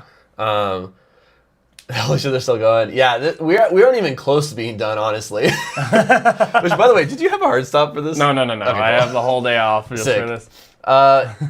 Yeah, no, we're still going. In fact, if you're down for it, we could even do like try to build a deck or two. In Oh, we Silver could Age. definitely do I think that. that'd be kind of fun to do. We might just do like an all-day stream at this point. We'll see. Just keeps going and going and yeah. going. How are you doing, Luke? I assume you're at the tournament, Petrie's. And while you're waiting on that, Oh, yeah. So the next card, Soul Bond Belief. It's a 0/3 block 3 attack light action attack. And when this attacks, reveal the top card of your deck. If it's yellow, put it into your soul, and this gets +1. yeah, I mean it's fine. I mean, I think that if you have a fully yellow deck and you run the yellow one, I was just about to say, I think in the yellow for Bolton, but it doesn't charge your soul. You put it into your soul is the problem. so how does Bolton read again? And This is my drive back from the Springs vibe. Oh no. Oh, dang. Sorry, Luke. If you've charged this turn. Okay, so yeah, you don't get the +1 from Bolton. I mean, oh wait, but you can just banish off the +1 and then go again. It has some power. Well, no, but yeah, it would Yeah, have, but for his sword is what I was thinking. But it's not great value. Oh, for the sword. Okay. Yeah. So it's like, Actually, that's a good. So what can you run in Silver Age? oh yeah, his sword. Is it What is his sword? Oh, it's gonna be that 2 cost if you've charged. Eagle. It comes in for 5. It's the 0 for 5 sword, but it costs 2 to swing. Is that what it is? I'm pretty sure. Why does it keep Oh well, you could also just run the hatchets. Hatchet of mind, hatchet of body. You could run hatchets. Raiden Dustbane is a majestic. Yeah. Where's his other one? Beaming blade. Oh, Beaming Blade. Yeah. Okay, okay. If a yellow card has been put into your soul this turn, this gets +5. Okay. I mean, that's still pretty good. It's like 2-card 8. Right? Oh, Well, yeah, if yellow card's been put into your Yeah. soul. Oh. How we get their FXP? Hell yeah. I think you can get there, definitely. You played a lot, Yeah. of, like every RTN. You can probably definitely get their FXP, actually. But yeah, no, this is like a 2-card 8. Then Yeah, that is a 2-card 8. if you like have a whole yellow deck and you just go Okay. that card into this, that's pretty good. I think that's pretty alright. Yeah, that's chill. It's also if you put a yellow card in your soul, which is different. That's interesting. Yeah. Which is better for this card Better, specifically. yeah, better for this card, better for like a yellow build deck. Yeah. Do you think Prism runs that at all? Like the modern Prism? It's a 0 for 4. They could put a Herald in their soul and get a Figment. Oh, for the red one, you mean? Yeah, or a 0 for 3 if you want the yellow. The problem is like if you mean like CC Prism, right? Yeah. You That just run just too many doesn't- non-yellows in the deck. Yeah. That it would be so bad to like throw this and miss. There's a lot of flavor text on all the Bolton cards, actually. Oh yeah, there is. Soul burns away the shadow that would cloud your heart, from Themis. Actually, this isn't a Bolton. I mean, it's a light card, but it's a Yeah. Bolton card because Prism just doesn't run this. No. Which is nice to see the light cards be for Bolton and not Prism. Yeah. All right, this is all you. Here we go. So this one is a 3-pitch, 0-cost, 3-block Shadow Brute action. Each hero banishes a card from their hand. Each hero who didn't banish a 6 or more this way loses 1 life. Go again. This is Cole for Levia at blue. Yep. And it has go again. And it turns off her blood debt late game. Yep. And it'll and a lot of times the opponent can't this. I think this is super cool. I don't like it. I think it's a blue that's probably going to get run in most of the time, but it's something like I get to deal 1 damage to you, like almost guaranteed, unless it's Guardian. Yeah. Against the ninjas late game, if it's 1/1, I just get to deal that damage to you. Yeah, it's almost like Reckless Swing then. In that It's sense. almost it is almost like Reckless Swing, and it might replace Reckless Swing in the deck, just because it's something where if you drop the 1, I can just kill you off of it. Yeah. And I think it's a little hard to get it to that point, but it's also like a late game banish. I need to not die here. Like I don't have a good way to banish. Hit my 6 in hand that's not a banisher, and then I don't know, do something else. It also makes me want to build like a Hexagore deck. There's a lot of cards actually in this set that makes me want to build Hexagore. Hexagore is a 2 for 6 weapon. And whenever Hexagore attacks, you deal damage to yourself equal to 6 minus the number of blood debt cards you have.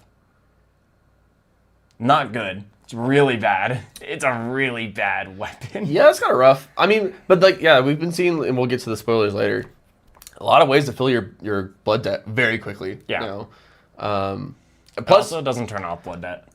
yes, which is also pretty bad. But what is interesting is that KO is getting close to LL, so you're not going to have claws. Yeah, I soon. know. You might just have to start running this anyway. You'll probably run... Well, there's also the one that... It's like the Romping Club, right? Yeah, or the other one that Levia came with, which was like the 2 for 3 if you draw and discard... Oh, I forget what it's called. Let's find out. Levi. Ravenous Meat Axe, that's what it's called. Ravenous Meat Axe. Ravenous Meat Axe, 2 for 6. Whenever... Or 2 for 3. Or 2 for 3, sorry, yeah. Whenever you attack with Ravenous Meat Axe, draw a card and then discard a random card. If a card with 6 or more is discarded this way, this gets +2 until the end of the turn. So it's a 2 for 5. But this also doesn't turn off blood debt. No, it doesn't, but the idea is to do something before that turns off blood debt. I see. But Hexagore is a problem because it doesn't... And the other thing that's good about this is it fills your grave. Oh. Well, Hexagore doesn't fill your grave. That's a good point. Okay. And you can't attack with it early. Okay. Huh. Okay. I'm curious to see. I'm really curious to see how Levia runs in Silver Age. I'm super curious too. Yeah. I mean, especially with that defense reaction too. Oh, It's like the defense reaction. We'll get to it. We'll get to it. But like, Oh, yeah, it's right here. Yeah. Here, do you want to? Actually, I'll go over this one because I've played Vincent. oh yeah. Deep Recesses of Existence. This is a blue 4-cost, 6 power, 3 block, Shadow Runeblade action attack. It's a rune gate, 4-cost rune gate. When the combat chain closes, you may banish this face down. If you do, for each hero who has lost health this turn, banish a card from their graveyard and it has blood debt. Yeah, this is disgusting. This is really good for Vincent. You get to choose a card in your graveyard to put into your banish zone, which is like drawing a card, basically. Mm-hmm. This is, of course, if you've damaged yourself by playing a shadow card, a shadow non-attack beforehand. It does cost 4. Yeah.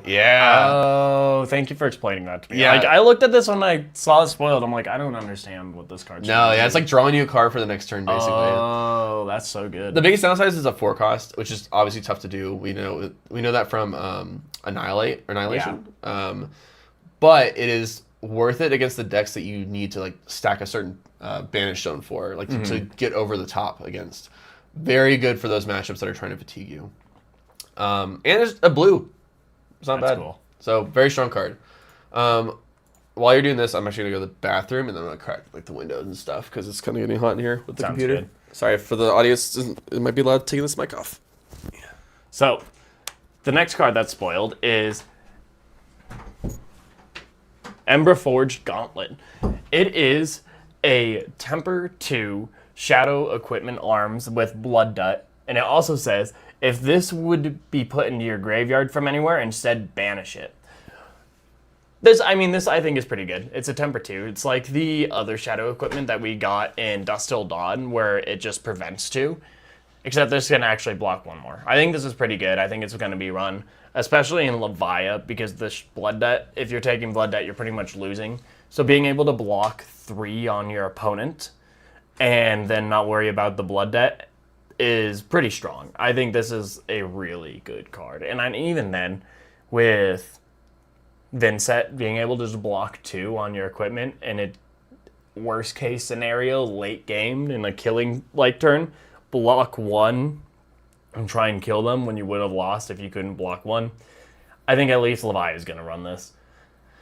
Then, moving on from that, we have the other really good Levia card. This is, I probably might even make it the CC, but it is a yellow 0-cost 4 defense shadow defense reaction. If this would be put in your graveyard from anywhere, instead banish it. So it's a 0 for 4 defense reaction that gets banished, and it has Blood Debt. But again, this is something that like Levia would love. And the other thing that's really, really cool about this is Levia Blasphemous Consumed in CC can then play this from the banish zone. I think, let me look that up, because you can play cards with Blood Debt from the banish zone. Yes.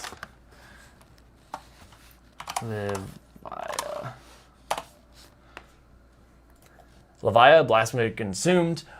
Once each turn, you may play a card with Blood Debt from your banish zone. Whenever a card is put in your banish zone, turn it face down. Yeah, no. So you can practically play it twice, and this is a 0 for 8 if you can turn in Consumed. I think this is super strong, and this is going to make it in the CC. I think this card is absolutely insane. Absolutely insane.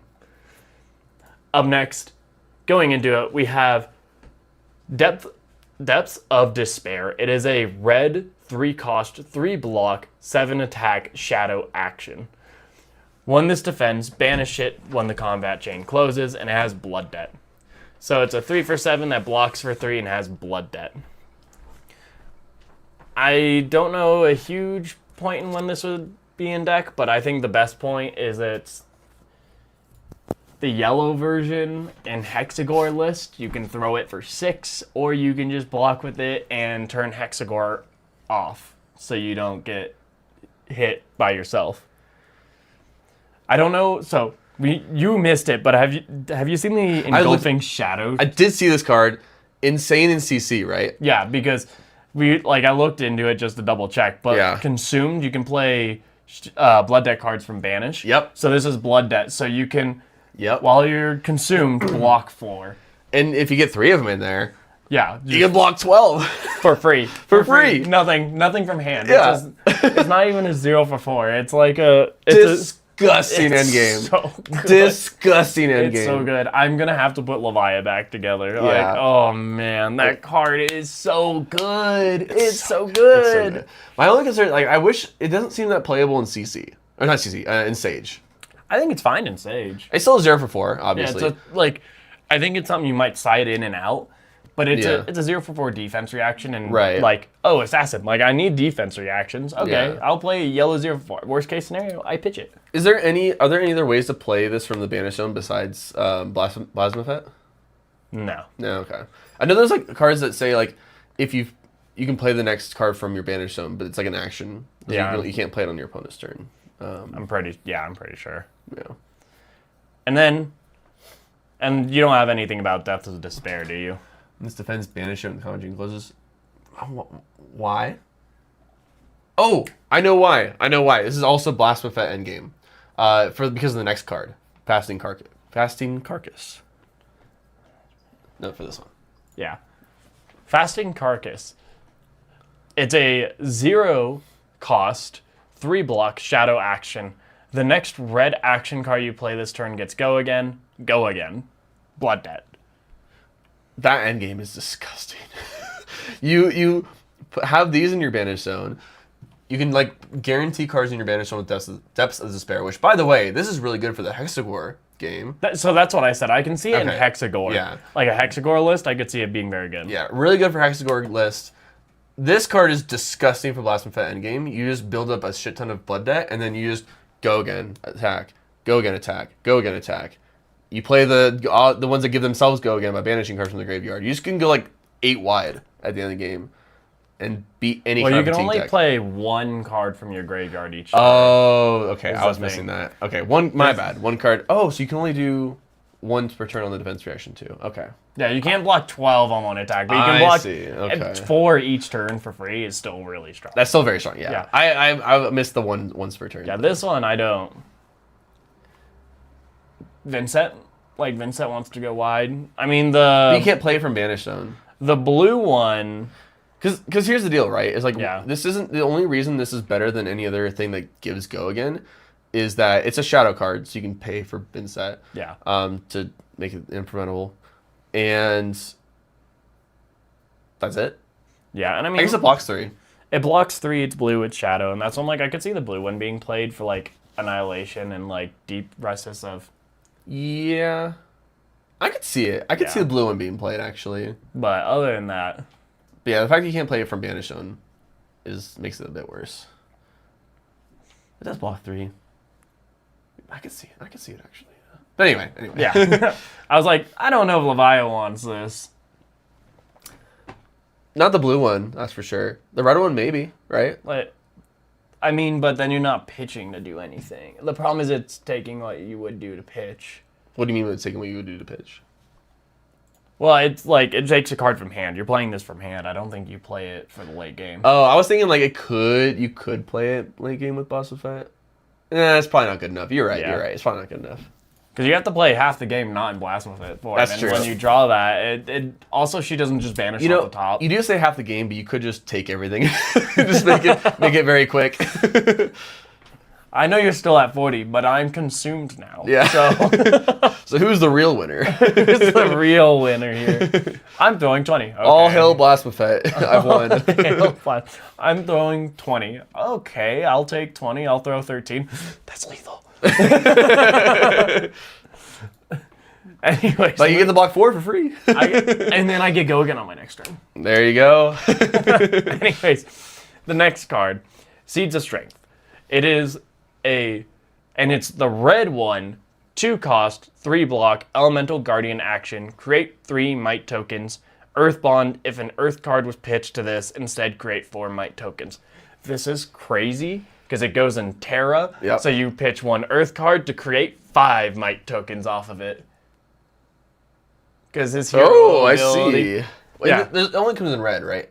Yeah, only red. Well, no. There's the blue and yellow came in the Terra deck. So there's blue, yellow, but we never got red. Oh, I didn't know this was like a red reprint, effectively. No, yeah, this is a red new print. Oh. Yeah, that one it only comes in pen, while the other two only come in the arm. Oh, I didn't know that. Yeah, so this is actually really good for Terra. I think this is super good for Terra. Yeah, we'll have to talk about. There's definitely an OTK Terra that is scary now. Thrive, Seeds of Strength, into the new card? other new card Yep. that we'll talk about into a second. Yep. Into the new card that doubles.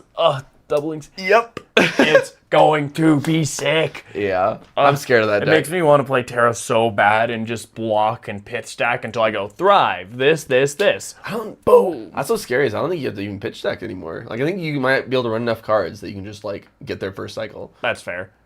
That's the scary part about it. That's so, it's so cool. I love that card. I think it's so cool. I I'm didn't so realize happy that it's this in red. Yeah, I didn't realize it already existed. Yeah. And then the next card we have Arc Bending, which is a red 1 cost 3 block 5 attack elemental ranger action arrow attack. When this attacks, if a lightning or elemental attack would deal damage this combat chain, instead it deals that much damage plus 1. Lightning Bond, if a lightning card was pitched to this gets go again. Why? Ball lightning. Yeah, I was gonna joke. Why does it sound familiar? Oh, sorry. There you go. Something else. There you go. Yeah, it's ball lightning on an attack. It's so cool. So not only do you not have to spend a whole card. Well, I mean, I guess ball lightning already attacked for something too, but it comes in for 5. It is itself an elemental attack, so it gets its own effect. Mm-hmm. It can have get go again from itself. Excuse me? Hello? It's so cool. It's so good. It's so good. I'm so excited. Yeah. Because, like, I love the Ice Lexi build. And, like, have you seen Snapshot Lexi? Yes. Yeah, Like- Snapshot Lexi is scary, and this makes it so much scarier. Yeah, because you have this in Arsenal. So the idea is you play this from Arsenal. And then you activate the bow to reload it. And you can give your attack dominate. It doesn't really matter with whatever bow. Or no, non-Death sorry, you Dealer, need Death or- Dealer. okay, Sorry, yeah. you need Death Dealer to draw a card. But you stack it so you have snapshot, snapshot, snapshot, snapshot. So you go Arc Bending, and then you play this. Then you Death Dealer loading snapshot, which when you play that, if you fuse a lightning card, it lets you activate your bow again. As an And you instant. draw a snapshot. Then you play snapshot, fusing it, letting you activate your bow to load snapshot, to draw snapshot, to then play it again, to fuse it, to load snapshot, and then all of them, if you have Arc Bending first, deal 1 additional damage on hit. Yep. That's going to be pretty rough. It's so cool. It's so good. It's so cool.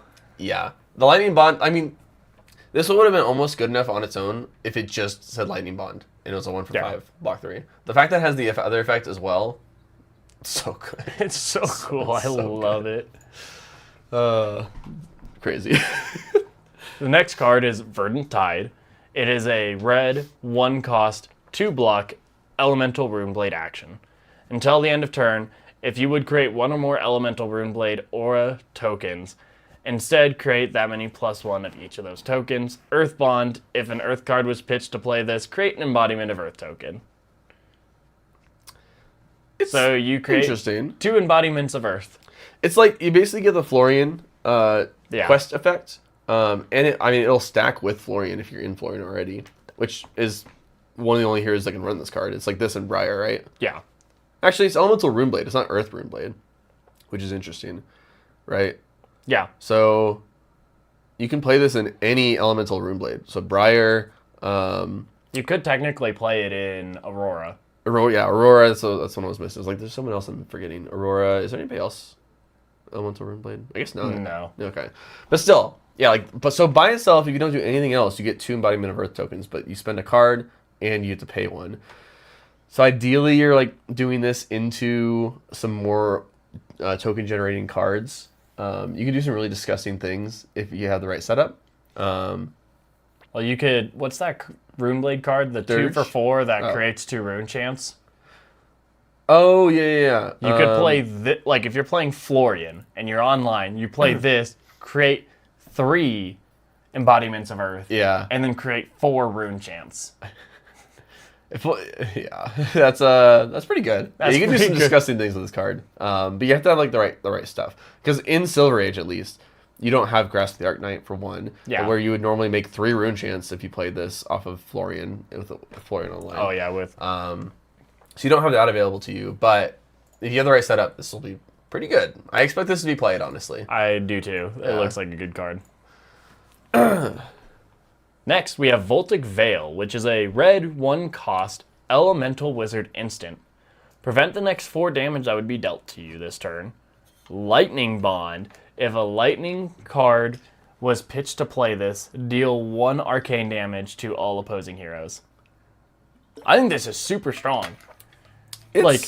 So who do you want to play this in? Is my only. Oh, but it costs 1 is the biggest problem. It costs 1 is big. Because you'd want to play it in Acilio, but you could still play it in. You can play it in any wizard, honestly. Yeah. Like Kano could definitely play this. Well, it's a elemental, so you could play it in. That's right. You could play it in Verdance? Not Verdance, but like You can play it in Verdance, but I mean you could, but like I'm trying to why am I forgetting her name? The Ice Wizard. Icelander. You could play it in Icelander. Yeah. Like Icelander's definitely the one I would think of the most. Yeah. Because you're gonna do like a 2-cost thing from Arsenal, and you could prevent 4. It's almost like, but like, the only problem is why would you play this over Oasis? That's very true. Unless you have lightning talent. That's my only thought. Worst case scenario in Acilio, you could discard it, like, and draw a card. I'm just like maybe Silver Age Acilio has a way to use the other resources off of a pitch card. Yeah. Yeah, that's the only thing I can think of. If you can find a way to like if you run like Oasis and stuff, maybe as well into Acilio. Otherwise, it's kind of hard to get the full value out of this card. I think it's a cool card. It's a cool card though. I have a feeling that card's gonna be absolutely busted in the future, like disgusting in the future. So then we have a few elemental cards that we've seen for a while. You got Elemental Stride, Colors of Aria, all that stuff that we've talked about. Yeah. And then we go into Laden with Earth, which is the red 1-cost, 2-block elemental action. Your next attack this turn gets +3. If an Earth card was pitched to play this, create an embodiment of Earth token. Go again. Very clearly a Florian card. And it's also very clear we're going to see some more of these. They are almost pushing a lot more cards to synergize with the weapon that came in Rosetta for Florian, his signature weapon. It says if you made an aura this turn, what do you get with it again? It gets +1. Yeah, is that what it is? Or is it +2? Florian. Weapon. Rotlord Reaper. Cost 2. That's right, it gets +2. Oh, yeah. So it's a 2 for 4 weapon. There are some insane value 2 plays. for 7, create embodiment of Earth. Maybe create 2 embodiment of Earth. It's actually pretty good. Yeah, 2 card 7 with an embodiment of Earth. It's like almost like a 2 card 8. Yeah. That's pretty good. That's pretty good. And then you also the other busted Runeblade card that we saw earlier. I think Florian might be pretty good in Silver Age. Yeah, this looks pretty good. Yeah. So, I was talking about my favorite card I've seen so far. It's Laden with Frost. The art or just in general? Just in general. Art is sick, though. The art is sick, 1. Yeah. And let me explain what it is. 1, it is a red 1-cost, 2-block elemental action. Your next attack this turn gets +3. Ice Bond. If an ice card was pitched to play this, create a Frostbite token under target hero's control. This is just a better... Is it Icequake or what was the other card? It is Icequake. Yeah. Where it guarantees the Frostbite on the opponent. Yeah, because it's on hit on Icequake, right? Yes. But it is elemental and not ice, which is a big downside. Because with ice, you get a reveal Icequake and Arsenal at this. This is not as flexible for a fuse. But I don't know if you remember when I was playing Jarl, and for a while I had Come to Fight in the deck. Because I don't remember that. I was playing Jarl with Come to Fight because I needed a 1-cost attack that buffed any attack. Or I needed a 1-cost buff that buffed your next attack this turn. Oh. And I was playing Come to Fight because I was the only other one in that Guardians could play. Yeah. And that Yarrow could play. Huh. But this It's pretty good. also creates a Frostbite. Yeah. And it buffs for 3. I think this is great because you do this. I don't know. I think it's going to make it in my Jarl list. It makes me want to play Jarl again. I'm going to rebuild Jarl. I'm going to rebuild Leviathan. And this is going to come in where it's like, the idea is, I grant you a Frostbite. Yeah. I'm throwing CNC for 9. What are you doing? Yeah. I am playing, I have an extra pitch or this, that, or another thing. I'm throwing Mangle for 11 and you have a Frostbite. The guaranteed Frostbite is nice. But like you mentioned before, it is... The fact that it's an elemental card instead of an ice card is a big downside for Jarl, right? It is a big downside, but the Frostbite is the extra benefit that I was like looking for. Like the Come to Fight was really close to making it, but it just didn't have enough benefit to it. I guess it'd be very meta dependent on how often your opponents are breaking their armor themselves. And the other thing that like, and I guess I haven't even talked about this for Sage, but the other thing about it is like I had an aggressive ice list. And the idea was supposed to be control while dealing damage. And this is that control while dealing damage. Like this directly gets imported into my list. Yes. And I'm so excited. I'm so excited. Like that's a cool card. I was like literally yesterday just scrolling through cards. I'm like, oh, these are all interesting cards. Look. Laden with Frost. What is this? Your next attack gets +3. Ice Spawn? I'm like, this is perfect. This goes in the list. I'm so excited. This is everything I was looking for 1 year ago. Like, like almost exactly a year ago. This is everything I was looking for. Yeah. This is perfect. Like this is the card I was looking for a year ago. Like this is very strong. I'm so excited. Like that card alone makes me so excited for this set. But moving on from that, we have to talk about Sage. In Sage, who are the Icelander? It's just Icelander, Jarl, and Oldhim, right? Oldhim. Jarl is an adult only. Oh, right. Yeah. So just and Icelander, Oldhim's not running this. So this is an Icelander card. I guess he isn't. And then Icelander is probably not running this either. Depends on the build. You can build Icelander in a way that runs this. You could run this with Icelander. Yeah. I can see it. I could see it. But I like it in Jarl. Yeah. So. We need more ice heroes. Come on, LSS. Where are all the ice? We haven't had ice in so long. Please. Oh. I beggeth thee. Give me good ice. Oh, man, the art on this one's sick, too. Yeah. The Laden cards are super sick. But the next one is Laden with Lightning. It is a red, 1 cost, 2 block, elemental action. Your next attack gets +3. Lightning Bond. If a Lightning card was pitched to this, create an embodiment of Lightning token. Pretty cool. That's pretty good. Pretty good. Pretty good. This is an Aurora card, I think, if I've ever seen one. What about Lexi? Oh, and Briar. It's a non-attack buff that creates an embodiment lightning for your arrow. Holy have an arsenal to go again, and then you can load your next arrow and shoot that. That's pretty good. That's pretty That's good. pretty good. That's a Lexi card right there. Yeah, that's a Lexi card right there. That's a Lexi card right there. Oh shit, Lexi's gonna be busted. I love it. I think that's so cool. Yeah. I love these Laden cards. I think they're so cool. Yeah. But yeah, I think that's a Lexi card. I think it's something. No, you're right. That's definitely a Lexi card. I was wrong. That's a Lexi card. And then moving on to the next card, Chorus of Rotwood, a 1 cost, 2 block, Earth Runeblade action, decompose. You may banish 2 Earth cards from your Earth cards and an action card from your graveyard. If you do, create an embodiment of Earth token. Create 3 rune chant. I'm so glad that Florian's gone. Yeah. I'm so glad he's LL. I don't want to deal with this. Holy shit.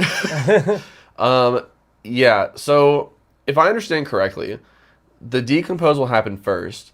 Then you can go online and then make the 3 rune chain tokens, which would then make 4.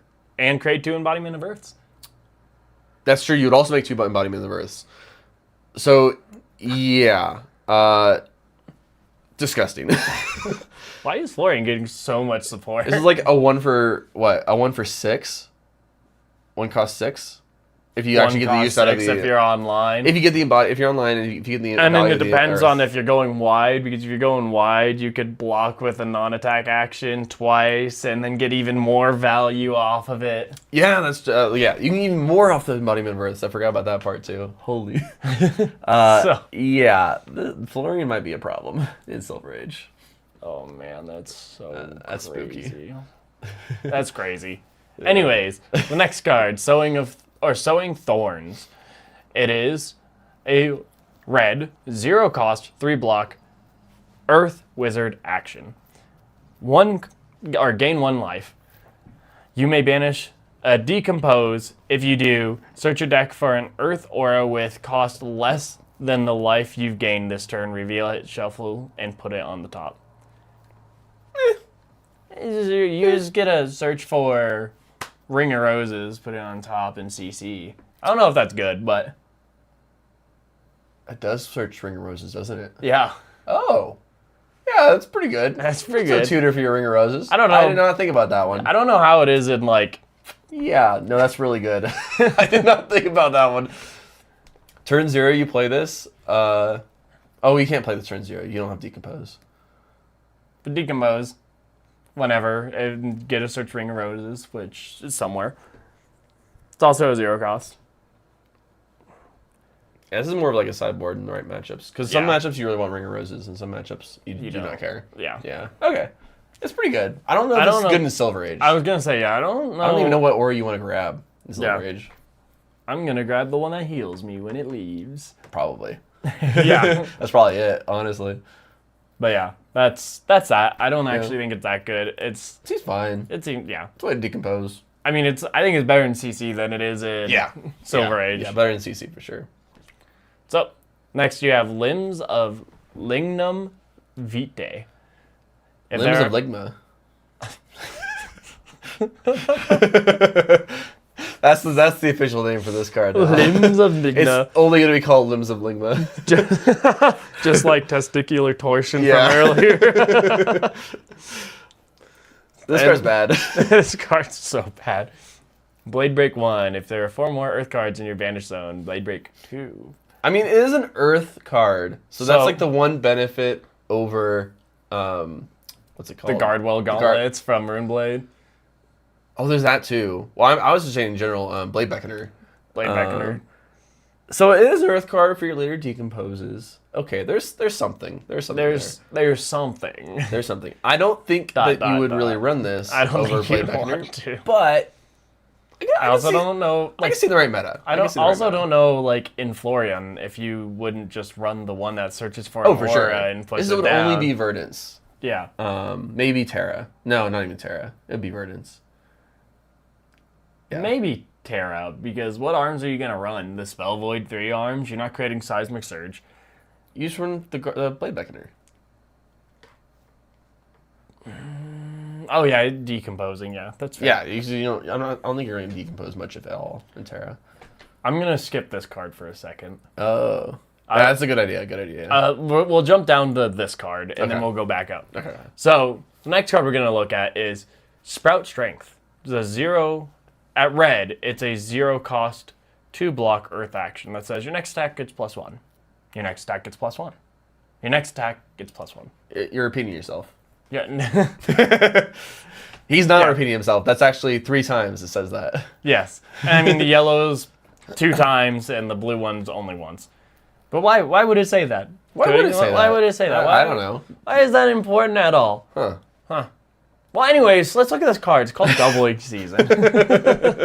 Jumping back in order. So Doubling Season. It's a 3 cost, 3 block, Earth action attack that attacks for 0. For how much? For 0. Does it actually? Yeah, I think it's a big fat 0. Uh-huh. Well, this is face up in any zone. If it would gain, instead it gains that much +1. Oh. Okay. But it attacks for 0. But it attacks for 0. Yeah. So, with Doubling Season, I think this is so cool. I think this card is so cool. My only wonder is how do you get that face up in your arsenal? There's so many gardening things that turn cards face up. Are there? Okay. I think so. didn't know. They're what? Well, it's for Crush. Right, yeah, because the arms are the Crush ones. Well, doesn't it work if it's face up in the combat chain? Oh, in any zone. Oh. I was thinking it had to be in your arsenal. I don't know why. Yeah, never mind. But Never then mind. you have Sprout Strength, Yep. which gives it 3+1s. Yep. Which makes it 3+2s, which comes in for 6. Yeah. If you have Thrive, whenever you gain +1, you gain +1. Oh, Thrive's a Majestic, though. Oh, yeah, you wouldn't thrive. But Might tokens also get doubled. Oh, Might tokens. Oh, what was Weird. that? What makes Might Seeds tokens? of Strength. Wait, So, how many Might tokens does that make again? 3, 4. If you're Terra, probably 5. Probably. Probably. Yeah. So that's coming in for 10. No. Oh, weird. Oh, okay. Oh, yeah. So if you Seeds of Strength, and then Sprout Strength, and then Doubling Season, The Seeds of it's Strength- coming in for 16. Does Seeds of Strength have go again? No. You do that the turn before. But so it doesn't have go again? I was wondering if you could play more than one no. turn. Okay. You Seeds of Strength, like the turn before, Yeah. creating a Might. Then, on turn of Sprout Strength into Doubling Season, and then you're coming in for 16. Just 16. Just 16. That's so cool. I want to build Terras so Terra bad. seems so I fun. saw Doubling Season. I think this is like my second favorite card. I'm like, It's so cool. I need to make this deck. Wasn't there like a way to give something like Dominate in this set too? I thought there was a way to give Dominate. There might be. But anyway. I mean, he's a Guardian, so he has Guardian cards that give There Dominate too. are definitely Guardian cards that give Dominate. I just thought there was like a new card that gave Dominate too. Probably. But anyway, yeah, pretty cool. I think Tarot is going to be a lot of fun. I don't think he's going to be good enough, but I think it'll be a lot of fun. it's so cool. It's so though. cool. It's so I cool. want to play that in Sage And so bad. There's going to be some game where your Terra opponent's going to go first. They're going to make like 6 or 7 Might tokens and then play Sprout of Strength into Doubling Season on their first turn, and you're going to be like, what the fuck? Yeah. Do some other things to create Mights too on your turn. Oasis, pitching an Earth, creating Might. Yep. Yeah. Sprout of Strength, pitching this blue. Oh, coming in. Oh, would you look at that? Huh. This is 24. How do you feel? Huh. How do you feel about that one, opponent? Yeah.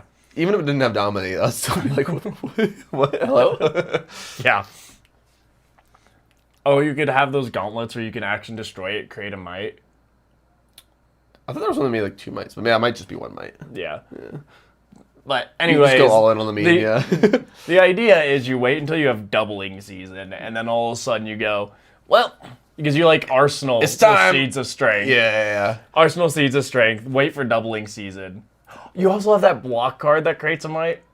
The Earth one, Yeah. yeah. So you could do that. I'm building Terra when I get home in Sage. I'm doing this now and Yeah. just putting these cards as Yeah. like whatever.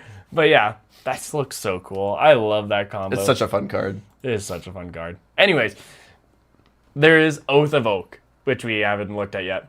It is a red, 0 cost, 2 block Earth action. Create 3 embodiment of Earth tokens. And it's rainbow, so it goes 2 and 1 at blue.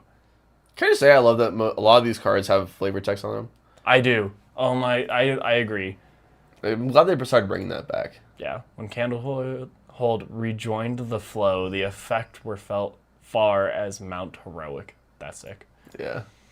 Spring touches Candlehold for the first time in centuries, promising rebirth for those Rosetta willing to embrace it. That's cool. It's really cool. I don't know how playable that card is, though. FYI. I think it might actually be good in, like, full OTK Terra, where you're just like, I'm just going to be defensive until I find my combo. Yeah. You play that, you have so many non-attacks in your deck, you just, like, get the block for, like, 6 with each non-attack the next turn. Yeah, and then you do like a 30, Yeah. like doubling You're just, like, season super turn. defensive, yeah. and Yeah, then you're do just that. like block, block, block, block. Oh, Yeah. I'll take 15. Like, you might just literally run, like, 2 copies of red and yellow Oath of Oak, and just be, like, fully defensive, just pitch stacking your doubling season and stuff. I could see it. I could see it being actually a decent strategy. Yeah, cool card. I want I to don't- try it. I don't so see bad. I don't see anybody but Terra running it is the only thing. Well, and then the blue Oath of Oak, I could see Florian running that too. Maybe. Like it's a blue Maybe. Earth It card. is. It's a blue Earth card. Yeah, that's true. And it turns on. Well, actually, it doesn't have go again. I mean, that's a bit of a problem because then you can't swing your weapon after you play it. That's fair. Yeah, it's okay. I mean, as a blue card, I don't know. Maybe, Yeah. maybe not. Maybe we'll see. Yeah. Next, you have Monolith of Glacia, which is I think it's Galcia. Galcia. Yeah. You're probably correct. I can't read.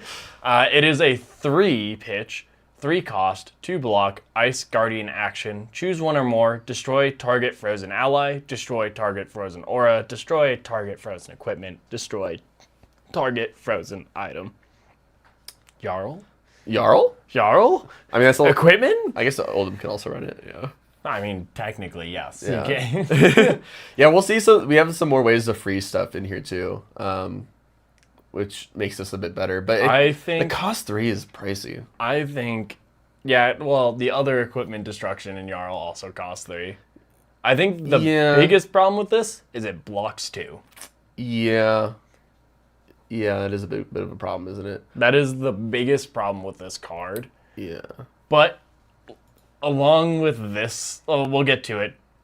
Let's just read now. But yeah. So the next card we're going to read is a blue, 0-cost, 2 defense, ice action aura. It's called Channel Galcia's Cradle.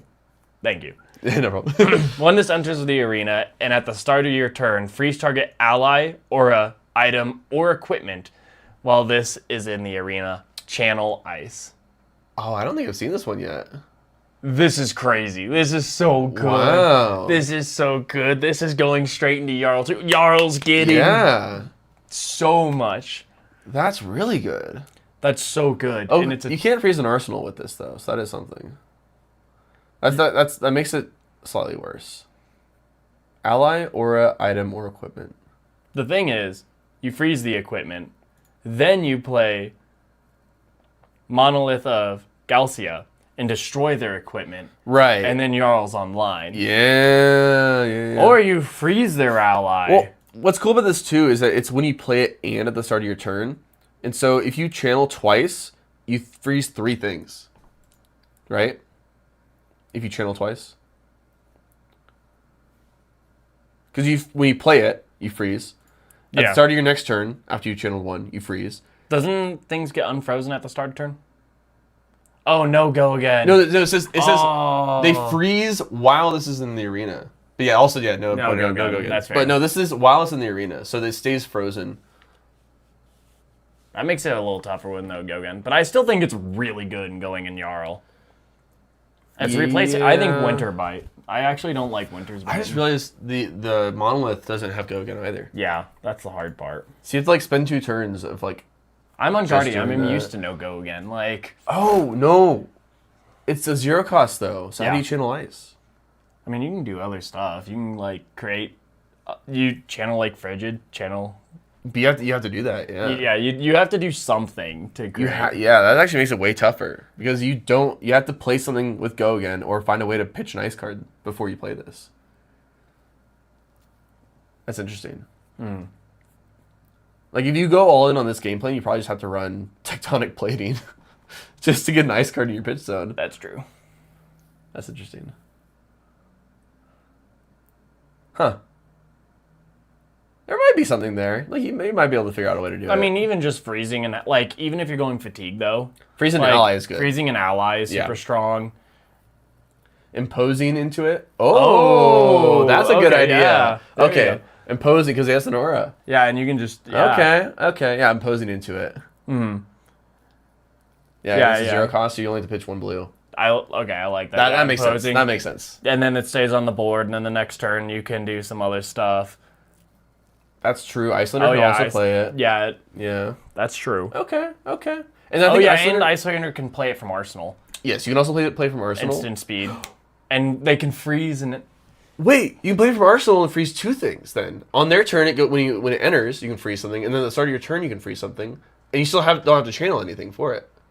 And then you throw an attack for an ice, and then you... Well, and then I don't know whether they're destroying frozen things. You have ice equipment arms. Yeah, we did. Oh, we haven't talked about this yet, but yeah, this is really good with that against ally decks. Oh yeah, Shattering Grasp is a battle-worn 1 ice equipment arms. Action destroy this. Destroy target frozen ally. Yeah. Okay. Icelander will definitely probably run that combo then for the ally decks. Yeah, and then kill an ally at the start of turn, and then do whatever. Yep. I don't know. I've been waiting for ice cards. I love ice, so this is super exciting to see all this. I know it doesn't have action points, but yeah, I do like the imposing play. And then Dumb. You don't have to run tectonic plating. You have the arms you can just pitch into. Oh yeah, that's true. Yeah, you don't have to run it at all. You can just pitch into the arms. Yeah. That's so funny. But yeah, I think it's cool because like freezing, like it gives Jarl another way to destroy equipment. It gives ways to play more fatigue Jarl if you wanted with this, and it actually means something because you're freezing stuff that matters. And I think just having more ways to destroy equipment is a big deal. Yeah. And then freezing, like, and it freezes a lot of things. Like, it freezes allies, auras, items, and equipment. Yeah. So if the equipment doesn't matter, you can look at items. If the items don't matter, you can hit auras. If the auras don't matter, you can hit allies. You probably hit allies first, but yeah. I mean, yeah. If they have an ally. It's, like, probably the order. Well, it's not quite right. But, yeah, it is super interesting because it can freeze super important things. I think you're always going to freeze something you want to freeze. Yeah. The only thing it doesn't target is an arsenal, which previous freeze cards have targeted. Been able to and I freeze. mean, there's cards that can do that if you really want. That would be disgusting if it did the arsenal, especially in Icelander. That'd be just rude for her to do. Yeah. Freeze the arsenal for like multiple turns too. That would be crazy. Oh, we need to do Frost Spike. Oh yeah. Frost Spike. We did see this in the Icelander deck. It is a blue pitch, 0 cost, wizard instant, ice wizard instant. Create a frostbite token in an exposed head, chest, arms, or leg zone. Really good. Icelander plays this from Arsenal. You make 2 Frostbites.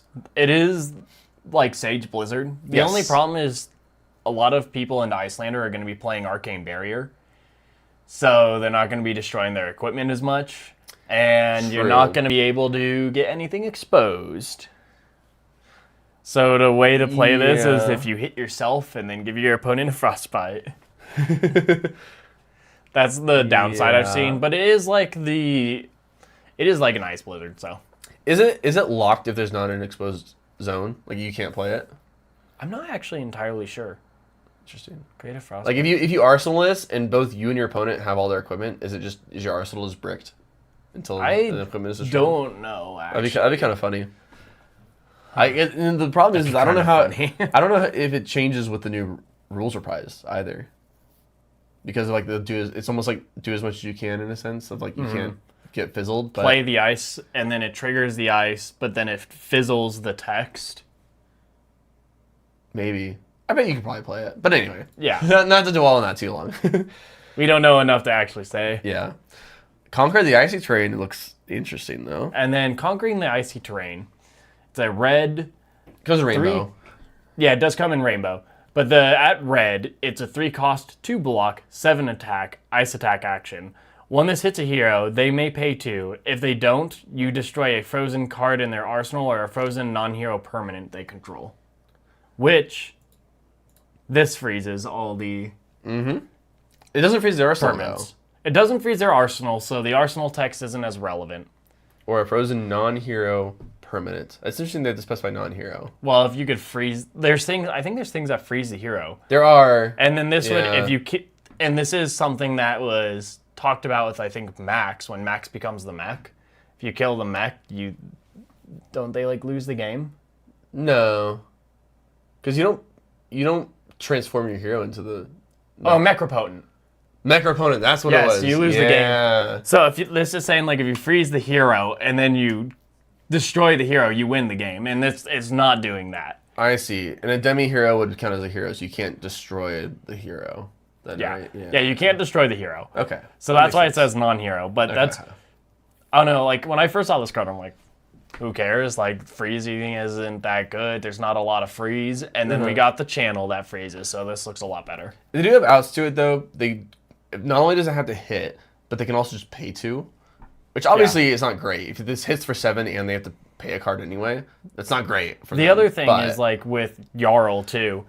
Obviously, that's just Jarl on the text, but with 1 at 7, it's a breakpoint. Yep. Oh, it's an ice card. It's an ice card, so it gives them a frostbite. Ooh, yeah. So it's like, do I want to pay 2? Do I want to save the card? I have a frostbite. Like, what do I do? Interesting.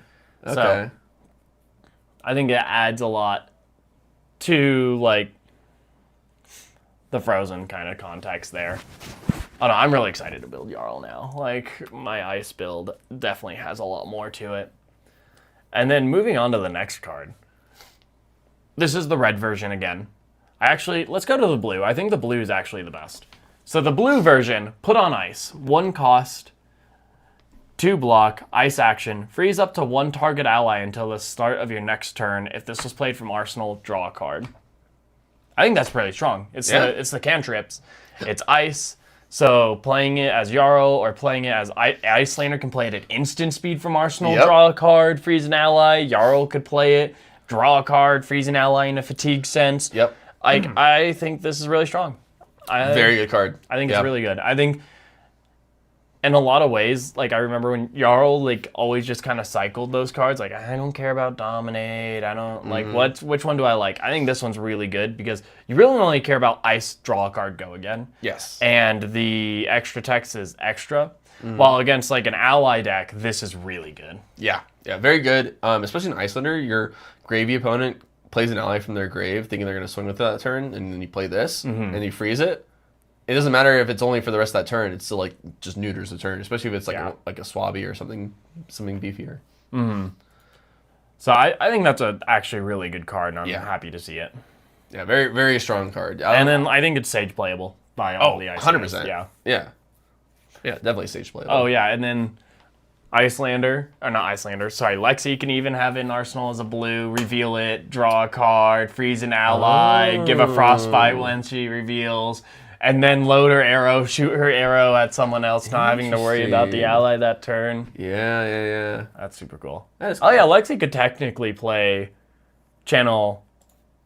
She could, but it doesn't go against Galth's Cradle. Yeah, she probably doesn't care about that, but she could.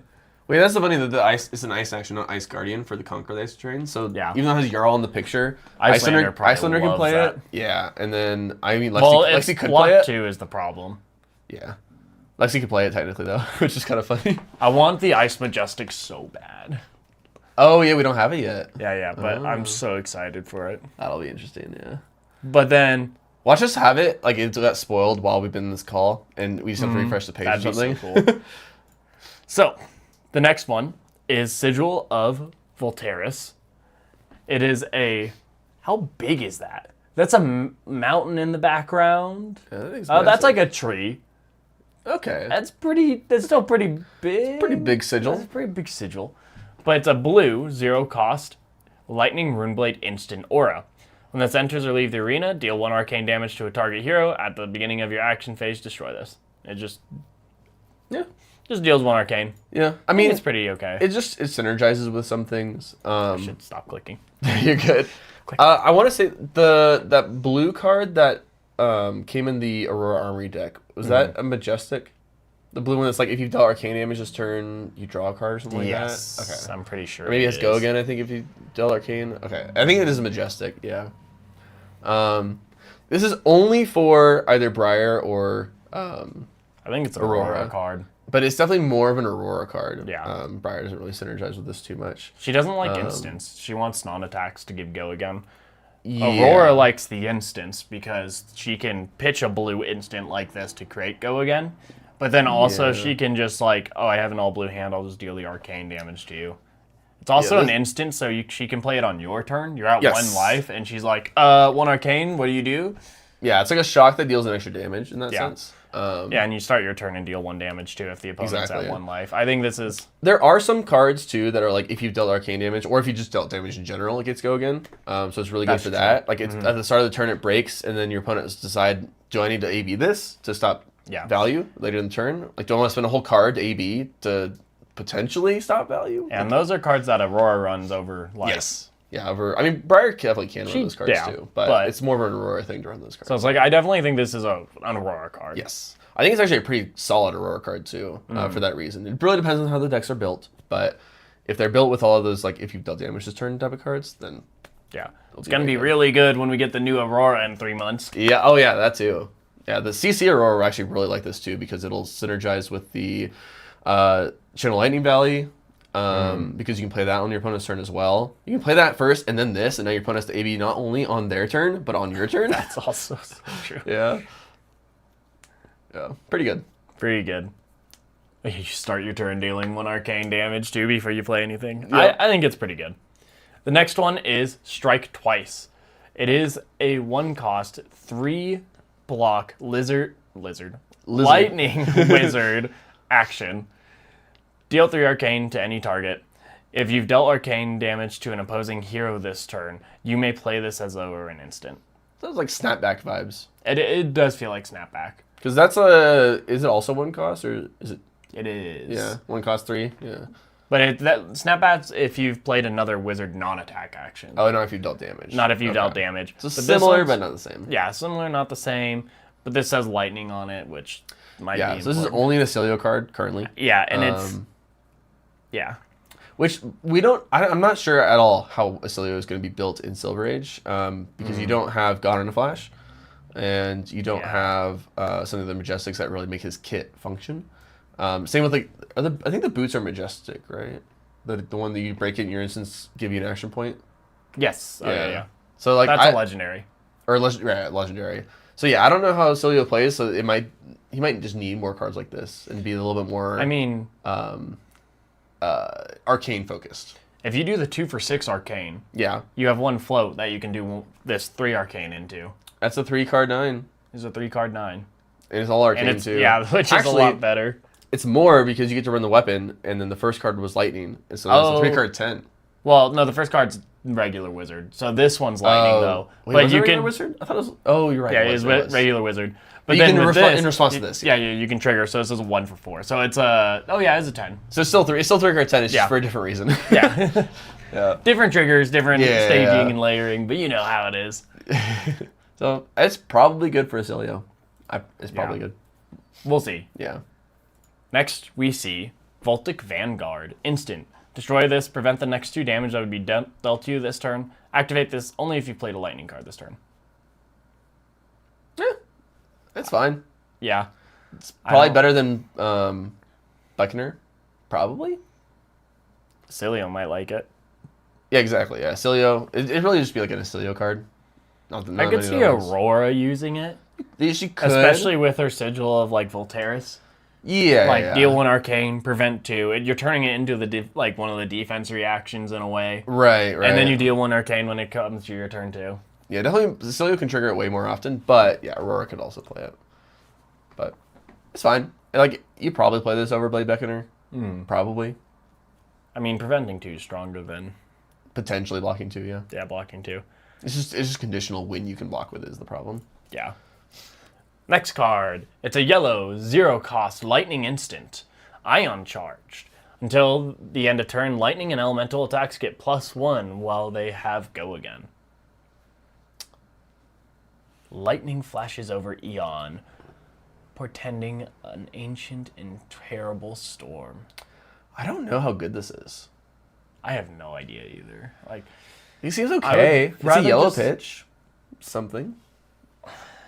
Until the end of turn, lightning and elemental attacks. I feel like this is crazy for CC Acilio. You know, it could be. The thing is, like the combo turn, they use the boost to get an action point, not necessarily go again. Is the one thing there. It's go.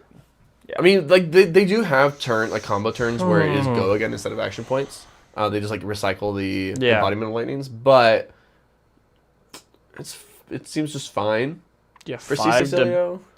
Yeah, I don't actually, but then no, I don't bounce it back. Your next attack comes in for 5 damage. I think it's okay. I mean, it's a yellow pitch too. That's the only like redeeming factor I think about it is that it's yellow. Yeah. If it was blue, it'd be like, oh yeah, why not include it? But yellow, it's like, I don't know. I have a feeling it won't really be run unless there's like a combo heavy deck that can really go wide. Yeah. Yeah. All right. And then the next one, we have Overcharge, which is a red, 1-cost, 3-block, 1 attack. If you've played an instant this chain link, this gets +3. Go again. It's a conditional 1 for 4 go again. That is also a lightning card.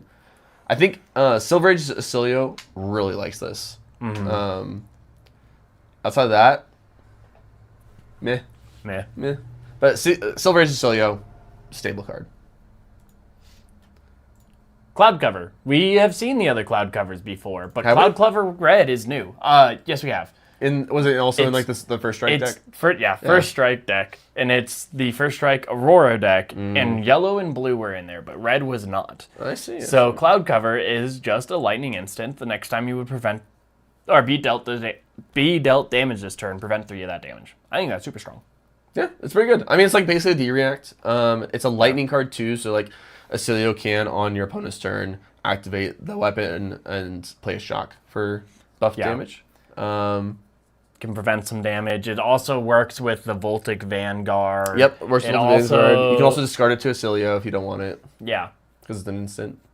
Yeah, pretty good card. I think it's good, Acilio especially probably for run it. Silver Age. Yeah, you can also, like, in the worst case scenario, just play it to bump your weapon up by 1 for the next attack. Yeah, because it's the next time you would be dealt damage, and you could just not be dealt Yeah, damage. exactly. So worst case scenario, you can convert it for 1 extra damage. Yep. And then next, we have Haboob. Haboob. I'll let you take care of this one. Noah texted me this card, and I was like, it looked so fake too, because it was like a Google translated, pasted over the text box and stuff, and I was like, what is this? Like, I was so confused, and I didn't realize that they were like releasing all the commons and rares already. Yesterday when he texted me. But anyway, Haboob. This is a 0-cost red Draconic Illusionist aura that blocks 3. Go again. At the start of each turn, put a storm counter on this, then destroy it unless you destroy an ash you control for each storm counter on it. Attack action cards get -1 while attacking or defending.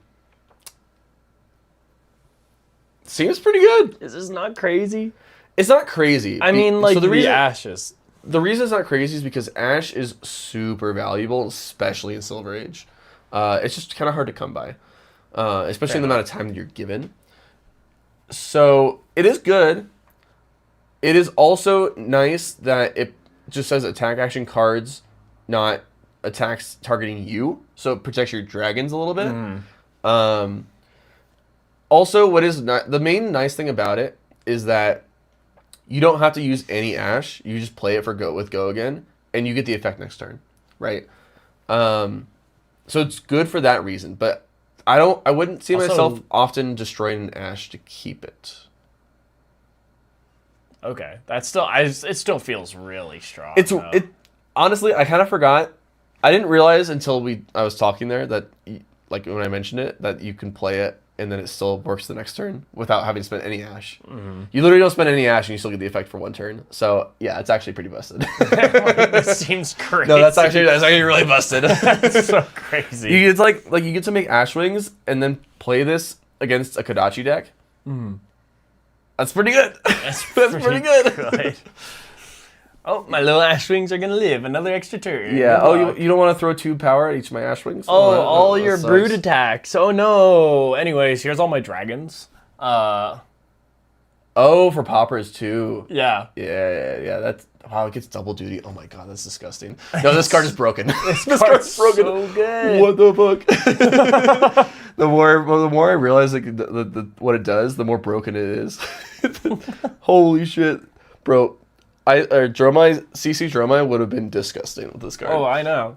That's you insane. pitch stack this with like all your other stuff where you're like chromai, and it's like, I hope you pitch stacked 8s. Good luck. Right, yeah. Yeah, never mind. That card's disgusting. We've Inflamed the Firebrand. This is a red 0-cost, 2 power, 3 block Draconic Ninja attack that says when this attacks, if you control 2 or more Draconic chain links, this gets go again. 3 or more, your attacks are Draconic, this combat chain. 4 or more, this gets +2. I think it's really good because of the third text where it says your attacks are Draconic this chain link. And a lot of the ninja stuff is like the finishers are, if this attack is Draconic, deal 2 damage. Exactly. So this just like, I don't have to spend a fealty. I can just get this and make and deal 2 damage. Yeah, you basically like, you can go like dagger, this, and any of like the Art of Dragons, like Art of Dragon Fire, Art of Dragon Scale, yada yada. And then that's with a blue And you would lose your daggers though because you have to pay 1. It's I interesting. mean, Fi likes this. Fi likes this a lot. Yeah. Fi, it's like, oh, I play this 0 start or 0 starter. Oh, and then I play this 0 card. Oh, and then I swing my sword. Oh, and then I get Phoenix Flame. Yeah, and then it's oh, just a 0 and for this 4. is a 0 for 4. Oh, Yeah. and I have 1 pitch to end on this. That also deals 2 damage and deals 5. Actually, yeah, that's kind of really good in Fi. That's pretty good in Fi. Holy shit. I'm like, I like that a lot. I think Yeah, it's that's so actually cool. really good in Fi. I have a friend that like really loves Fly, Yeah. but doesn't play a lot of Flesh and Blood, so he usually borrows like I have a Fly back deck just built for him. Yeah. And so I'm excited to show him this card and be like, what do you think? And then him go, Yeah. like, this is crazy. I Also, love it. in Silver Age, Fi is gonna be pretty good with that card. Yeah. Yeah. I'm also excited for it, like to be like, hey, you should buy this Fly deck for $20. Yeah, and right. then you get this. And then Yep. all of a sudden, like we could play Silver Age together and you have no you have to invest very little to play. And it's super exciting. Yeah. And people like I'll be putting together those Silver Age decks for like pennies and just like so I can have them on me to hand out. Yeah. Like it'll be so nice just to like hand people a deck and be like, yeah, this is like at most $5 worth of cards. Like I don't care. Play the game. It's great. You know? Yeah, exactly. But anyway, that's off topic. Smoldering Steel. This is a red 0 cost 3 block Draconic Warrior attack reaction. Target dagger attack gets +1, and when this hits a hero, deal 1 damage to them. While this is in your graveyard, if 1 or more Frostbite tokens would be created under your control, instead you may banish this. I mean, it's a block 3 attack reaction, first of all, which is kind of rare for Fang. It's a pseudo +3 because it's +1 plus the dagger effect for being Draconic Chain Link or whatever. And on hit deal damage. And the on hit deal damage.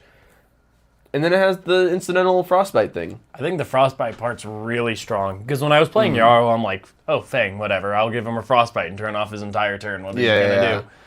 And then this says, nope, you didn't do that. Take that away. Give me back my turn. Yeah, and it's if 1 or more Frostbites will be created. So if you played like Arctic Incarceration, this stops all of them. Yeah. So you basically just can't play that anymore instead. Them. Yeah, pretty good. If it blocked 2, it'd be like, eh. But it blocks 3, so that makes it even better. Yeah.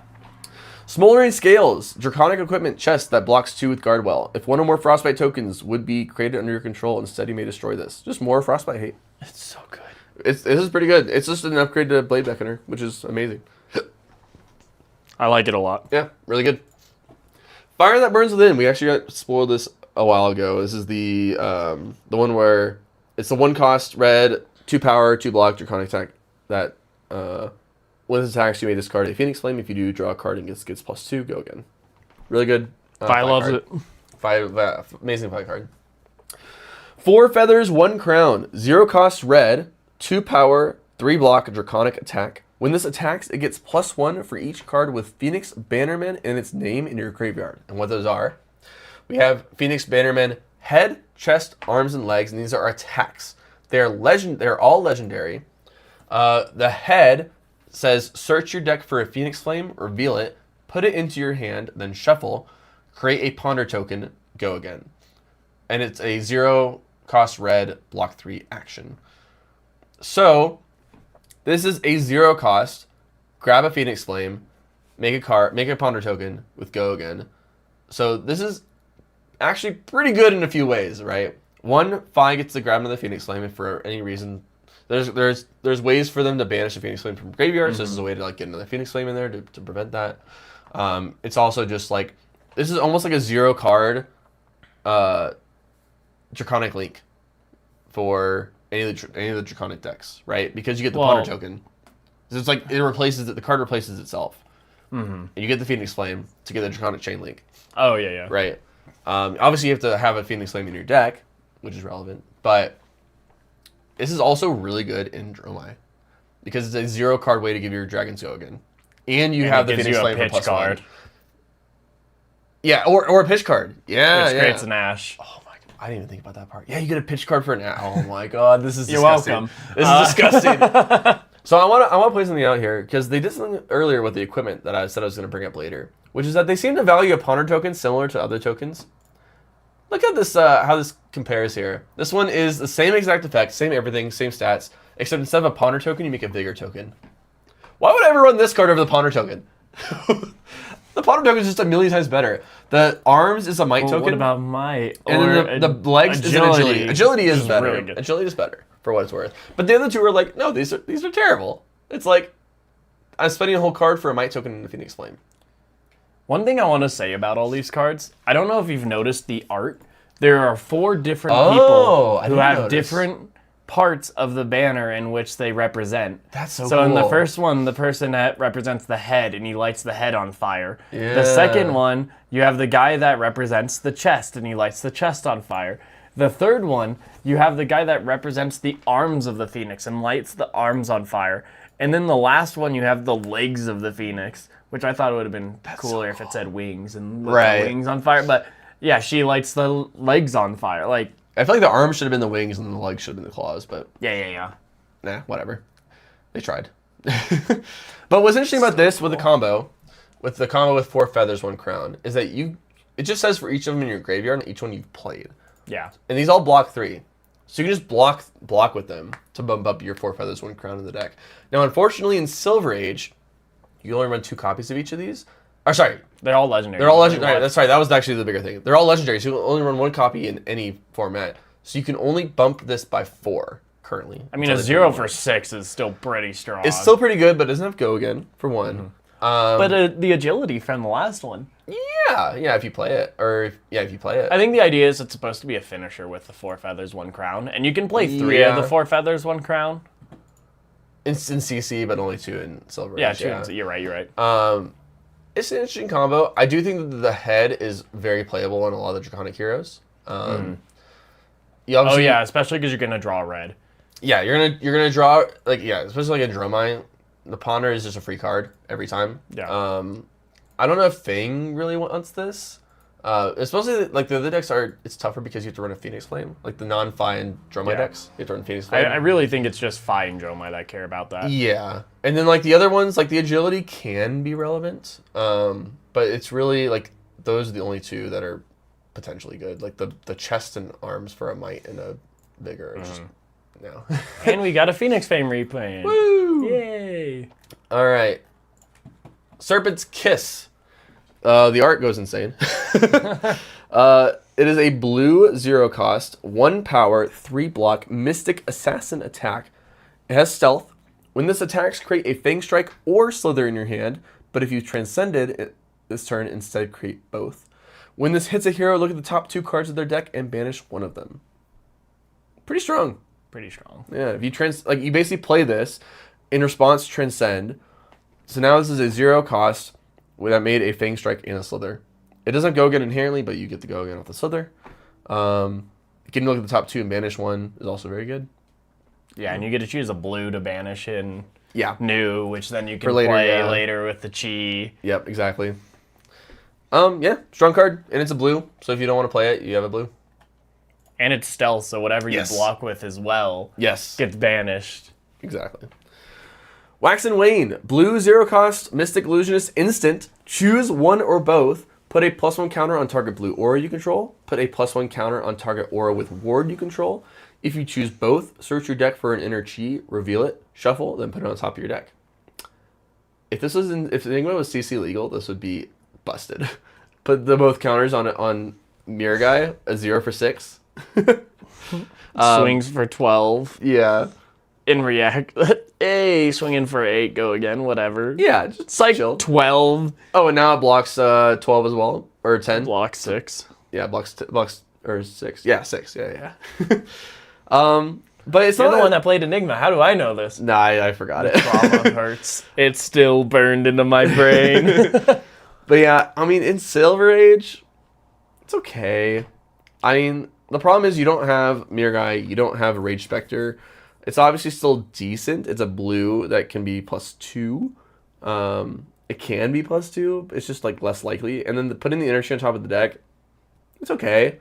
Like obviously it's nice to have the energy for like the weapon and everything, but it's okay. You'll play it, but it's not like it's going to be busted or anything. It scares me. Yeah. I just don't like Enigma. I hope they never reprint Enigma ever again. She just doesn't have the same strength. It still I rages hope without that logistics. she has the same hiatus that Chain is having. Yeah. I hope that Mistvale stays out of the game as long as Ice has. Yeah, we'll see about that one, Chief. Please. Why isn't Ice back, Matt? Speaking of Mystic, we have more Yeah. Mystic cards. Shapeless Form, blue, 0 cost, 1 power, 2 block, Mystic Ninja attack. Whenever you play an attack action card with Ephemeral, choose a name. It gets the chosen name. Go again. So this is basically referring to the Crouching Tigers. You can rename them. I like that a lot. I think this one's super cool. They're really cool. You can like kind of try to build into like the combo portion of Zen if you want. I don't know how strong it'll be, but there are other cards that rename the Crouching Tigers in Ninja and Mystic. It's funny because that one was a non-attack that does that, and then they made an attack that does it. Yeah. And it's a blue go again attack, so you can transcend off of it too. So then you make the tiger that you can then rename. So yeah, and it's whenever, so it's the rest of the turn too. Yeah.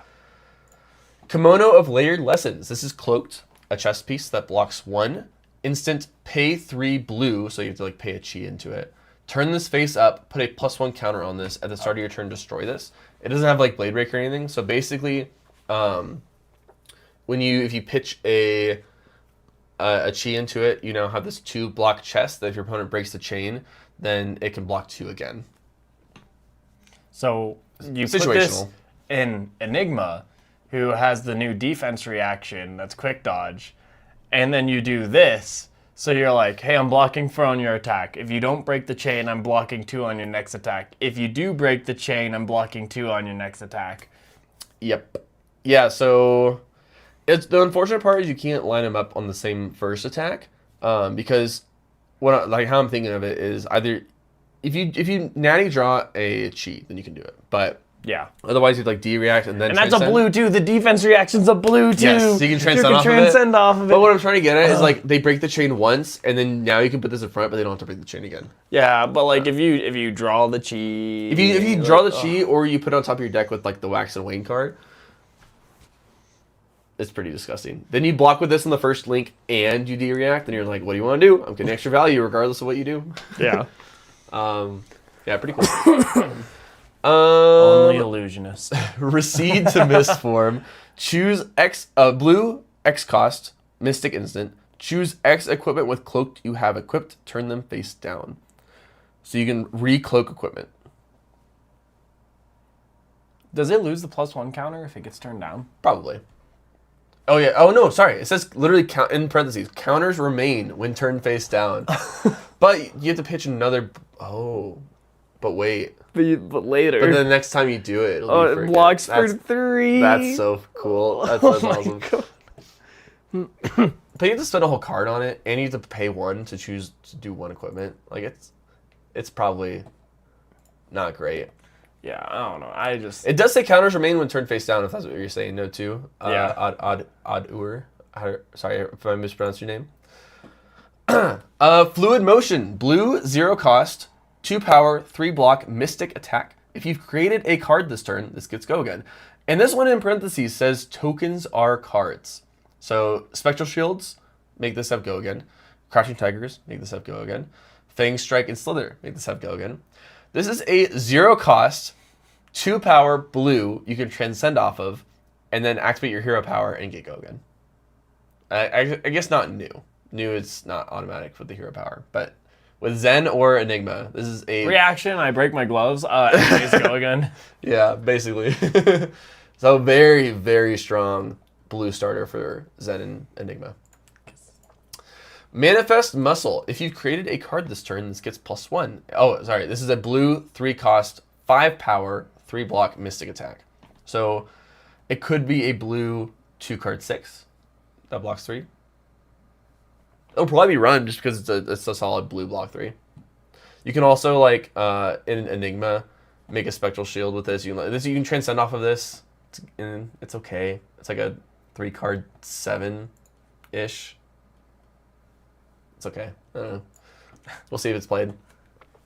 Mistborn Protector. Blue, 0 cost, 2 block Mystic defense reaction. While this is defending, if you've Another created defense reaction. another defense reaction. Where's the blocks? Another defense reaction has hit the combat chain. while this is defending, if you created a card this turn, this gets +1. So you can transcend off of this, make a spectral shield, get +1.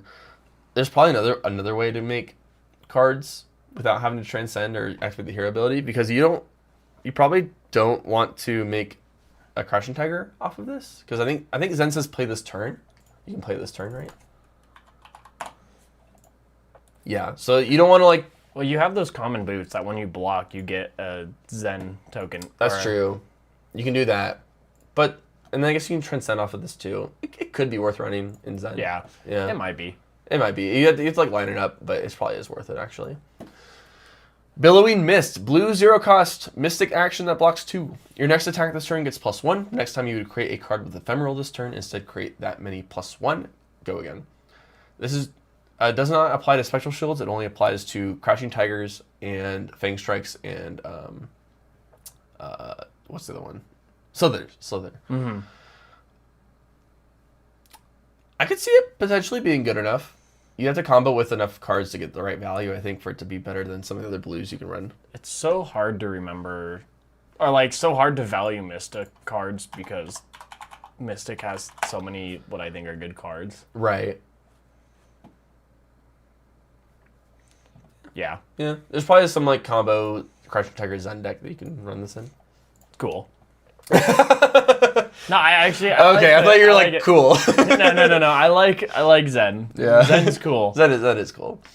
Look within. Blue 0 cost Mystic action that blocks 3. Search your deck for a chi, reveal it, shuffle, then put it on top. Go again. I noted when I looked at this the first time that it says chi and not inner chi. I don't know if that's just like a typo or if there's potentially going to be the ability for this to grab something that's not an inner chi and a different type of chi that they make in the future. But something that I noted that it didn't say inner chi, it just says a chi. It's okay. Again, putting a chi on top, it's not that relevant outside of like some of the other synergies you can do, like with the cloak chess piece. Otherwise, it's okay. Like, You have this and the defense reaction. You play that arsenal. yeah. You just don't do anything for turn just to Yeah, it's like tell your ninja opponent. You're basically spending a card to like gain a card with a value in Zen, because like the chi is really good in Zen. It sounds like you're like off. I don't know. It'll probably be good into like the decks where you want to like set up for. Spreading Mist. Blue 0 cost 2 block Mystic action. Your next attack this turn gets go again. The next time you would create a card with Ephemeral this turn and create that many +1. Same as the other one, except instead of giving the next attack +1, it gets go again. I think that's stronger. Probably. It just depends on like how the decks are built. All right, I'm gonna go over the chaos stuff. I'm gonna run to the bathroom again. Sorry, everybody in the chat or in the thing. It's probably pretty loud. I'm sorry. So we have Topsy Turvy, which again is a arcane barrier piece with extra text. It has instant destroy this until the end of turn. If one or more cards would be put on the top of the deck, instead put them on the bottom. I think this is so cool. I think this is a fun little headpiece. I think it's cool and like, oh, Kano looks like he's about to combo off. I'll pop Topsy Turvy. Like, oh, he needs to prop his ragamuffins. Oh, that's going to the bottom of the deck. Oh, that sucks. Or like any of the other cards, like, oh, when you opt, you look at the top card and you have to put it down to the bottom. I think this is so cool. I think it's so much fun. It's a funny little card too. Then you have Descend into Madness, which is a blue, 0 cost, 3 block, chaos attack reaction, which says banish random card from the defending hero's hand, then they draw a card. That's pretty cool. I don't know if it's good. I think it can be a little frustrating for the defending hero sometimes, because it's like in the reaction step before I get to react. If I look like I'm planning to play a D-react from hand, and you hit my D-react, and then I draw a non-D-react, and now I have to banish something, I think it could be pretty strong.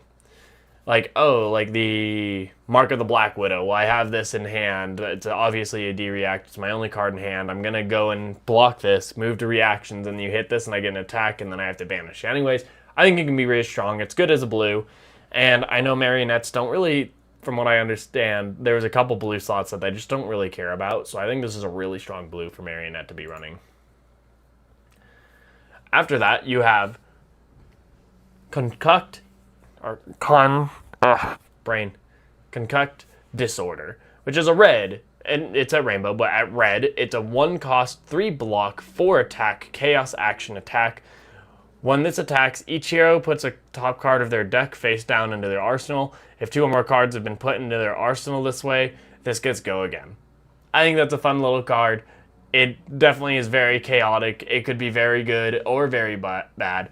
Like, Guardian, if you hit a blue and force me to put it in there, you could force me to put a gem in on Valdo and like CC. But in like, I think it's fun. I think it's a cool little card. I like a lot of this chaos and what they're doing with chaos with how cards work. And I want to say my favorite card has got to be Hyperinflation. It's a red 0 cost, 3 block, 4 attack, chaos attack action. When this attacks, cards cost 1 more to play this turn. Go again. And then also the Doctrine of the La Plicta. It's fun. We shall inculate the world against the disease of complacency, which is really cool. I like this card a lot. I don't know if any of these cards are actually going to be run in any of these decks, like especially in Silver Age. Like Hyperinflation, I think could be pretty strong because it's a 0 for 4 go again.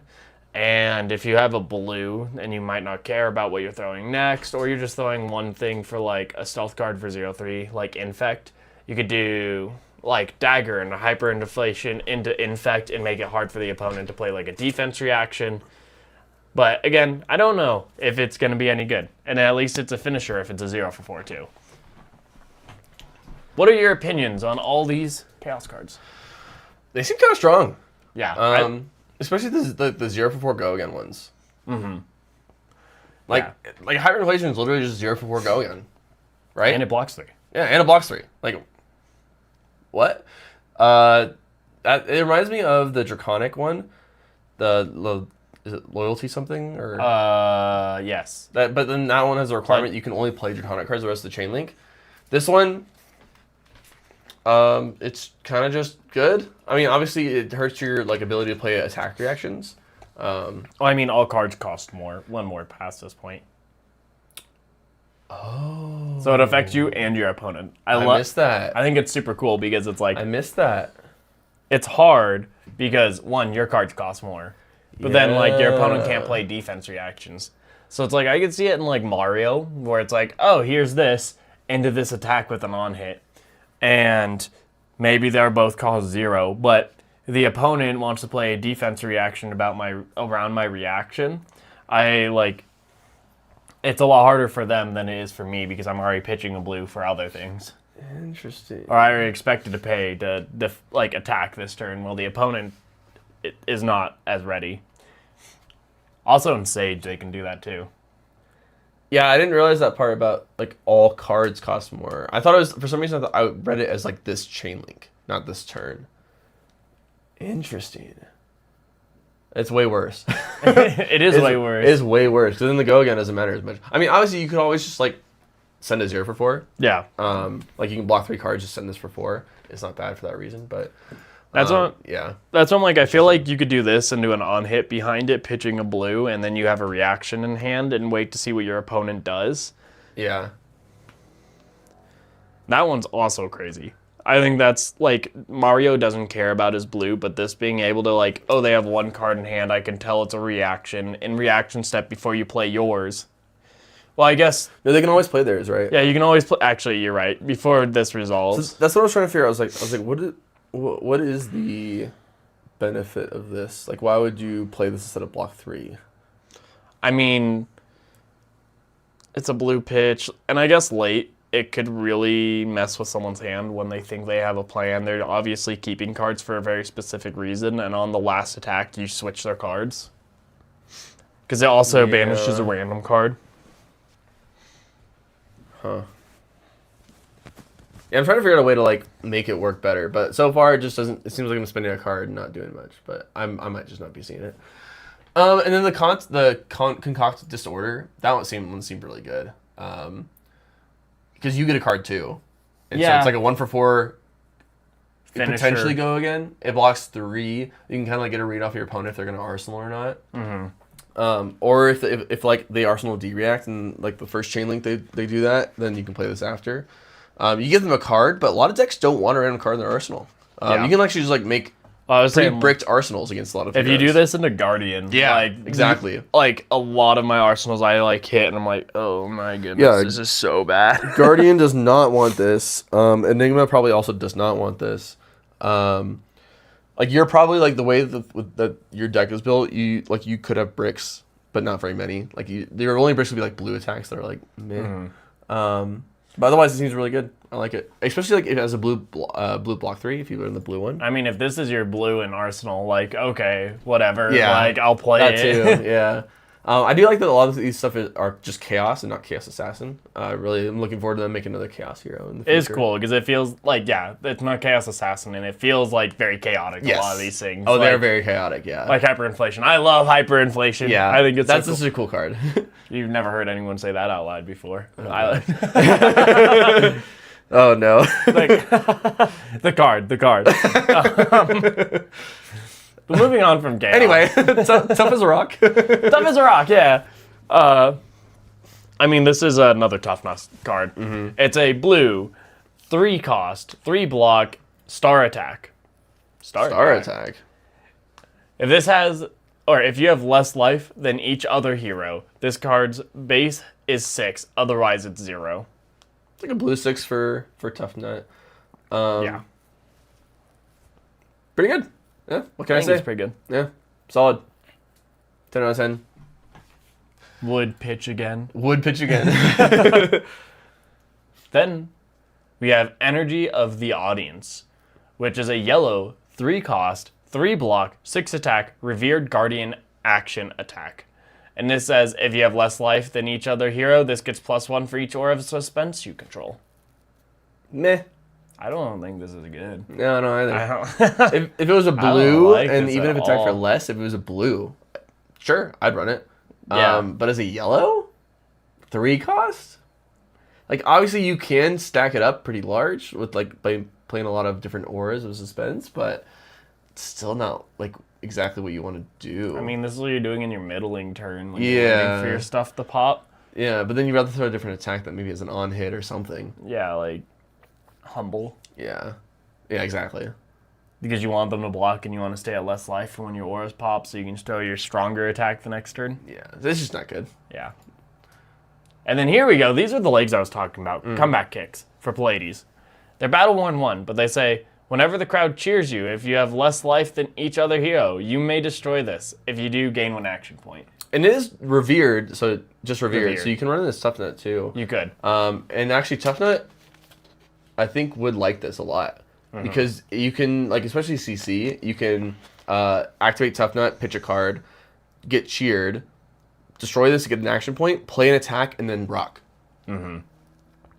Well, you have to play a 0 cost, because otherwise you can't pitch. Well, you can Tough Nut activate and hit. You can play the attack first, and then Tough Nut, and then decide if you want to break this to rock. Yeah. Okay, that's what you can do. All right. But yeah, it's probably more Pleiades. Now this card is kind of nuts. Yeah. Is this another defense reaction? I think that's what it says. Yeah. Yeah. Not a block card? Not a block card. Oh, crazy. Okay. It does cost something. It does. Well, Yeah. condition. It wouldn't really work as a defense reaction. But anyways, this is a yellow it's emboldened by the crowd. It is yellow, 3 cost, 6 defense, revered defense reaction. If you've been cheered this turn, this costs 3 less to play. Tough Nut card. It's a very much a tough nut card. Big Tough Nut card. Yeah. It could be a 0 for 6 block. Insane. What are you using the pitch for then? This. Oasis Spite. Yeah, Oasis. I activate Tough Nut. I hit a blue 6. I got cheered. I play this for 0. I unturn with 3 floating. It's for immovable. That's what it's for. Unmovable, yeah. Yeah, no, that is the problem. Is what do you? Always. I mean, in CC, this is really good because you just have the boots, and you Are they just revered boots, or are they revered guardian ones? The ones I'm thinking. They're just revered. Really? Yeah. Nice. So you could. So you could, in like response to the opponent attacking you, you have this in your hand. You like activate Tough Nut. Oh, it's a blue or whatever. It's I get cheered. Okay, here's this and the boots, and I block. So for free, I block 8 and create this many toughness. Yeah, yeah. So that's pretty really strong. Good. The only thing is that they have to do 2 chain links because this is when you block with it, and the one's defense reaction. Well, no, that one I'm saying is you activate toughness or tough nut before any of that. Duh. Yes. Yeah, you're like, what yeah, do I yeah, hit? Do I hit? Yeah. No. Do I hit? Yes. Like. Yeah. And I mean, if you don't hit by being cheered, then you just use the blue to pay for this. So I like. Yeah. My only complaint is that this is just making Tough Nut even more polarized into like the Go Tall decks. Yeah. That's my biggest complaint with this card. It's super strong, but again, like Tough Nut just struggles into like the 0 for 3 decks. Then you have Hulk Up, which is a red, 4 cost, 2 block, 8 attack, revered action attack. If you have less life than each other hero, this costs 1 less to play. So it's a 3 for 8 if you're at less life. But it doesn't even block for 8. I was wondering if this was picking up the perks. Oh yeah. Let me close the door since yeah. the dogs are barking. I don't know, like to me this just doesn't feel better than Comeback Kid. Like what's Yeah, I mean it's just like a 3 for 8. And then box 2. Yeah, it's just not good. It comes in rainbow, but I don't think you even run the other ones. I mean, a 4 for 6 for a Tough Nut is actually pretty good. It is a blue 6. It's a blue 6. Yeah. That's So actually crazy because Tough Nut doesn't. Yeah, you probably do run this in Tough Nut. It does block 2, which is less ideal for him, but it's still blue 6. So yeah, you actually run this in Tough Nut. The blue one. Yeah.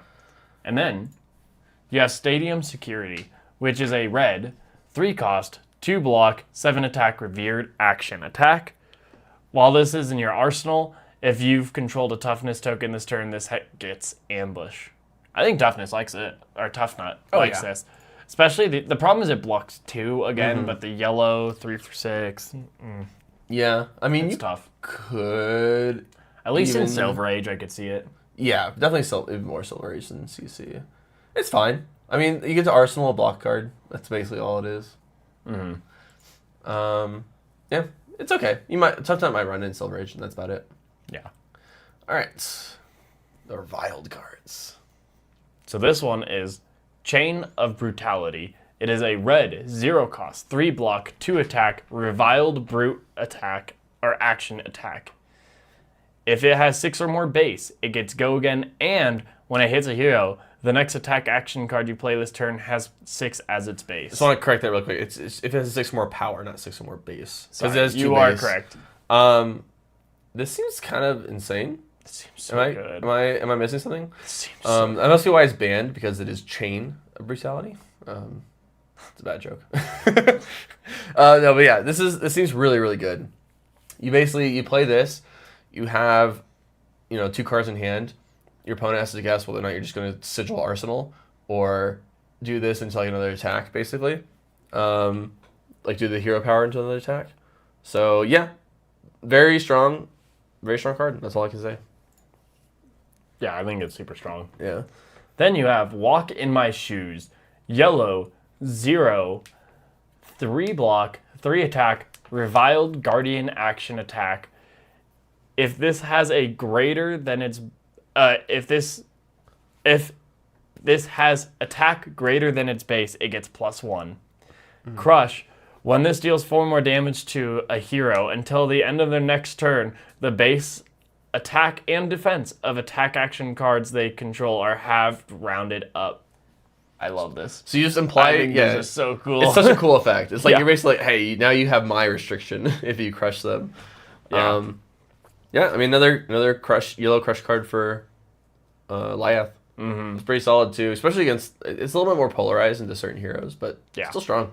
I think it's super cool. Yeah. Like, oh, your blocking is halved. How does that feel? Oh, your attacking is also halved. How does that feel? Yeah, it's until the end of their next turn. Interesting. I mean, you could razor reflex this. Yeah, so I was trying to figure out is like how do you make the block half matter? It's probably just that. Yeah. Razor reflex. Then this one, line crossers. It is a Blade Break 1 reviled equipment arms. If you have the same health as a hero, it counts as you having more health than them, and them having less health than you. Seems okay. I think that's like very important for like the first turn. First like, maybe turn or two of the game. I think these are crazy for like first turn. Yeah. Like Mocking Blow turn 0, that's online because we have the same health. Actually, you make a good point there. It's a good thing I play Volta and you're still lower life than me. How does it feel? Yeah, no, 21 life, sucker. My only problem is it only blocks 1, so you basically lose a health by running these, which is why I'm like, it's okay. But in Lyeth, I guess the gauntlets get +1 the Blade Beckoner, still gets +1. But I think you gain so much more value than 1. It really depends on like what you're doing on the early turns to get that value. Like it probably is good enough to run over extra blocking cards, but like you want to have a lot of armor so that you can like if you're going first and they go second, you want to make sure that it might be you have the armor for them to stop them from putting you lower health. It might be depending on if you like who's going first or second. You put in which card. You could definitely do that. Like if you're going second, you run this card. If you're going first, you don't. I think this is cool. It is a cool card. I like the card a lot.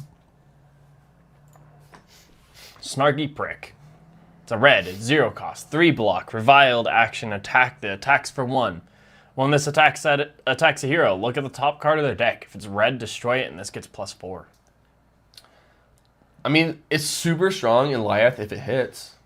Yeah. I don't know how to guarantee that it hits in either hero, honestly. That's the one problem I was thinking of is like there's this Mocking Blow, but you don't have to be at less or more life. That's true. And it like if it hits, you destroy their red card. But the problem is if it misses, this sucks. This is so bad. It's so bad. I mean, and you have ways to look at the top card of their deck, right? Let's see. Reviled. I don't know if you have any ways to look at the top card of the opponent's card. Or destroy. I guess you can clash to see the top. No, because if you defend on their turn and then you go to your turn, they'll draw up and change the card. Yeah, I just don't know how to like make it more consistent. Is my only problem. So it's okay. It's not terrible. It's just like I guess in like Draconic heroes, like you could. That's true. If you play against certain heroes, you have a very high chance of it hitting. Yeah. Huh. Insult to Injury. It's a red, 0 cost, 3 block, 3 attack, reviled action attack. While this attacks a hero and you have more life than them, this gains go again. I feel like this is pretty strong. It's in Rainbows. I think the blue one is incredibly strong for RKO. Yeah. I was thinking even the red one can be pretty strong for RKO. It can because you're just trying to push more damage because you just want to leak damage on RKO just so you can stay higher life. And in RKO, if you're running line crossers, you can start turn 0 for 3, go again, into whatever I'm throwing, forcing you to block, or even turn 1 if I blocked out, 0 for 3, go again, into like an 8 or a 6 base. And it's hard for the opponent to do anything while having to block out like that. Yeah, I think the main redeeming quality too is that it's a block 3. Because the main problem is like it doesn't help you catch back up if you are behind. It's just worse. So that's the main concern. It's like a 0 for 3, conditional go again. It's only when you're already ahead, or equal if you have the arms. So I think it's okay. I don't think it's gonna be run ultimately though. Bad Breath. It is a red, 0, 2 block, reviled action. Intimidate target hero. The next time an attack you control hits this turn, create 3 might tokens. Good Lyeth card. That's a pretty good Lyeth card. Pretty good Lyeth card. Yeah, that's all I have to say about it. It comes in rainbow. Good for when all your stuff already pops, and then you can play this. Yep. The problem is you cannot defend with this card. It blocks 1. Nope, it blocks 1. And if you don't hit, then you just wasted a card. Yeah. And that's basically it. Oh, let me check on something really quick. Well, there's a bunch of we do generics. we do have some other stuff, actually. So, going past some of these reprints, we even might have a generic Majestic card that hasn't been revealed yet. But you have the Merc Heller Helm, which is a Temper 1 generic headpiece that if you control a gold gets +1. Action, destroy this. The next time you would draw a card from a gold token this turn, instead draw 2 cards. I don't understand this. So, one, why is it generic? Because, like, how are a lot of generic heroes creating this gold is my question. Good question. To, like, make value of this helmet. There are ways to make gold in a generic. There's, like, the... Starting stake. Yeah, unironically, the starting stake, there is the Victor block card. Yeah. But, yeah, it's basically just, like, here's a Temper 2 helmet that you basically you crack 1 less This gold. might be Victor. Like, Victor might love this helmet. But do you run this over... Oh, maybe in Silver Age, maybe. Yeah. I mean, the idea is this is going to be a Silver Age helmet. Yeah. Like, the thing that I'm thinking is, like, this matters... Does Gravy run this helmet? This matters in heroes that really want to keep gold, but cycle cards more. Right? I mean, I think Victor would like this because, like, if he cycles cards, he just wants to pay... Like, if he wants to activate this ability. This ability doesn't have to be, but if he wants to, he doesn't want to pop all his gold to do this. So here's the thing, right? Is that you're basically... You lose 1 health by cracking this. Does that make sense? Like, because you have the Temper too. Yeah. So do you want to spend a health to, like, draw 1 extra card? And you also have to, like, pay 2 to destroy this, and then pay 2 to draw a card from gold. It's just, like, it's so niche. I just don't understand it. I think, like, the main thing here is that it's a block 3 in Pirate Heroes. A block 3 helmet. Yeah, it's also like block 3 for Victor, and it could also be a block 3 for Kasai if Kasai... Yeah, it's a block 3 for Kasai. So I just... activating the action doesn't make a lot of sense to me, but, like, it is a block 3, and heroes that make gold. Yeah, that's and I mean... the main thing. It could technically be... It could be something where, like, Gravy has, like, 10 gold, goes through all his gold, goes to the last gold, has, like, a 8-card hand, and he's like... Yeah, and a pinch you can, like... Take 1 card deeper. Draw 2 cards, and you have 2 floating because you pitch 2 blues, and then you're like, oh, look at that, there's my reds, and then... Yeah. I think it could happen. I think it's theoretical. It might not be the best way, but Temper 2 is still strong for those heroes. Yeah, it's really the Temper 2 that makes it good. Otherwise, if it was like Temper 1, if it was like, even if it was Guardwall 2, you'd be like, it's fine. Yeah. Yeah. The blocking power is the strong part about it. Yeah. Going on to the next one, you have Burnished Bunker Plate. It is a generic chess piece that blocks 0. Defense reaction. Destroy this. You may add an action card from your arsenal to the active chain link as a defending card. Bunker Beard? Bunker Beard, bow on the chest. That's all it is. You have no option if you want to have that ability to defense react with any card any action card from the arsenal as the chest piece instead of headpiece. Does anyone want to run this? It might be a tech card against, like, Azalea. That's true. Valda, Farvo. That's about it. I guess you got a point there. That's about it. Like, the problem is it has to beat out, like, 2 block on the chess piece for it to really matter. Which a lot of them have 2 blocks now. A lot of them do. Not everybody though. Not everybody has a 2 block. Is the main thing. Ranger. Yeah, like Ranger doesn't have 2 block. But yeah, it's fine. We saw these arms a while ago. Just solid, really good arms. I think block 3 blade break. Yeah, fine. Yeah. And then Unflinching Foothold. It is a battle-worn 1, which says instant destroy this target attack, loses, and can't gain dominate. And their legs. Why would they do this to me? They are generic legs. They are generic legs. Get rid of dominate. It'll be very good in Silver Age to combat Azalea. And any of the dominate decks too. But Azalea, I think, is the primary one that you might want this for. Yeah. No, I agree. Obviously, Farvo is pretty good against too. But again, it's like it has Battle Worn 1 instead of like block 2, like a lot of boots have now in this format. Yeah, but the thing is, Battle Mode 1, you can do this and still Yes. activate it. Yes. So one turn on Azalea, you can block out with your equipment. The next turn, you can activate this and block out with your hand. Yeah. Like, I think these are actually pretty good if you're really afraid of Azalea. Oh, for sure. I mean, it's also just solid in general. Like, it's like your blade beckoner boots are no better than this against Azalea, right? And that's your better option, your best option. Like, obviously, some heroes have better than Blade Beckoner to run in boots now, but Yeah. Good card. Good card. Got some more reprints. This card was spoiled earlier today. Rocky Rodeo. Rockyard Rodeo. Oh, or Rockyard Rodeo, sorry. Tough nut card. It is a tough nut card because it is a blue, 3 cost, 2 block, star attack, yet again. This card's base attack is equal to the highest based weapon you control. This is a blue 7. Blue 7 for Tough in Nut. Tough Nut. Yeah. It's a 3 for 7 in Tough Nut. Yeah, it is If you're also... Rock. Well, yeah, it is also a blue 6 for Levi with Hexagore. Right? That's actually pretty relevant. You got a good point there. Blue 6 for Levi with Hexagore. That's actually... It's actually good. Actually really good. It's actually good. You have a really good point there. Yeah. I think that's about it. I actually really like that. That's cool. Yeah. I like that a lot. Rockyard Rodeo. It's technically a blue 6 in Sludge of Ambleheim. Sledge decks. Yeah. I don't know how much why that matters. wouldn't you just run the Guardian cards? That was the thing. You know, maybe you just want to have a block 2 in your deck. Well, it's a 3 for 6, Jacob, not a 4 for 6. Exactly. I'm so Exactly. ready. But you're running Sledge, so like you could, instead of playing this and pitching a card, you could just pitch 2 cards. Yeah.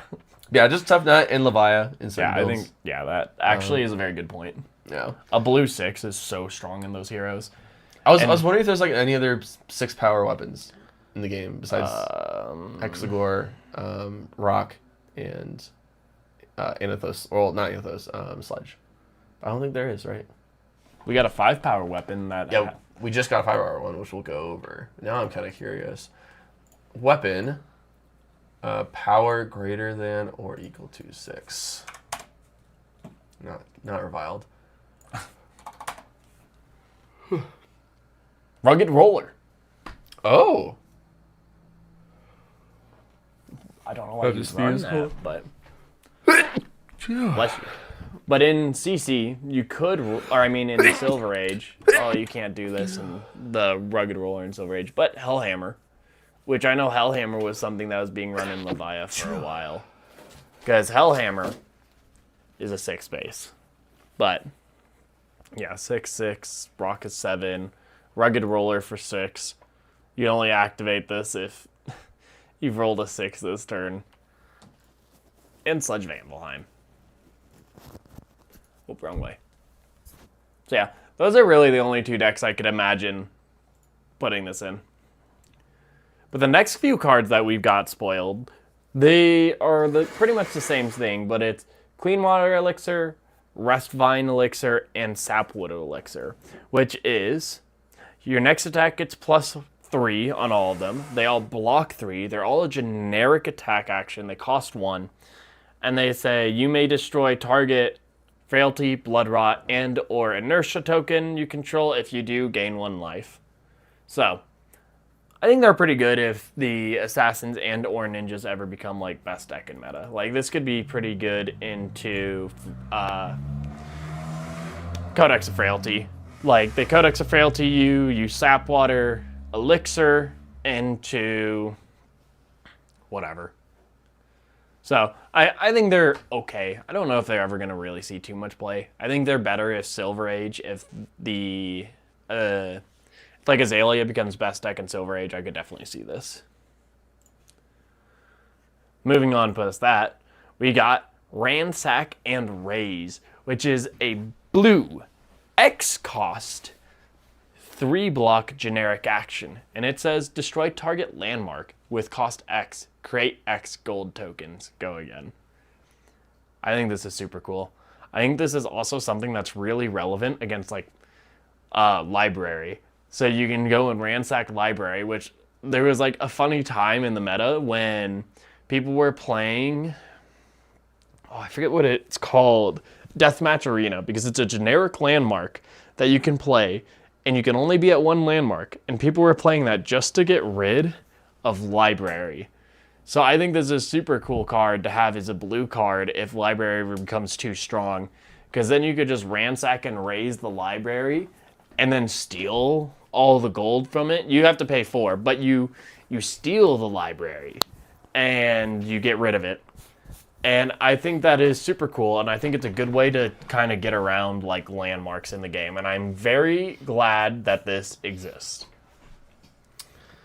Yeah, this is interesting because like people were running the Deathmatch Arena, like you said, but I guess this is a blue block 3, so that's the upside over Deathmatch Arena. I was thinking like, why would you run this over Deathmatch Arena in those cases? Because you do have to You can run 3 pay of this. 2 cards into this, and Deathmatch Arena is free, right? I'm pretty sure it is free. Yeah. Doesn't pitch for anything. Yeah, it doesn't pitch or anything. So like, that is the problem, isn't it? Is that you have to like arsenal it and just wait for them to play it. Yeah. Or, Well, this you can keep playing the game, and then like you can also run 3 copies of this instead of the one. Yeah, and so you can keep playing the game. Oh, library's up. Okay, I'm just gonna spend a turn to take your library away. Like, get that out of here. I'm ransacking the library. You also get gold tokens out of it. So that's nice. Yeah. Yeah. And that makes me wonder if the Fabled is going to be a landmark. Please be a landmark. Please be a landmark. That would Please be be cool. a landmark. Please be a landmark. I love landmarks. Yeah, the elixirs are kind of cool though. I think it's nice. I did kind of walk over them. Yeah, I know. I just wanted to like bring up I think the fact that they block 3, it's kind of similar for like the earlier where the Ranger pumps usually block 2, but you can. This doesn't cost 1, but you have the additional. It's come to fight. It is come to fight, and they have an extra benefit. Yeah. Jarl gets better with every card this set. I love this set. Like maybe I go back to Jarl. Cool. Next one is Destructive Tendencies, a blue 0 cost generic instant that says choose one or both. Remove all counters from target item token. Remove all counters from target aura token. And the art's actually kind of cool. It has the characters from the new alt art Fast and Furious. Which is funny because when I first read this, I was like, why would they put the new Fast and Furious cards on a card that has item hate for Dio? But then I realized it says item token and aura token. I don't know what this is for. Do you know what this is for? Enigma. Is that it? You could also remove all the Steam counters on an item. It has to be a token. So it'd be like the generated hyperdrivers. Hyperdrivers. That's actually, ooh. This is max hate. This is max hate. Yeah. Max and hate, it's Enigma hate. Enigma hate. Let me look up. I'm now curious about item token. That's the counters on it. Oh, but counters, yeah. I guess golden cog. Yeah. Well, it's not a counter, is it? Oh no, it is. It's a Steam counter. Duh. That's it. Hyperdriver and golden cog for item tokens, and then for aura token.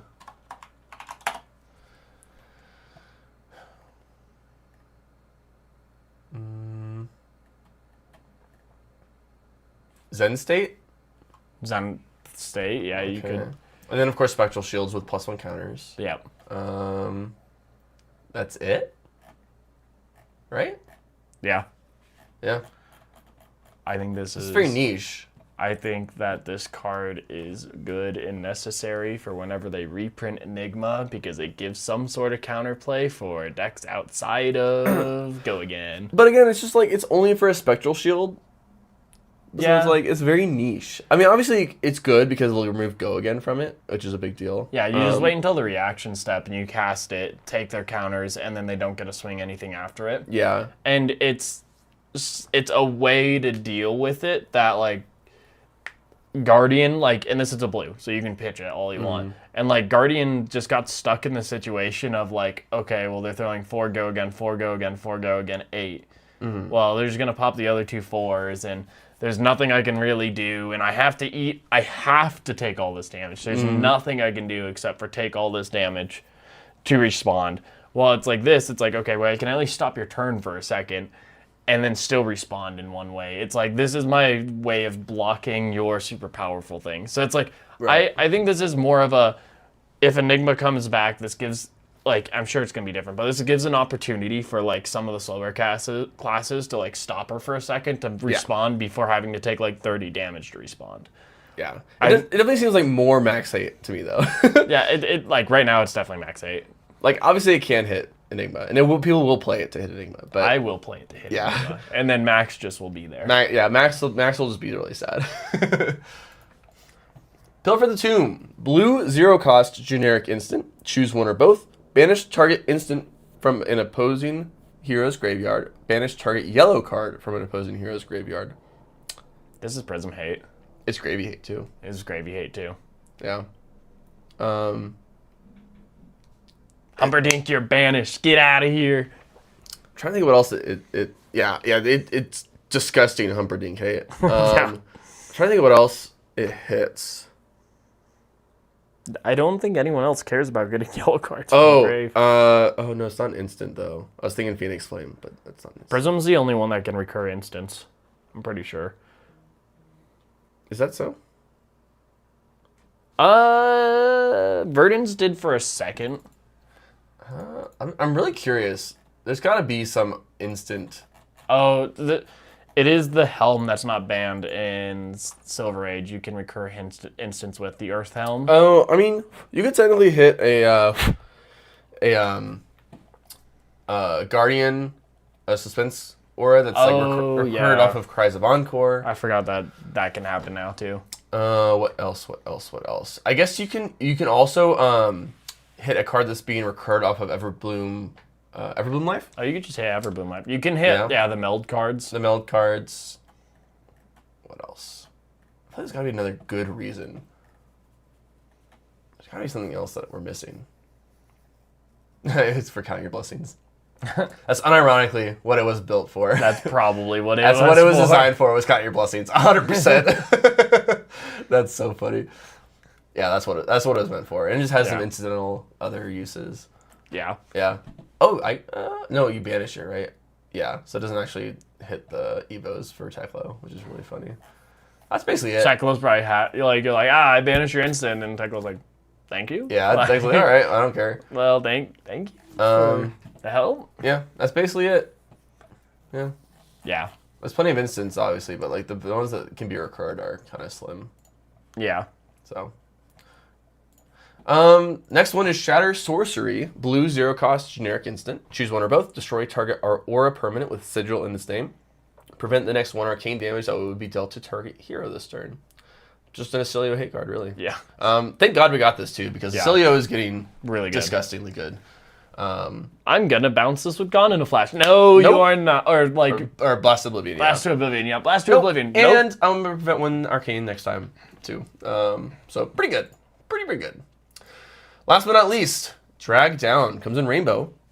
The red one is a 0 cost, 0 block generic defense reaction that says when this defends an attack, it gets -3. I think this is pretty cool. Yeah. One question I have about how this interacts. Say you're facing an assassin. Okay. In the reaction step, they have an attack coming in for 1. In reactions, you play this, bring it down to 0. And then the opponent then responds with an attack reaction. It bumps it back up to 3, right? Because this resolves and things can't go below 0 in Flesh and Blood, right? So then it goes back up to... I think that's how it works. Yeah. I think that is how it works, yes. So I think you have to play this after it gets buffed, or else it doesn't actually work. I can't remember, there's some other reason, something else that it was affected the same way. I don't remember what it was, but it came up before. Like, I'm pretty sure that's how that works, is cards don't go negative in Flesh and Blood, and after it resolves, it sits 0, and then they can react on top of it to make it... Yeah, exactly. Whatever. But yeah, that is it. Let's see if we have any more spoilers to go over. I know we have some that aren't in here. A couple Guardian ones. There's some reviled ones that are really cool, too. So, let's look at that, and we'll just pull up the Discord for it. Scroll up a little bit. These are some insane ones too. So we have Two-Faced. This is a reviled equipment head with Blade Break 1. When this defends, the attacking hero draws a card, then look at their hand and choose a card. They discard the chosen card. I'm sorry, what? I think that's so cool. It's not only is it cool, it is good. It is good. I don't really see you running this over Scowling in RKO, but in Lyath, that's a good card in Lyath. It's definitely better than Arcanized Soulcat, that's for sure. Auditor says T-Toxin. What was that in reference to? T-Toxin. Which card was that? Wait, what were we talking Was that about? to the Drag Down? Maybe it was Dragged Down, yeah. Oh, it is good into T-Toxin. That is true, because you can't give this minus block. Oh, yeah, I do like that. Yeah. That's pretty nice in T-Toxin, yeah. Alright, what else we got here? Leave him speechless. Blue, 0 cost, reviled action aura that blocks 2. If you have more health than each other hero, you may play this as though it were an instant. When this enters the arena, name a card. The named card can't be played from hand while this is in the arena. By the way, these are Majestics. These are not commons and rares. The named card cannot be played from hand while this is in the arena. At the beginning of your action phase, destroy this. This is just reviled null time zone. It is. I was thinking the same thing when I saw this. It can be pitched though, actually. Yeah. They just can't play it. So this plays really well with the helmet. You block with the helmet. You look at their hand. You discard 1 card. Then you play this as an instant. Name a card. They can't play that card either. I think that's like when you use the helmet is when you have this in hand. That's actually so cool. Yeah. Really cool card. I think it's really good. How about this one? What is this one, Jacob? I'll move out of the way for it. So this wrong one way. is Sense Weakness.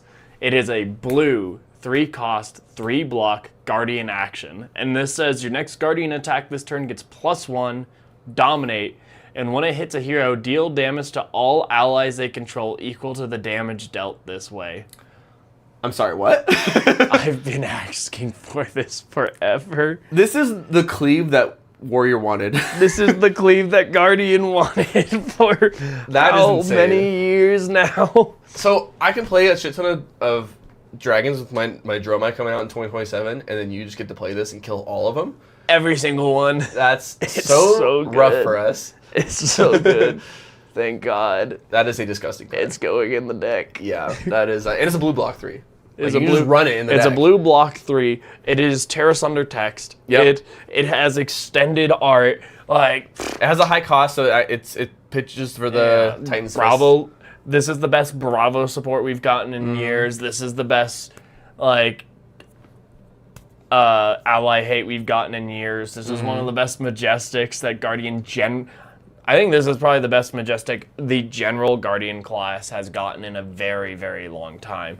Because we've gotten a lot of Guardian Majestics that are, oh, this hero can use it. This hero can use it. All the Guardians can use this. They can all use this to kill allies. It's so good. Yeah. The fact that it's generic too is really good. What do you think about this one? It's just such a funny thing. Why was this printed? Shield Beater. It's a one-handed hammer that swings for 5. It costs 4. And it says, cards you own named Visit Anvilheim get go again. For those of you that don't remember, let's pull up Visit Anvilheim.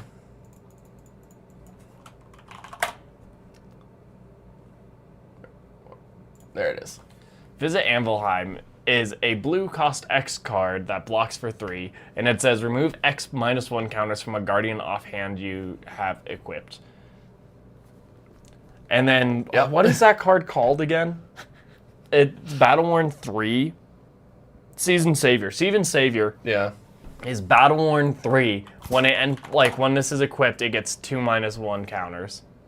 So, the thing is, this allows you to do, it's a 1 Battleworn thing, but now you can play Visit Anvilheim. Visit Anvilheim, paying 2, go again, into 5. And you have a 3 Battleworn shield now, and you're swinging 5 damage. So it's a 2-card 10? Because you then gain the value of 3/2. block 2, and then block 3, 5. So yeah, 2-card 10. I mean, that's pretty good. That's pretty good. Yeah. It's pretty good. Oh, sorry, 3-card 10. My bad. 3-card 10. Yes, 3-card 10, you're right. But it's only 1 card on a deck. Yes. 3-card 10. So it's a mill deck, which I'm Yeah. interested to see if that hammer is good. Yeah. I mean, Fatigue Plays could play that. Like, I could see it. Yeah. I think the thing is that you're competing with Sledge, which is dealing 1 more damage for the same cost. And Bravo. yeah, Bravo. Yeah. I don't know who else wants to run that. How many Guardians are there? It's Betsy, interesting. I expect some deck to play it soon with decent effect. Yeah. By the book, a blue 0-cost revered action aura that blocks 2. And by the way, again, these are all Majestics. If you have less health than each other hero, you may play this as though it were an instant. Heroes can't draw cards during action phases. At the beginning of your action phase, destroy this. I'm sorry, what? So the idea is you're at less life, and then Gravy goes, I'm going to activate Gravy. And then you say, I play this. No, you're at less life. Your KO opponent plays Blood Rush Bellows, and you play this. That's what you do. That resolves. I play this.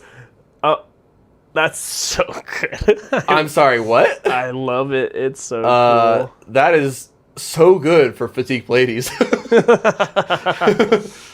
Yeah, that is actually super good against any of the brutes. That's so funny. Well, I like that too. The art there. Ooh, Reckless Arithmetic. A blue 1-cost, 1 power, 3 block, brute action attack. Here, let me move out of the way. For the stream, when this attacks, roll a 6-sided die. Oh. This gets plus X, where X is the number rolled. It's more dice rolling. It's like the ready to roll. So you do the KO, adult KO, or you do.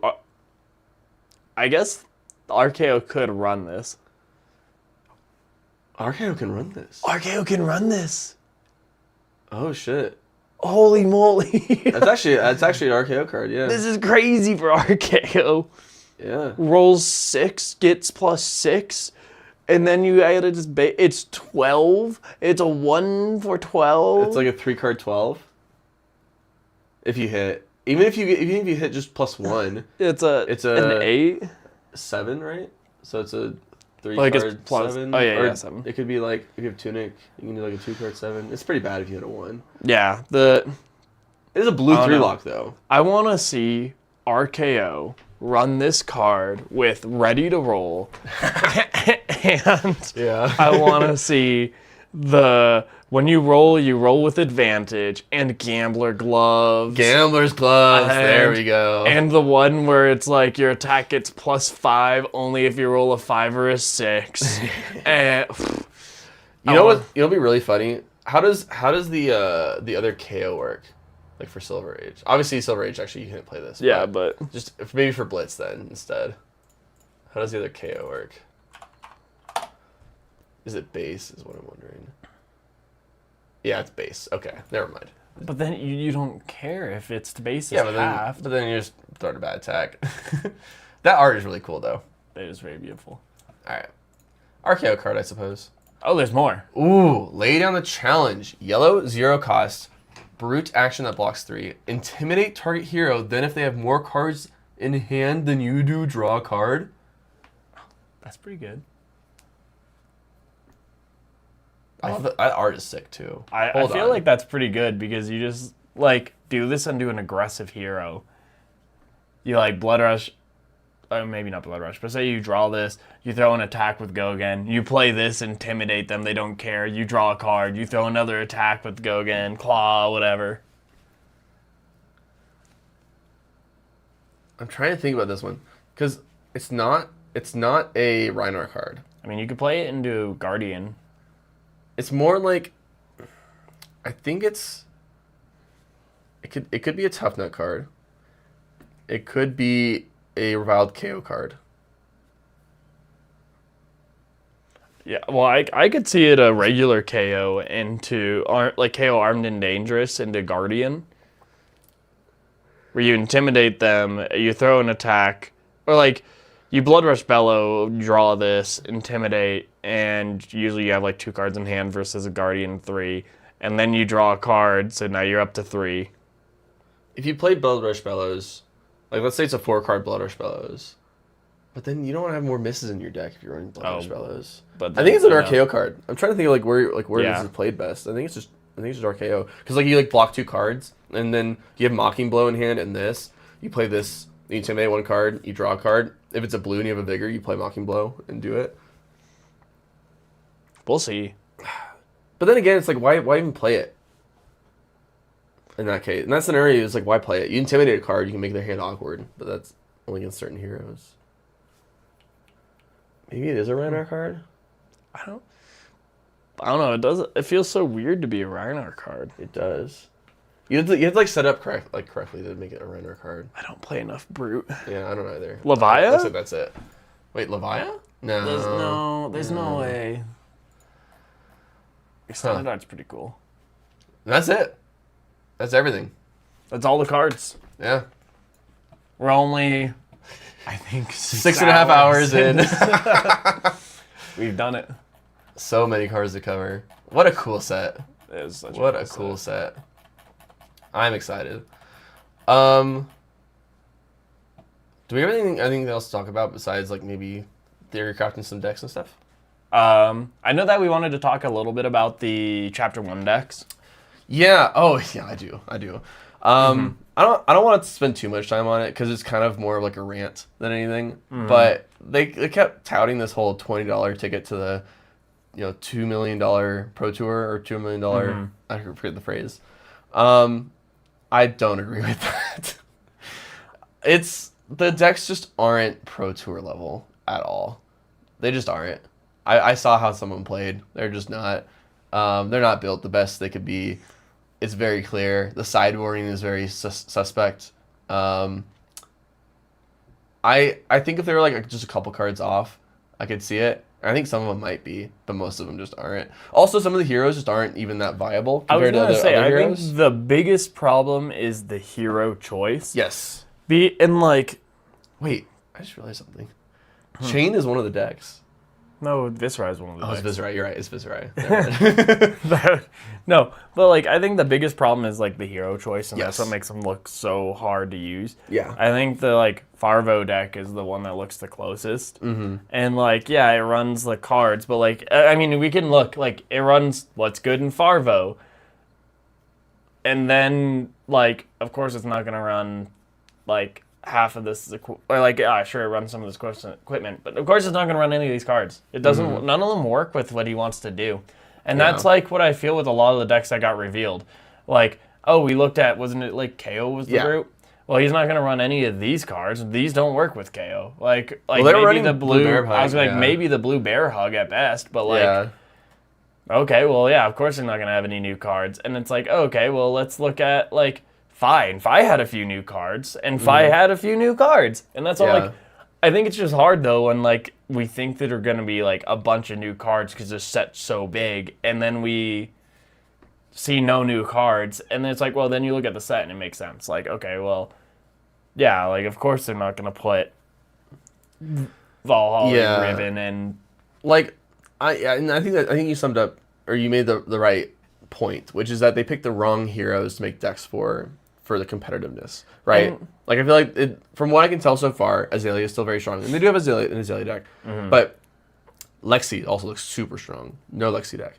Florian looks super strong. No Florian deck. And I mean, I think Valda looks pretty strong. No Valda deck, and it's like, and I think they went with that because it's Chapter 1 because there's these old heroes, and I think they want these to be the competitive version of those heroes, and they want them to be heroes that people are attracted to. They know what are the most popular heroes, and they know what heroes are like popular out there throughout the history of Flesh and Blood. So of course they're gonna want to pull some of those old heroes and make decks for them. Yeah. And well, like some of those old heroes, sure, some of them probably needed the help, but they didn't get the help that they really needed.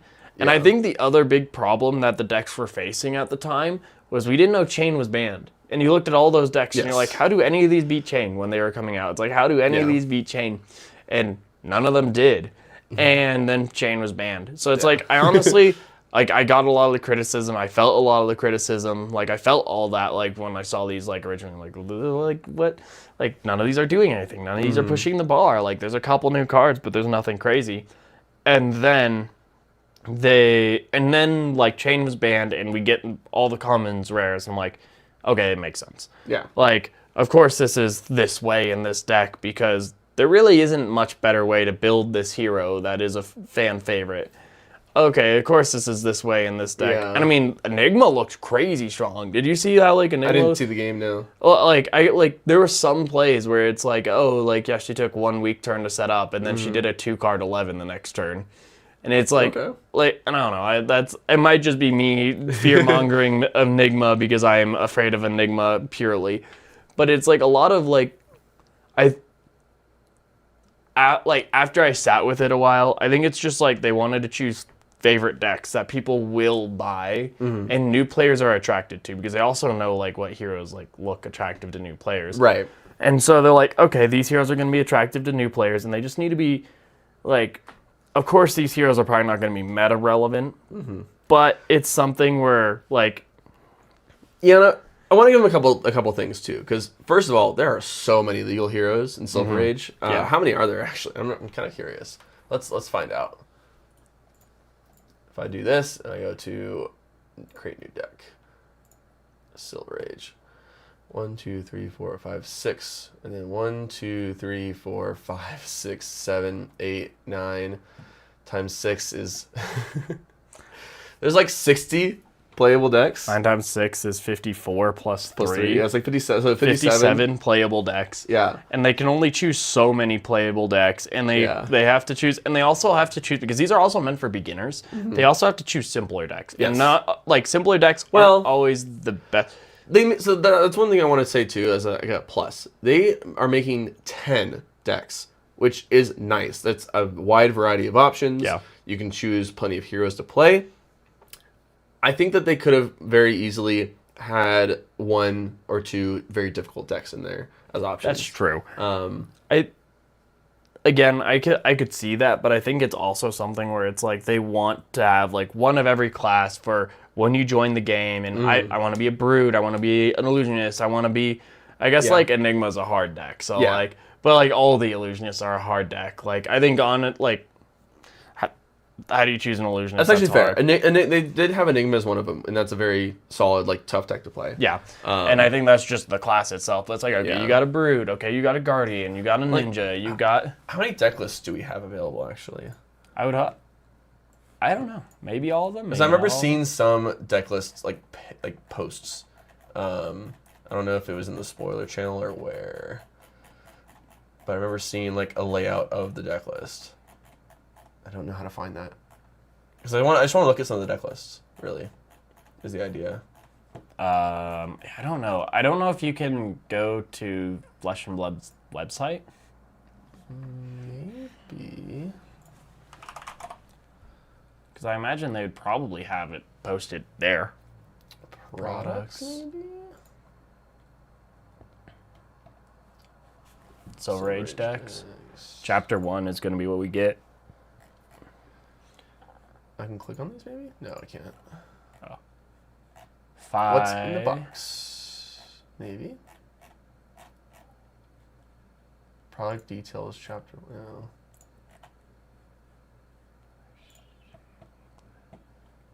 No, this looks like ads. Yeah. I mean, if you... I think, like, the public deck section might...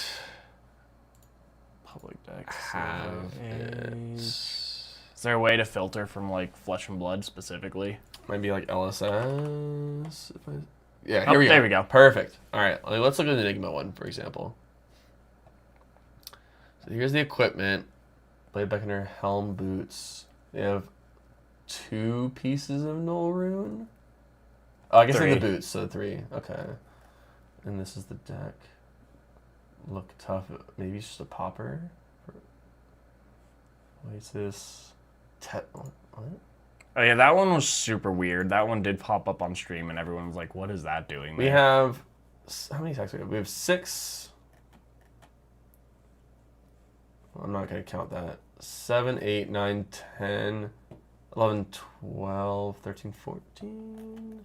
I mean, So less like, than if half you of our deck? Feel like, yeah. Less than half of our deck is realistically. I don't know. It's like, it's probably just it's a block 4 more than Yeah. anything. I guess it is just a block 4. Maybe it is fine to run. And then we have how many chi? 3, 4, 5. Probably makes sense. Maybe that is a card we run. It's hard because, like, I don't know. Like, I don't know Enigma at all. I don't know. Like, this could be the right way to build Enigma for what it's worth. I don't see too much wrong. I mean, if we want to pull up the Bravo deck, we could look to see what. Because I know Bravo a lot better than I know any other hero. But it's like, you look at this and it's like, well, of course, that new helmet. But like the legs, when you have the Crash and Bash, which makes sense. The chest piece is just a Guardwell chest piece.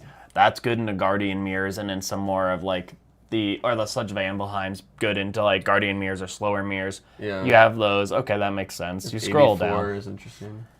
I mean, I think it could be definitely correct. And then I didn't see this. The suspense is killing me, but it's something that, yeah, sure, that actually makes sense. It's a reaction +1 at blue, which is really strong. You have Pummel, which makes sense. Else Belting makes sense. Staunch Response red, really good. Like, I'm also glad that there's reprinting this.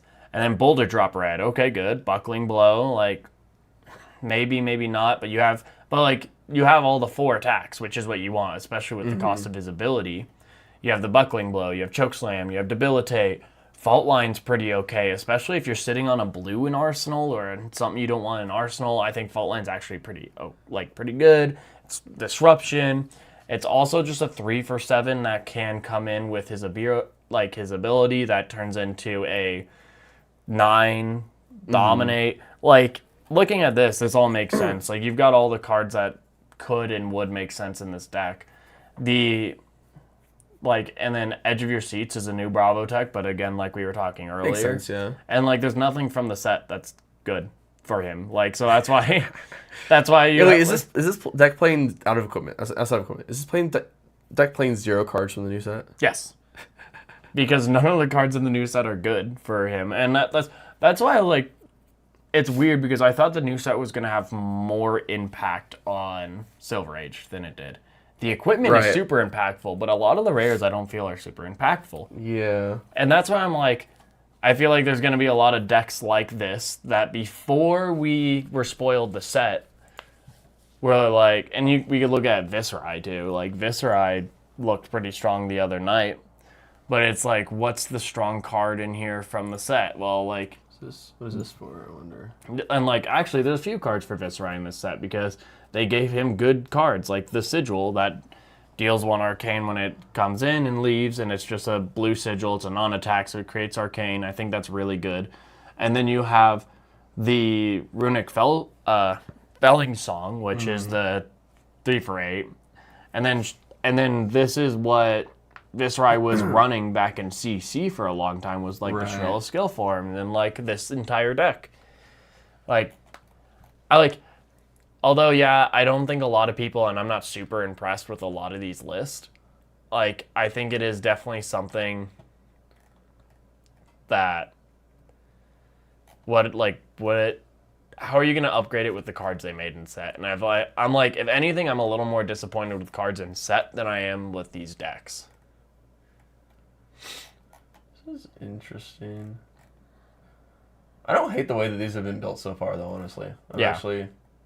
And that's what I'm like, I think it just got a really bad rep because we didn't know how much of the cards were either not relevant or really just like small upgrades. And like Dash, like maybe this one's a little less whatever. One plus the number of times you boosted this combat chain. I wonder if that is better than Teklo Plasma. Yeah. Unless it was banned. Maybe it was banned actually in Silver Age, I don't remember. Well, it's like The other thing is you can't upgrade it at all. All the upgrades for the Plasma Pistol, and the reason that was ran was because of all the Majestics. That would make it attack for 1 more. That would make it so you can give it Go Again. Like, it doesn't have Go Again. It's just a 1 for 2. Okay, so it's a hybrid. And then it's something that, like, they also give you Talishar, so you can turn it more aggressive. Again, I think it's, like, the more disappointing thing is how little of the set is impactful to a lot of the older heroes, which we thought they would be. Like this one runs the new blue, but that's it. Yeah, but like out of all the Mechanologist card, which one would Dash run? Yeah. Like there are No, a lot of red Evos. stuff, yeah. And that's why I'm like, I really think that a lot of this is like cards that What is this thing here? Hope Merchant's Hood. I love that card. I didn't realize I was in the Dash deck. That's funny. I mean, I haven't built Silver Age Dio, but this probably does look pretty close to what it would look like. Yeah. Yeah. And then like the Hyperdrive is just the item that stays in play because you don't have a lot of your Majestic ones you liked, so you can boost wider if you draw more. In Silver Age, do you have a max of 40 for the deck? Yes. Okay. Or max of 30. Wait, is it 40? It's 40, right? Yeah. 30 is like the draft. Yeah. It's max of 40, sorry. That's kind of where I'm like, I think it's more like, yeah, like it's kind of disappointing to see a lot of this. But I don't think the set influenced a lot of decks as much as people thought they would. And I think that's why the decks are so disappointing Why to are people. we on Blossom instead of the tap your hero instant gain 1? That's just wrong. Unless I'm missing. Oh, no, that's one's banned. It's banned. That's right. I mean, this makes sense. Yeah, and that's kind of what like I gathered after the whole set was revealed. I'm like, okay, the Chapter 1 decks make sense. They're heroes that people are attracted to. I am thankful they did not put exclusive cards in these decks. I am too. I am actually surprised that they didn't do that, considering the armory decks and everything. I am super thankful as well. I know a lot of people wanted it, and I was like super surprised. I didn't want it. I'm like, I don't want to have to buy these decks just Right. to get the stuff that I need. Because especially when these are made for new players to try and jump into the game and play on this competitive level, I don't want to buy that from them. Exactly. Yeah. You don't want to like take these away from the players the new players that need these cards. And I mean, we could go look at the Phi deck. I think that one's one of the better ones to like actually look into. This one might actually be like a Pro Tour deck too. Because like you've got the Pouncing Paws, you've got the Blood Scent, which is like you get a cheat, or like it's battle worn, and when you pop that you get a resource. Crouching Tiger gets +2, so it's like, and then you have that new card coming in here. You got that new card. I say that new card, sorry. Fire that Burns Within, which is the new card, and like the rest of it is like Wax On's definitely a sideboard card. You have Salt the Wound, which is like you want only probably one of at this point in this list. The energy potions I've been running CC Phi. Yeah. Nip of the Heels is pretty good. Like I actually think that like, and you have the Rainbow Brand.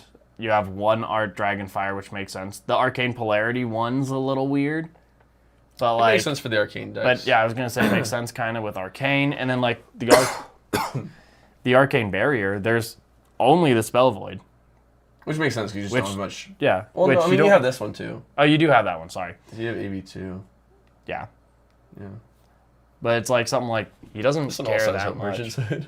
Yeah. I guess they thought this game was so fast that you need to make sure you don't have a bad hand. And I remember like when I was first getting into the game, I loved Hope Merchant's Hood because it was something that like, oh, I have a bad hand, cycle, draw a new hand. I bet you love when people run this as Valda, huh? Oh, Valda, yeah. Like if people went Hope Merchant's Hood into me, I'd go insane. I'd be like, they're like shuffle, draw. I'd be like, I'd be like seething. I would be. Like, you'd see like foam. Yeah, it was like drooling. And they're like, okay, I reset my hand, and I'm like, create 4 Seismic Surge? Okay. You go off, King. You go off. Like, I would go crazy. Yeah. I would be like, keep going. Just draw. Just don't mind me. Fix your hand. But like, you do bring up some good points. Like, I do wish that they had made a Katsu deck with all these new Katsu cards. That would have been kind of cool. Yeah. But then, like, maybe I think Phi is easier for new people. a Teklo deck Would have been really cool. So cool. And that's like, I honestly, like, what are the Chapter 2 decks? We have so many pages now. Yeah. Here's chapter. Oh, we have to go back. Oh, Chapter 1 and Chapter 2. They're both in the same thing. Yeah. Okay, yeah, they are. Yeah, this is both chapters. Are there going to end up being another chapter, like Chapter 3 and 4 later down the line? They are. I imagine, like, when we get those, we're going to get more relevant stuff. Like, if we get Valda, like, sure, it might include some new cards, and it's going to use more of the equipment, and it's going to look a lot more like what I think people expected. I mean, that's kind of what I think about all this, and it was something... What's interesting is it might have been like a marketing decision to choose heroes that don't get a lot of new cards so that people buy the set. Yeah, that's true. I think it's more of like you look at all the heroes they chose. They are very easy heroes to play, very easy heroes to pick up, except for like Illusionist. But like, what else are you gonna do? And then like Icelander, I think is one of the easier wizards to play around. Although it's also something that's very complicated. It's another one of those like Enigma decks where it's like, sure, it's complicated. There's a lot of things you have to keep track of. You have to watch your arsenal, and it's like Assassin. Like I don't think. As much as I think Huntsman would have been the simplest, I also don't think that people would have had fun learning the game on Huntsman. Yeah, no, I agree. Where it's like Mario, I think, or like Marionette, I think that's the most fun anyone's had, like jumping into Assassin originally. Like I remember when everyone's like playing Sealed with Marionette, and they're like, "This is so cool." I thought it was so cool, and so it's like you're trying to show off the game while doing something a little simpler. Yeah. No, I agree. And the more I look at these lists, the more I'm like, yeah, this makes sense. Like I would be impressed if all of them were just like top tier decks. It's just so hard for them to do, right? And that's what I'm like, I think it's going to be super hard for any of these to be like the best deck. Yeah. I think the closest you can look at is like, if you want to be like the best at the game, you could look at playing Farvo. So I keep pointing to the screen, but the people can't see. Yeah. But like Farvo. Yeah. Like, I think he's probably going to be the best deck for, like, new players if they want to win. I think KO is, like, KO would be solid. Fi would be solid. Like, Azalea is good. Fi is good. Yeah. Icelander's probably going to be better because Chain's gone. And it's, like, Viscera is actually pretty okay. Enigma's probably okay. I think it's Dory and Dash are, like, a little, like, sus. Yeah, I think Dash can just probably get fatigued a little too easily. Is what I wonder. Which is maybe is why it has that pistol in there, because you have to, like, play around that to not get fatigued. Yeah. Yeah. But it's like, this gives, like, It's a solid you base. got, like, every single different type of class except for Necromancer, which I think is totally fair. Right, yeah. And it, like, yeah, it's a solid base for people, like, new players. And again, like we said, like, we didn't want to buy these because these are for new players. Right. And I think if a new player, you look at these and you're like, wow, all these heroes look so cool. They look so, like, fun to play. Very unique from each other. Unique from each other. Yeah. And you pick it up and you, like, play along with the deck. And to them, does it matter that there's new cards in the deck? They're all new cards to them. Like, you know, they don't have a pirate class. They don't have a pirate. Because it's a class. Shun. Where's the Scurv deck? Where's Scurv? Oh, Scurv. Wait, Scurv is legal too, isn't he? Yeah, Scurv is, I think, actually really strong. Yeah, he's actually strong too. But yeah, no, that's okay. After all this, that's kind of like what I've picked up on it. Yeah. And it's just, I was hoping that there were more impactful cards in the set, I think. Yeah, I mean, some heroes got some super impactful cards. Yeah. And others did not. But at the same time, I don't think everybody could have gotten impactful cards. It would just basically be power creep at that point. Yeah, exactly. Well, and it's like, why wasn't like all the Guardian stuff was committed to Valda? Like all of it. Like tell me basically. that all of it was all not, Seismic Surge interaction. Yeah. Like all of it's committed to Valda, which I'm very appreciative of. I love Valda. I am so excited for that. Yeah. But why didn't Betsy get some? Where Betsy log? Where is Betsy's log, LSS? Come on! Come on. What the hell? I brought that up actually in the Discord. we didn't get a single wager card. We didn't get and that's like No wager cards. Like, and even if it was like generic wager, I think that would have been very good too. We need generic wager cards. It's like wager cards. I think like Betsy just getting more support was like super necessary, and she didn't get. It sucks too because like all of Betsy's support since the set came out were Majestics. Actually, okay. So thinking about that, what if the new weapon and the shield Steven Savior is supposed to be for Betsy? Why would it be better for Betsy? I don't know. just pretend with me. Pretend with me. Live in this fantasy world that she did get support. It's just in the Majestic slot. I feel much better now. I don't feel any better. But no, like that's why I'm like, sorry. Like there's some heroes that I'm like, I just think that could have gotten more support. Yeah. And that's what I think is like like, I don't want to say, like, the set's disappointing. Like, there's a lot of really cool things. I think it's doing a lot of great things for the game. It is not disappointing, that's for sure. Yeah, it's not disappointing, but I think it's, like, a little frustrating at some points where, like, imagine you are a Betsy player. Yeah. Like, this set was, like, supposed to be the set that fixed it and let you play Betsy and whatever, and then... Yeah. It's just not there. No log. No log. Yeah. I want to try that hammer in Betsy. Like, I got to figure it out. It's not any better in Betsy than anybody else, though. That's true. Yeah. Fatigue Betsy, though. Fatigue Betsy. I mean, maybe you could build some super defensive, like, aura stacking, like, overpowered deck. But then you could just do that in Bravo. With Dominate. Yeah, with Dominate instead of overpower. Yeah. Yeah. They're like almost the same, like reactions. Yeah, surely the format There's where not that many reactions. Surely the format where people are running even block cards to get around stuff is it's But fun. it's like that's what I'm like. I think it's a good set so far. Like I think there's a lot of good things, but there's definitely some stuff that you see like come out and you're like, what was the point of this? Like even the helmet, like take away the null rune and make it like, well, I guess Betsy helmet. Make the hat the spell void one, and then give the arms to Betsy. Like. Hey, these are wager arms. And that would have been sick. Like, that would have been like, hey, a reaction +1 wager a gold. Betsy's back. And then as a guardian, I would be like... That would be almost too good. Whatever, but I would be like, okay, cool. Like, but still, yeah. Betsy got another thing. I want Olympia to get something. I so badly want Olympia to be good. I think we lost the stream is what happened. Oh, was it for a sec? All right. I think we should be back now. My internet has this issue where it'll, like, just disconnect for a few seconds. I need to figure it out. Oh. So we should be back now. But yeah, basically, I think that there might be a way to play Olympia where your gold payoff is getting free resources off of the gold. Like, knowing that your pitch deck is a ton of blues, building up gold, cracking the blues for free resources, and getting to play, like, 1 card 12s at the end game. Mm-hmm. That's, like, my only thought of, like, that you could do, like, some weird payoff mechanic there. Without having to actually have a direct payoff. I've told a lot of people that, like, I wish that the armor that he got wasn't Temper 2, but I wish it was, like, Battle Worn 1, and then they all had an effect that was... sure, they could all be gold. And then they all had an effect of destroy a gold, do one thing. Like, the helmet could have been destroy a gold, sink your arsenal, draw a card. Yeah. And then, like, the arms are destroy a gold, attack reaction +1. Yeah. And then the chest piece was destroy a gold, gain a resource. And then the boots were destroy a gold, create an agility. And then all of a sudden, like, cool, you get to do all this fun equipment stuff. But it's like, if you're creating gold, like, you can keep doing the offensive stuff and switching around your arsenal or keep giving +1 in reaction step. Yeah. And, like, that would have been, like, super cool. But then they're like, no, this is just Temper 2. And I'm like, oh, yay, Temper 2. Ooh.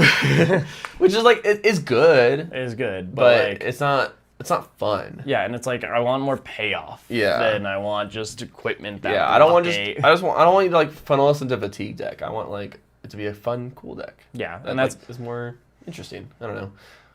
But yeah. I think it's my biggest disappointment with the set, honestly, is the lack of wager stuff. Yeah. I think it's like the main thing. Like obviously there are other nitpick things. But I think that's my biggest disappointment with the set. But like there are other things I'm like super duper happy about. Like the support for like Leviathan and Bolton. Super happy about. Very good. It's like again, I'm a Valda stan, so like the Valda support, I couldn't be happy. Although some of the cards I'm like a little questionable, but I'm super excited about that. And then like some of the other like Like, the elemental stuff, did you hear So me cool. going crazy over the elemental stuff? I love the elemental stuff, and it's like, the draconic stuff was super cool. Yep. I don't know I like all the draconic stuff. Yeah. Except for some of the banners, but yeah. like, whatever, it's flavorful. And then in, like, I don't know enough about Mystics, Mystic. like, if anything, I'm, like, terrified of Mystic. So I Yeah. see a Mystic card come out and my, like, PTSD, like, fear response triggers. I'm like, so, and then, and then we were talking about how cool some, like, the arms are of, like, Revered, and, like, oh, the go again if you're less life, and, like, we were talking about, like, the whole time, like, this is a really cool card for this, this is a really cool card for this, oh, this allows to play a different way this way. So it's like, I mean, they can't print 1,000 cards in the set to fix every problem. Right. They did, like, they didn't give everyone directly a card, but every class got a card. Every talent got a card. And most heroes can use something from the set. Yes. I think it's unfortunate that the most basic heroes are the ones that probably can't. Yeah. But no, overall, I like this set a lot. There's a lot of really cool things. There's a lot of cool things going on. My two biggest complaints are Enclosed Fire Mine and the Shamanic Shin Bones. Yeah. Wow. Just look at those cards. I really hope they give us a reason to run these over Nullrun. Outside of having a different picture. I don't think they ever will, but that's just a me thing. Yeah. But we'll see. Did we? Go ahead. I was gonna say, if we like want to build a deck, do we want to like end the stream for the podcast and then we can just start a new stream of like, hey, Sage deck building? So I was gonna bring that up. So first, you're okay with that then? I'm still doing that. So people don't have to like watch the stream to watch us deck build. Sure. So what I was I like thinking the was we could do like I could build my deck simultaneously on my laptop, and then we could do like a battle together. Like I could battle on my laptop, you battle here. I would just don't look at your hand, I guess, or something. Yeah. Or vice versa. Like face There's like backwards. like facing the opposite direction. Like you get the back of my head now. Yeah. Yeah, we could do that, and then I can order food and give my dogs dinner and stuff too. Yeah. That or like we could just like I could go back home too, and then that is an option. That and might then make we can more- still just regularly stream. Yeah, that might make more sense actually. Okay. And then because then yeah. Just give people a little bit of break from our voices. I know they're beautiful. Yeah, I know you want to listen, but we could you also know, use a small break. I was probably, like, yeah. more off. I think I need the break. I know you all want to keep listening, but I need the break.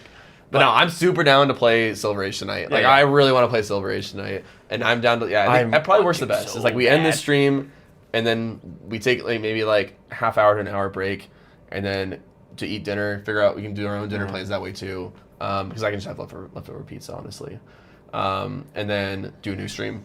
Yeah. And we can even deck build together. We could definitely Yeah. do some deck building, and it's like, okay, here's my stream. I'll show you like. Yeah. You can watch my stream while we deck build this, and then you can watch your stream while we Right, deck we build. can do like a Discord call, and I just like pull your screen up. Yeah, exactly. Yeah. We'll have to figure out two decks that seem evenly matched, because like if you're building Jarl, I don't want to. Oh, you can't build Jarl on Sage, duh. But like if I build Dio, it might be a little tough to play into like a Fatigue Guardian or something. Yeah. I'm down to build. I'm down to build every deck. Eventually, I want to build 57 decks, one for each hero. Oh, that'd be so cool. If not more, like 2 different ways to build some heroes too. Like I want to own every deck in Maybe paper, we could too. call people in too. We could be like, "Hey, Alex from Ash and Wings." Yeah. Like, That'd actually be fun to like copy his challenge of like A to Z. But now that we have all the Compendium of Rathe cards, that'd be kind of fun. he's like listening right now. He's like, oh, these fuckers are taking my idea. But yeah, we should probably end it.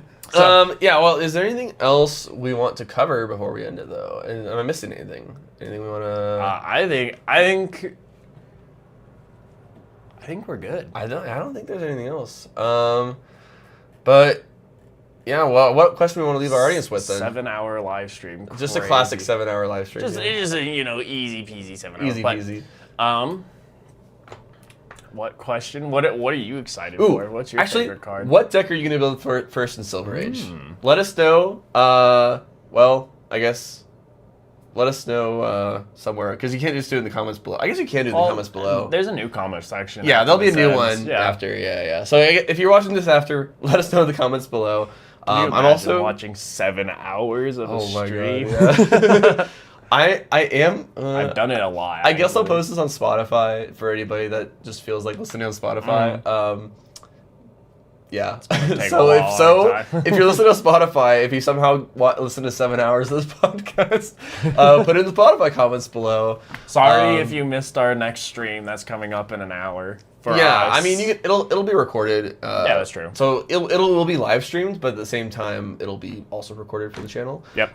We're also probably gonna do so many of these live streams. I predict we'll be having a lot of content on this channel of Silver It'll Age. be a lot more fun.